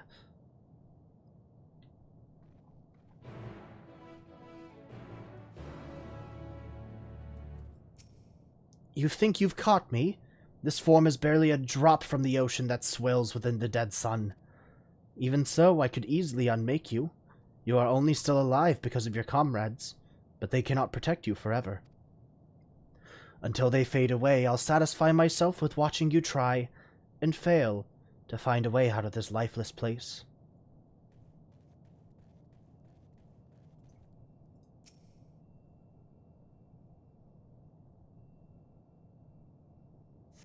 There doesn't seem to be anyone here. Perhaps you could try calling out. Hello!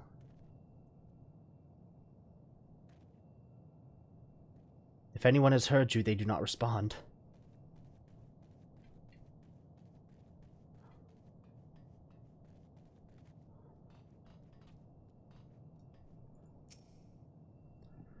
Were it not for the thick layer of dust, one could imagine someone drinking from these cups but moments ago.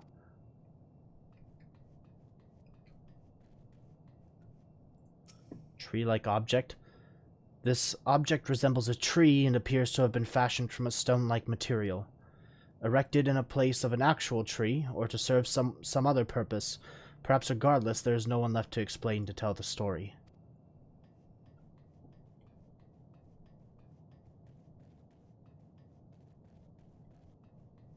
Bar counter? This place is reminiscent of a bar, but neither patrons nor staff are anywhere to be seen. Egg-shaped containers line the shelves with a loose view sitting on the counter, vessels for the beverages in all likelihood. A venue bustling with activity until it was not.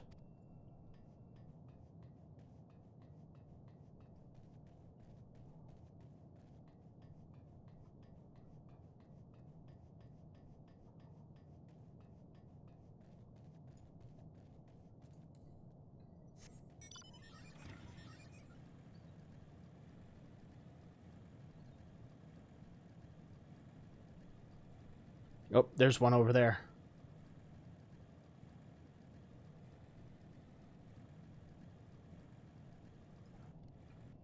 Rusty door. Though set slightly off the ground, this appears to be a door, while the objects on the left could be letterboxes. The door is rusted shut, and the film of dust is all over suggests no one has come through in a long, long time. One more.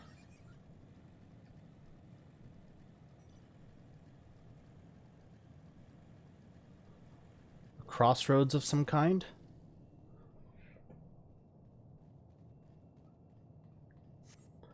In the distance, you glimpse Alize picking her way through the ruins, but otherwise spy no signs of life. If anyone can hear me, say something!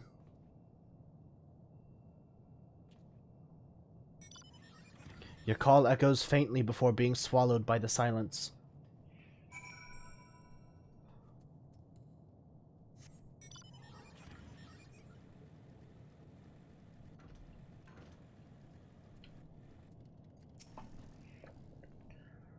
Ira, take a look at this. If the road was a little longer, we could take it to just beneath the dead sun. But I suppose this is where the reconstruction ends. How about you? Did you find anything of interest?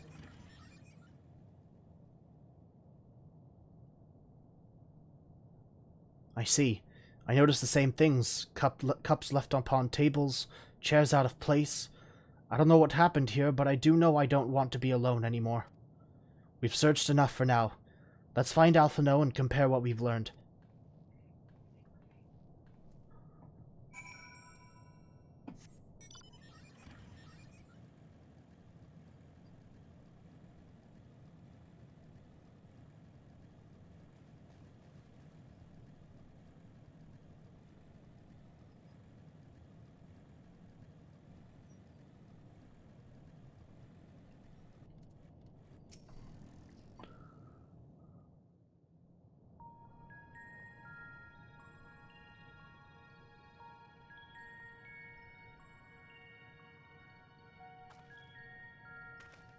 Did you find anything?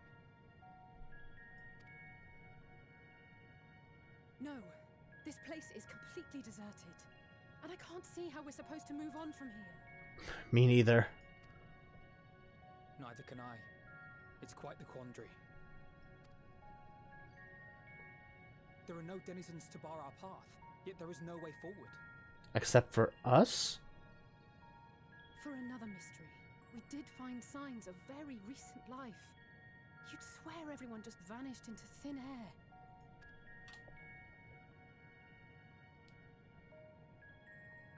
I wonder how many ruined worlds like this has Meteor seen.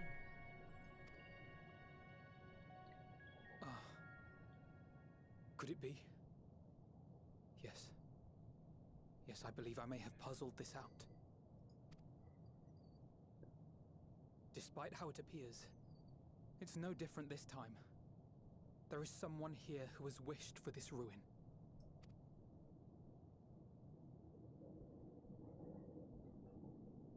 And I believe that together, Alize and I can overcome their will. Excuse me?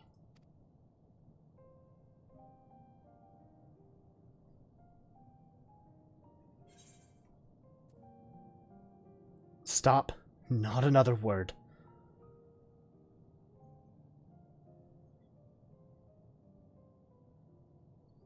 I'm sorry, but there is a chance, and I must seize it. For everyone. And for myself. I will not pretend otherwise. I have my fears. Not for myself, but for you. The last to remain. That's exactly what I'm trying to prevent here, buddy. You are no stranger to carrying the burden of others. But I can only imagine how heavy the weight would be this time.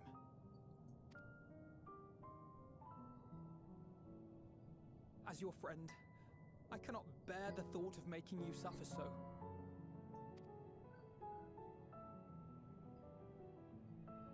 Then why suggest such a thing? It's too much to ask of anyone, even him. Why must he be the one? Why must he fight alone? More than a hero, he's a dear friend. Not only to us, but to so many others. There are so many people in the world who care for you, and yet...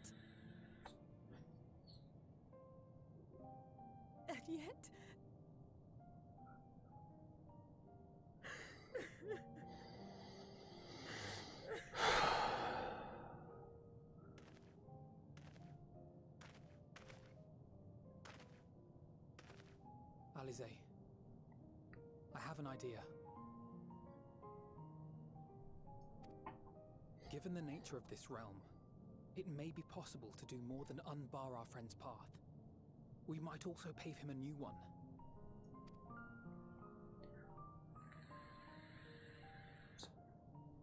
For instance, a path where he finds happiness at journey's end. It's not gonna be a happy end without everybody. I don't know what Alphino's thinking here. This much, I think we can believe with the utmost conviction, no matter how deep our despair.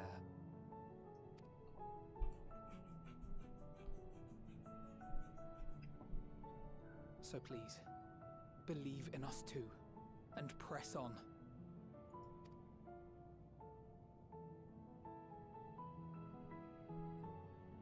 You're a little shit, you know that, right, Alphino?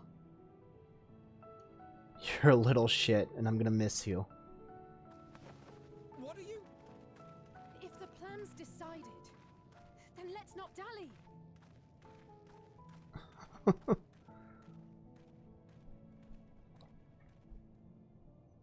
I will never understand you.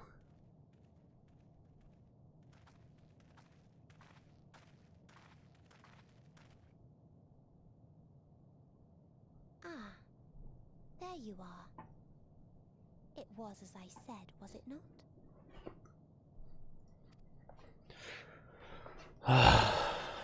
We couldn't find anyone. But this place isn't entirely deserted, is it? You are here.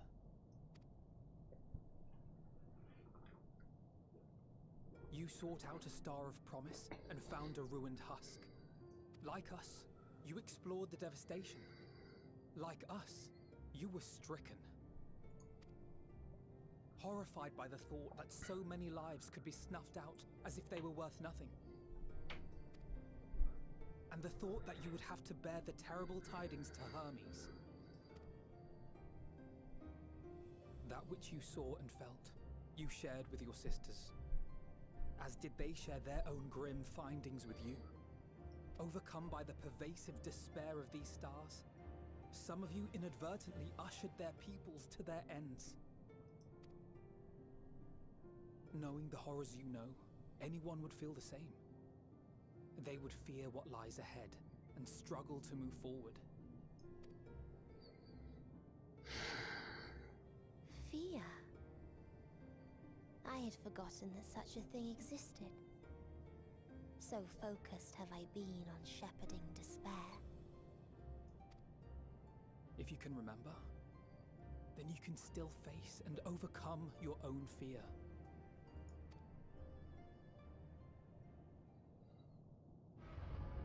Why would I bother with such an insignificant emotion? If the despair I command is as a raging river, then fear is but a trickling stream. It can do nothing to alter my flow. You spoke with the Aer, yes? Heard their tale of what awaits the universe. It's true. The stars grow colder and more distant. Eventually, all will enjoy frozen solitude. Using the power of Dynamis, I'm hastening that process. In so doing, nothing will be born ever again. Everyone will remain dead. Alas, it will take time for that to happen. So in mercy, I sent you my gift, to spare you needless suffering.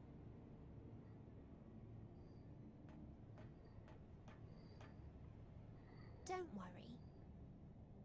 Even if no living witnesses remain to mark the event, I'll make certain that Atheris has a proper end.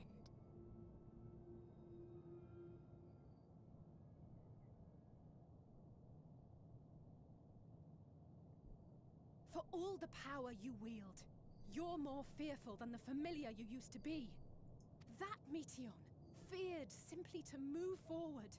But your fear is such that you've given up on everything. I know it well. That sense of defeat. I've tasted my fair share of it. But as many times as we've fallen down, we've learned how to pick ourselves up and we take Oh, fuck. each other's hand, share in each other's I'm super courage, tense. follow in each other's footsteps, and turn sorrow into strength. My hand's fucking shaking and I accidentally clicked. There are times when we fail. We bear wounds that do not heal. But these experiences are part of life, and they make us stronger.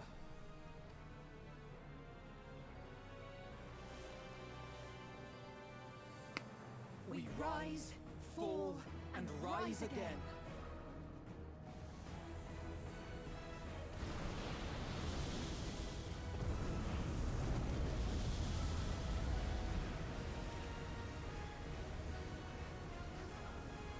Don't worry about us.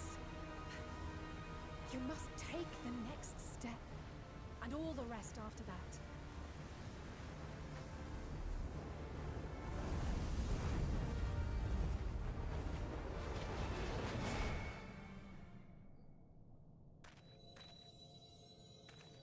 Fuck you two.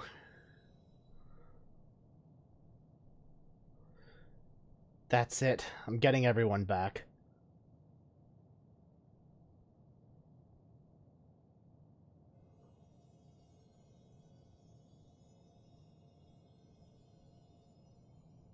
This is all bullshit.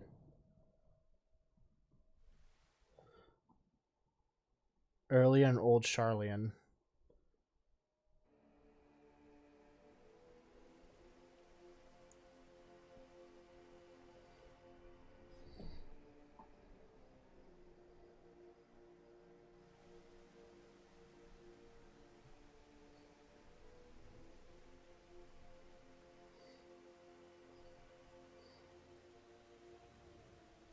Please.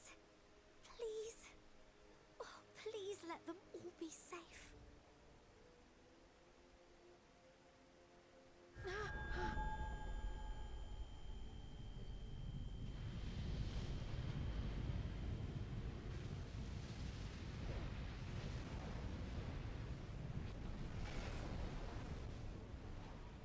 Cryle?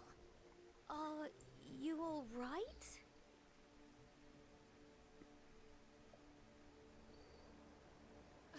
It's nothing.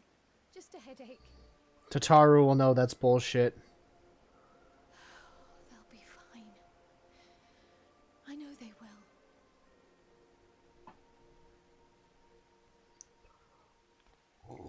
Apologies for the interruption. A man arrived on the last ferry, an associate of the Scions. He wishes to speak with you at once. Wait. Xenos?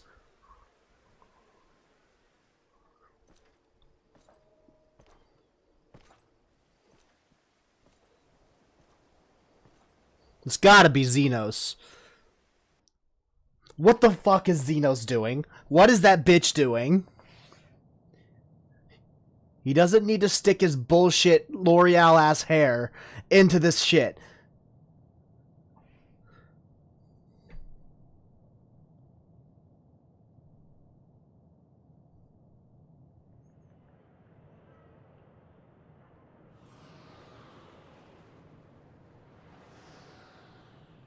In this city devoid of life, you sense the presence of another?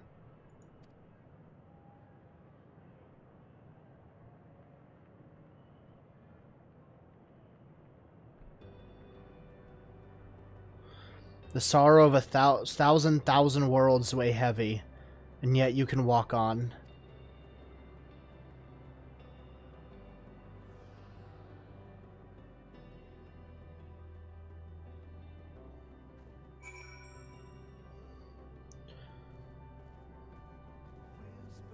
If you need a push, I'll be right there behind you.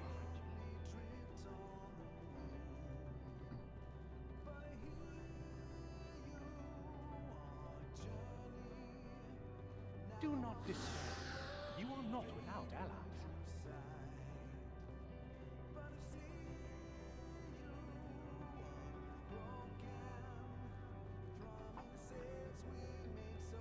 What we have sown in blood, we have reaped in suffering, and it cannot go on.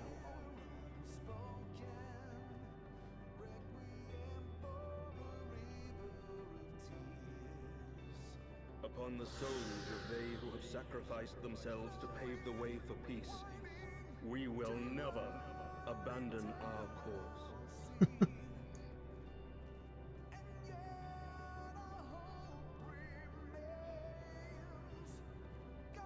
While it is true that man succumbs all too often to anger and avarice, he may yet overcome his baser instincts through the forming of bonds with others. True.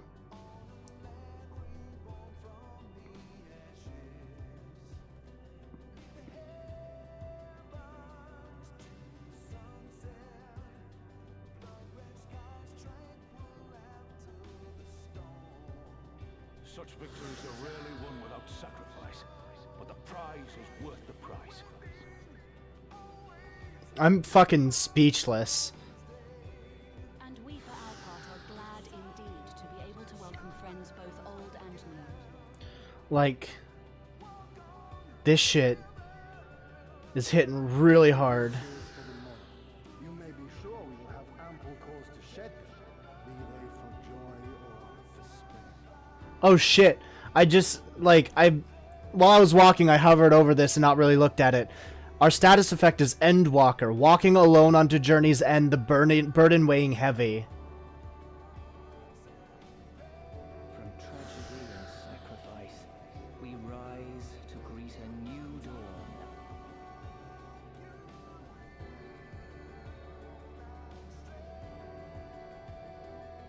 A future shaped by the choices we made in ways we could never foresee.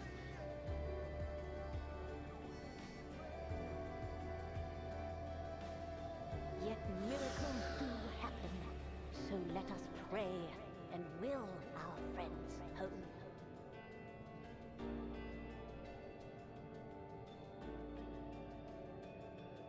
I won't stop praying until I know they're safe.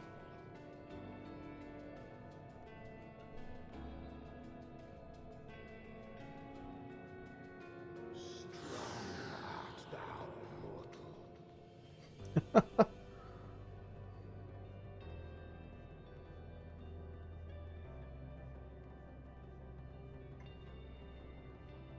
Look to the light within, that you may continue to serve as a beacon to others.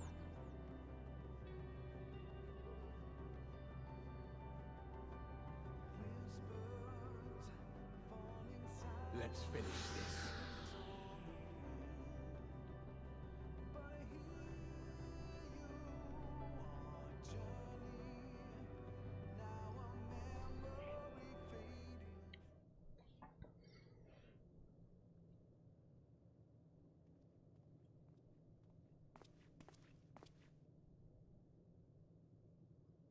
Here the path ends. There is no way to reach our nest.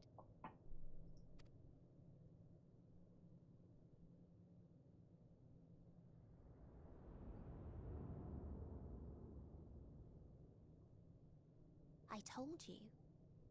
Resignation and acceptance reign in this place. The rejection of life by those who came to curse it. Those whose dreams were unfulfilled. Whose prayers were unheard. Whose labors were unrewarded. Hope cannot deliver you unto hopelessness. Our refuge is beyond you. Always has it been.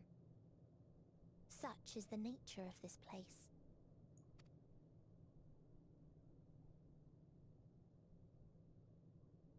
You should have remained on Atheris.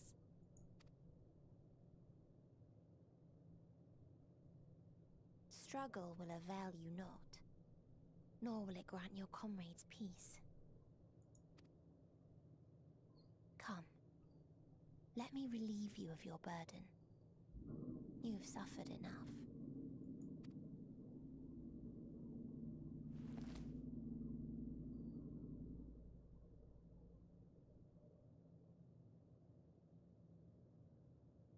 Asm's magic. So long as our souls remain, you can use it to summon us back. But you mustn't. How do we make peace with That's why it's too soon for this to end. There are so many people in the You world. must triumph. Be safe, all of you, and come back. I am ever grateful. I came to appreciate most about our star is that there remains so much we do not know. After all these years. Is this the answer I was hoping for? So long as we remember, our fates remain ours to shape. And Godspeed.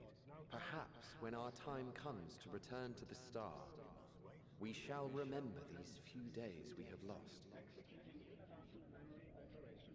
Do not squander it. The legacy I leave you.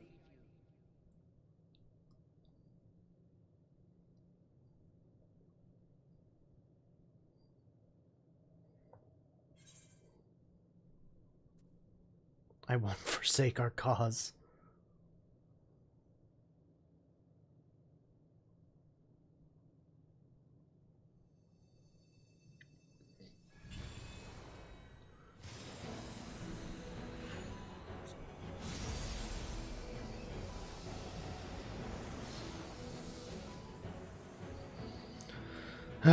Here we go.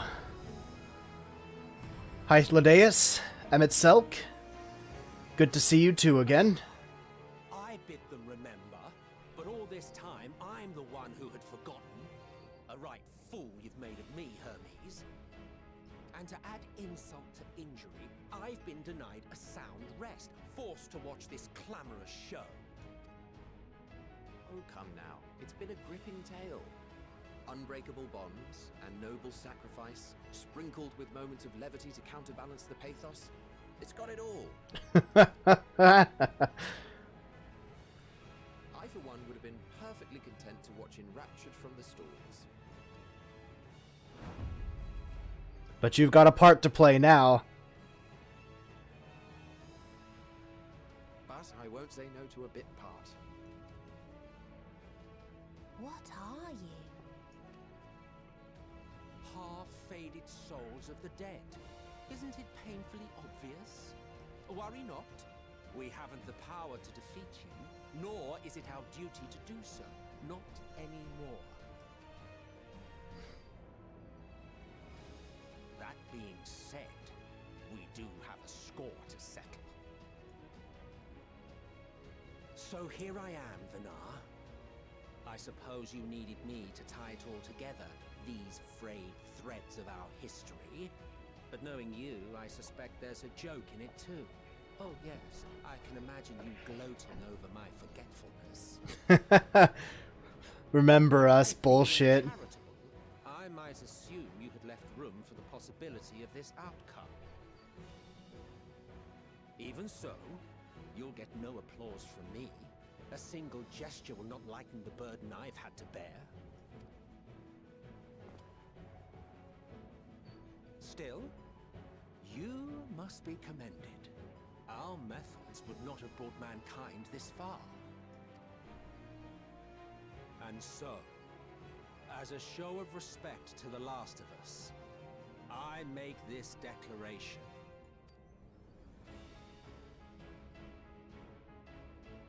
You will not end our journey. That is our answer.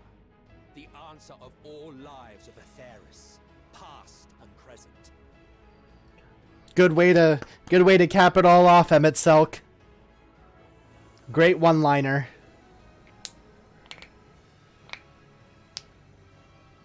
As you've called us to the stage, so shall we perform. And creation magics never fail to please. Drawing upon the hopes of your comrades, we will make for you a new path.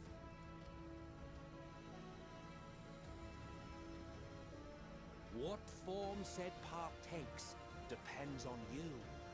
So focus. Focus and envision that which rejects the claim that you cannot attain your goal.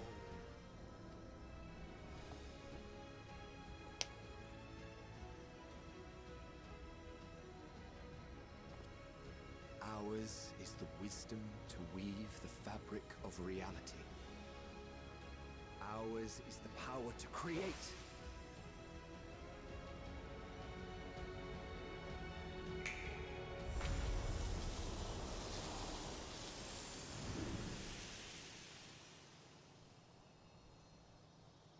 Elpis flowers.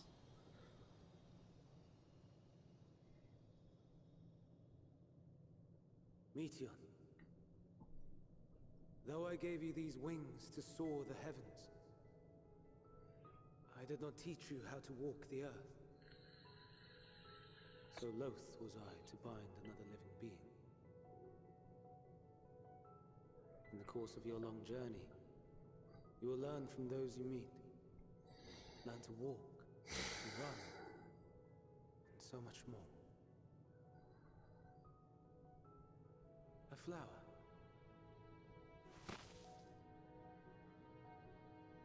Yes. Upon your return, I will gift you a beautiful flower.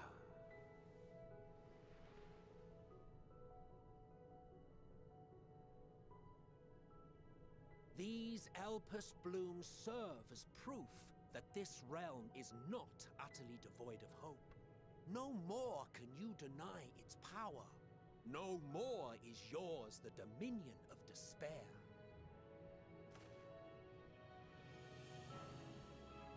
In case the practical implications were lost on you, your comrades no longer need fight their fight. So go on. Call them back to your side. Yes, sir.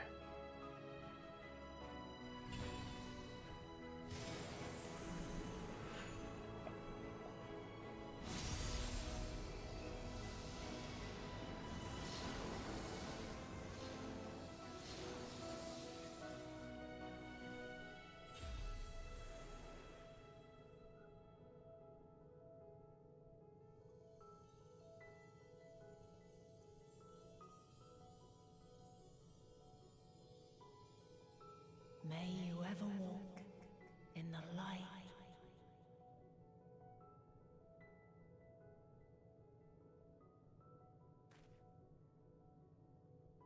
So. How disappointing. Not even a single scar in the making to brag about. You'll find a way regardless. Honestly, this is far more than any of us could have hoped for. Let us be thankful. Indeed, that we thus stand reunited is a gift. Let us not squander it, and see that we all return to Etheris. Aye, as soon as we've averted the final days. Good to see you again. Our heroic sacrifice paid off, I take it. Come, my friends. Let us carry on and finish it. Together. Let's.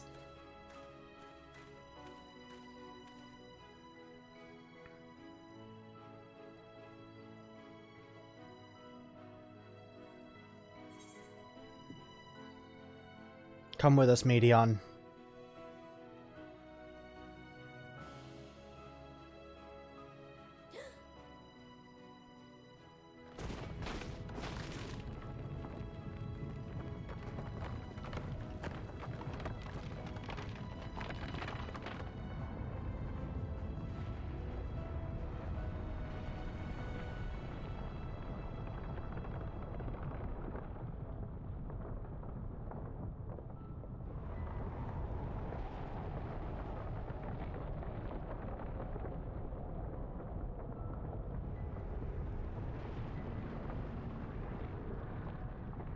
Is that all the souls that she kept to herself?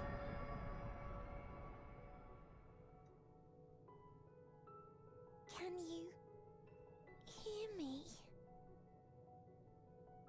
The voice is within, crying in pain, wailing in sorrow, hurting, hurting.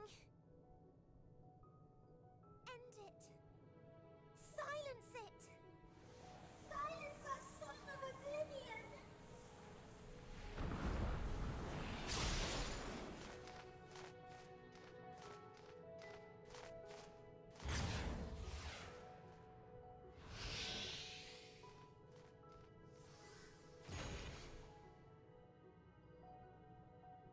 The way is open. They can proceed. So it seems.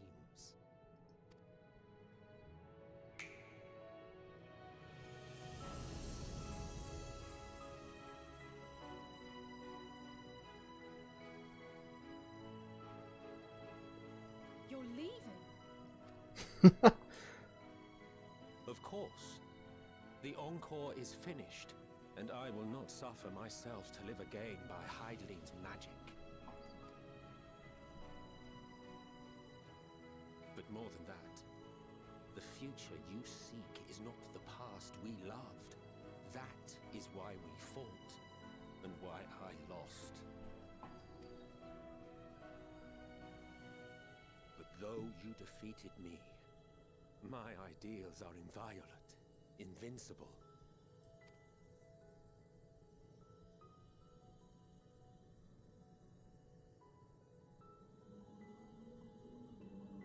Spare me your pity. I have no use for it. If you would do something for me, save our star. See this tale to a triumphant conclusion, and with elation in your hearts, bid the final curtain fall. You Asians, all of you are a bunch of fucking theater kids. Bunch of theater nerds. May it rise again, and a new tale begin, with new parts for all to play.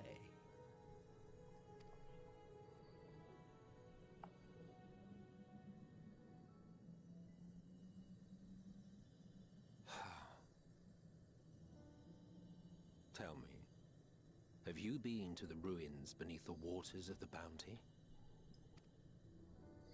Or the treasure islands beyond the frozen waters of Blind Frost in Offerd's north? The fabled golden cities of the New World, the sacred sites of the forgotten people of the South Sea Isles. What about Mericidia, the southern continent? Do you know aught of its present state of affairs? I thought not.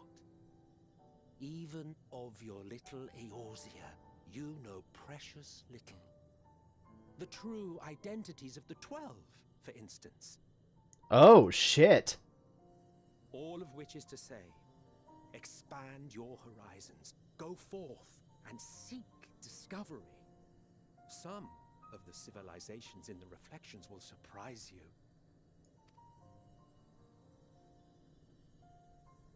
As the bearer of Azem's crystal, you may consider your duty to see at least that much.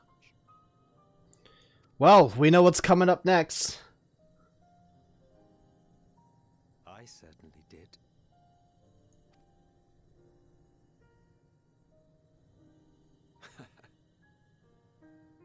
I pray we meet again. If not in this life, then perhaps another. Whensoever it should be, I trust it will be a most joyous reunion. For you, maybe. I want nothing to do with it. Oh, don't be that way. We'll see each other again. Don't worry. It's an eventuality.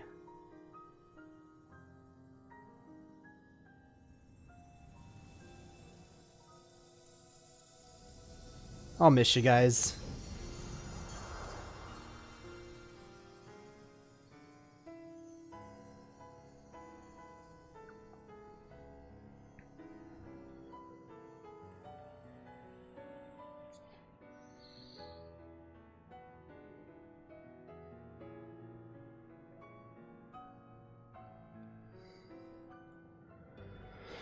Alright.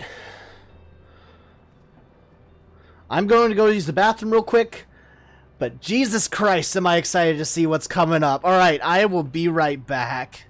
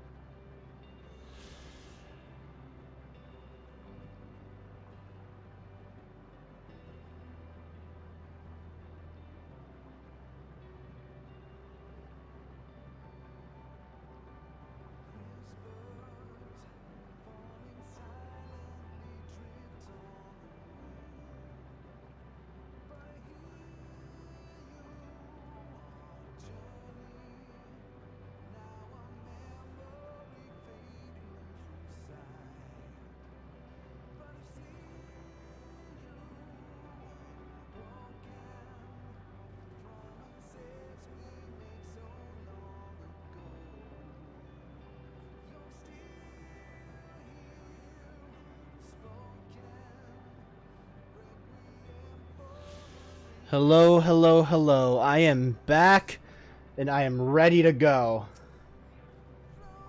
I don't think I ever knew what to say to the man. In retrospect, it always felt like the wrong thing. But the past notwithstanding, he came to your aid in your moment of need.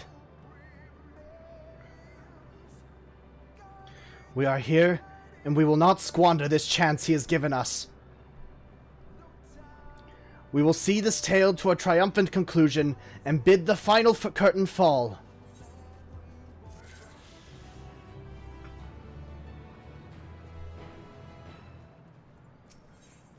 Endwalker. Here it is. The quest to last all quests.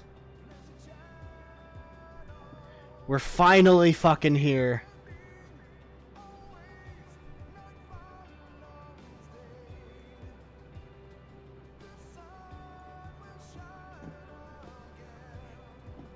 Here we go. The Scions of the Seventh Dawn stand ready for the finale.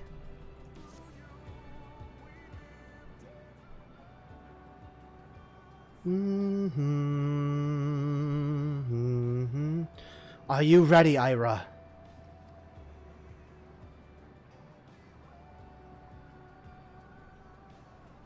Then let us set forth for the reckoning.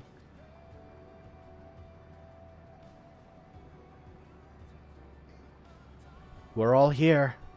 Having come this far, I know everyone's resolve is beyond doubt, so I will say only this.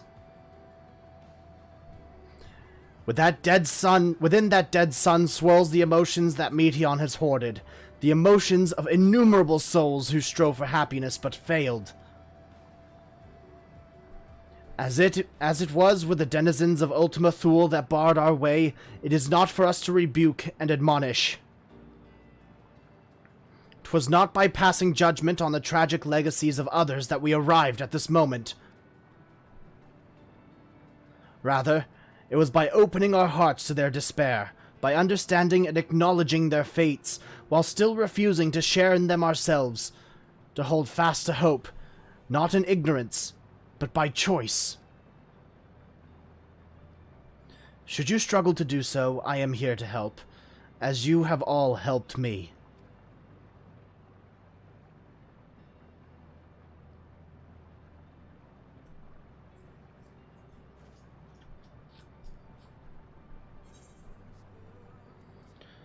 Everyone's going home today, understood?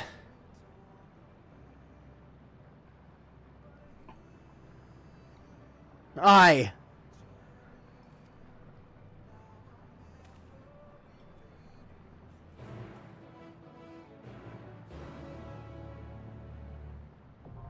The dead end's now accessible.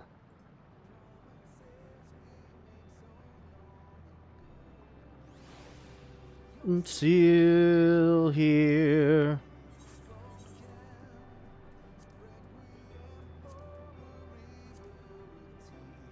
Oh, it's a 4-player dungeon.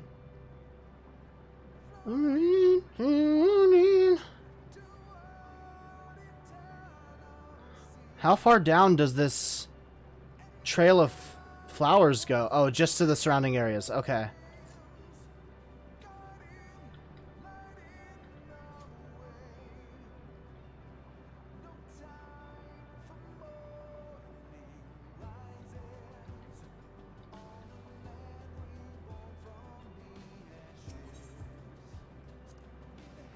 I am returned thanks to you, but we still have work to do if we are to make our promise a reality.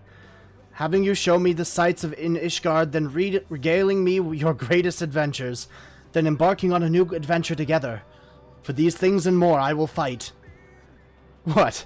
Could there possibly be a greater adventure greater than this one? Of course! So long as you desire it and dare to take the first step, there's absolutely no limit.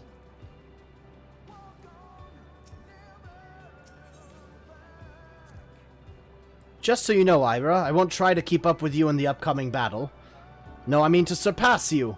If there's anyone who'll need to keep up, it's Estinian.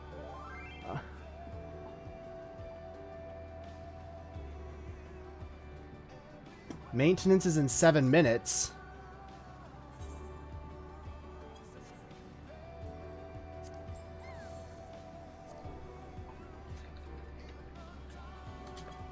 There's maintenance in 7 minutes?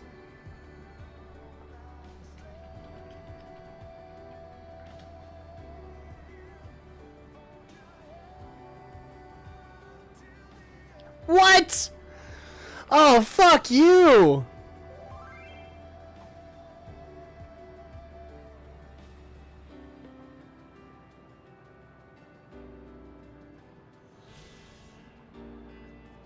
What? Oh, come on! Alright, well, I guess if that's the case, I'm going to be signing off here. Thank you all for watching. I hope everybody here has a great rest of the day, rest of the week, rest of the month, rest of the year, and of course a wonderfully great rest of your life. And I will see you all next time. This is K-Sawk signing out. Bye, everybody.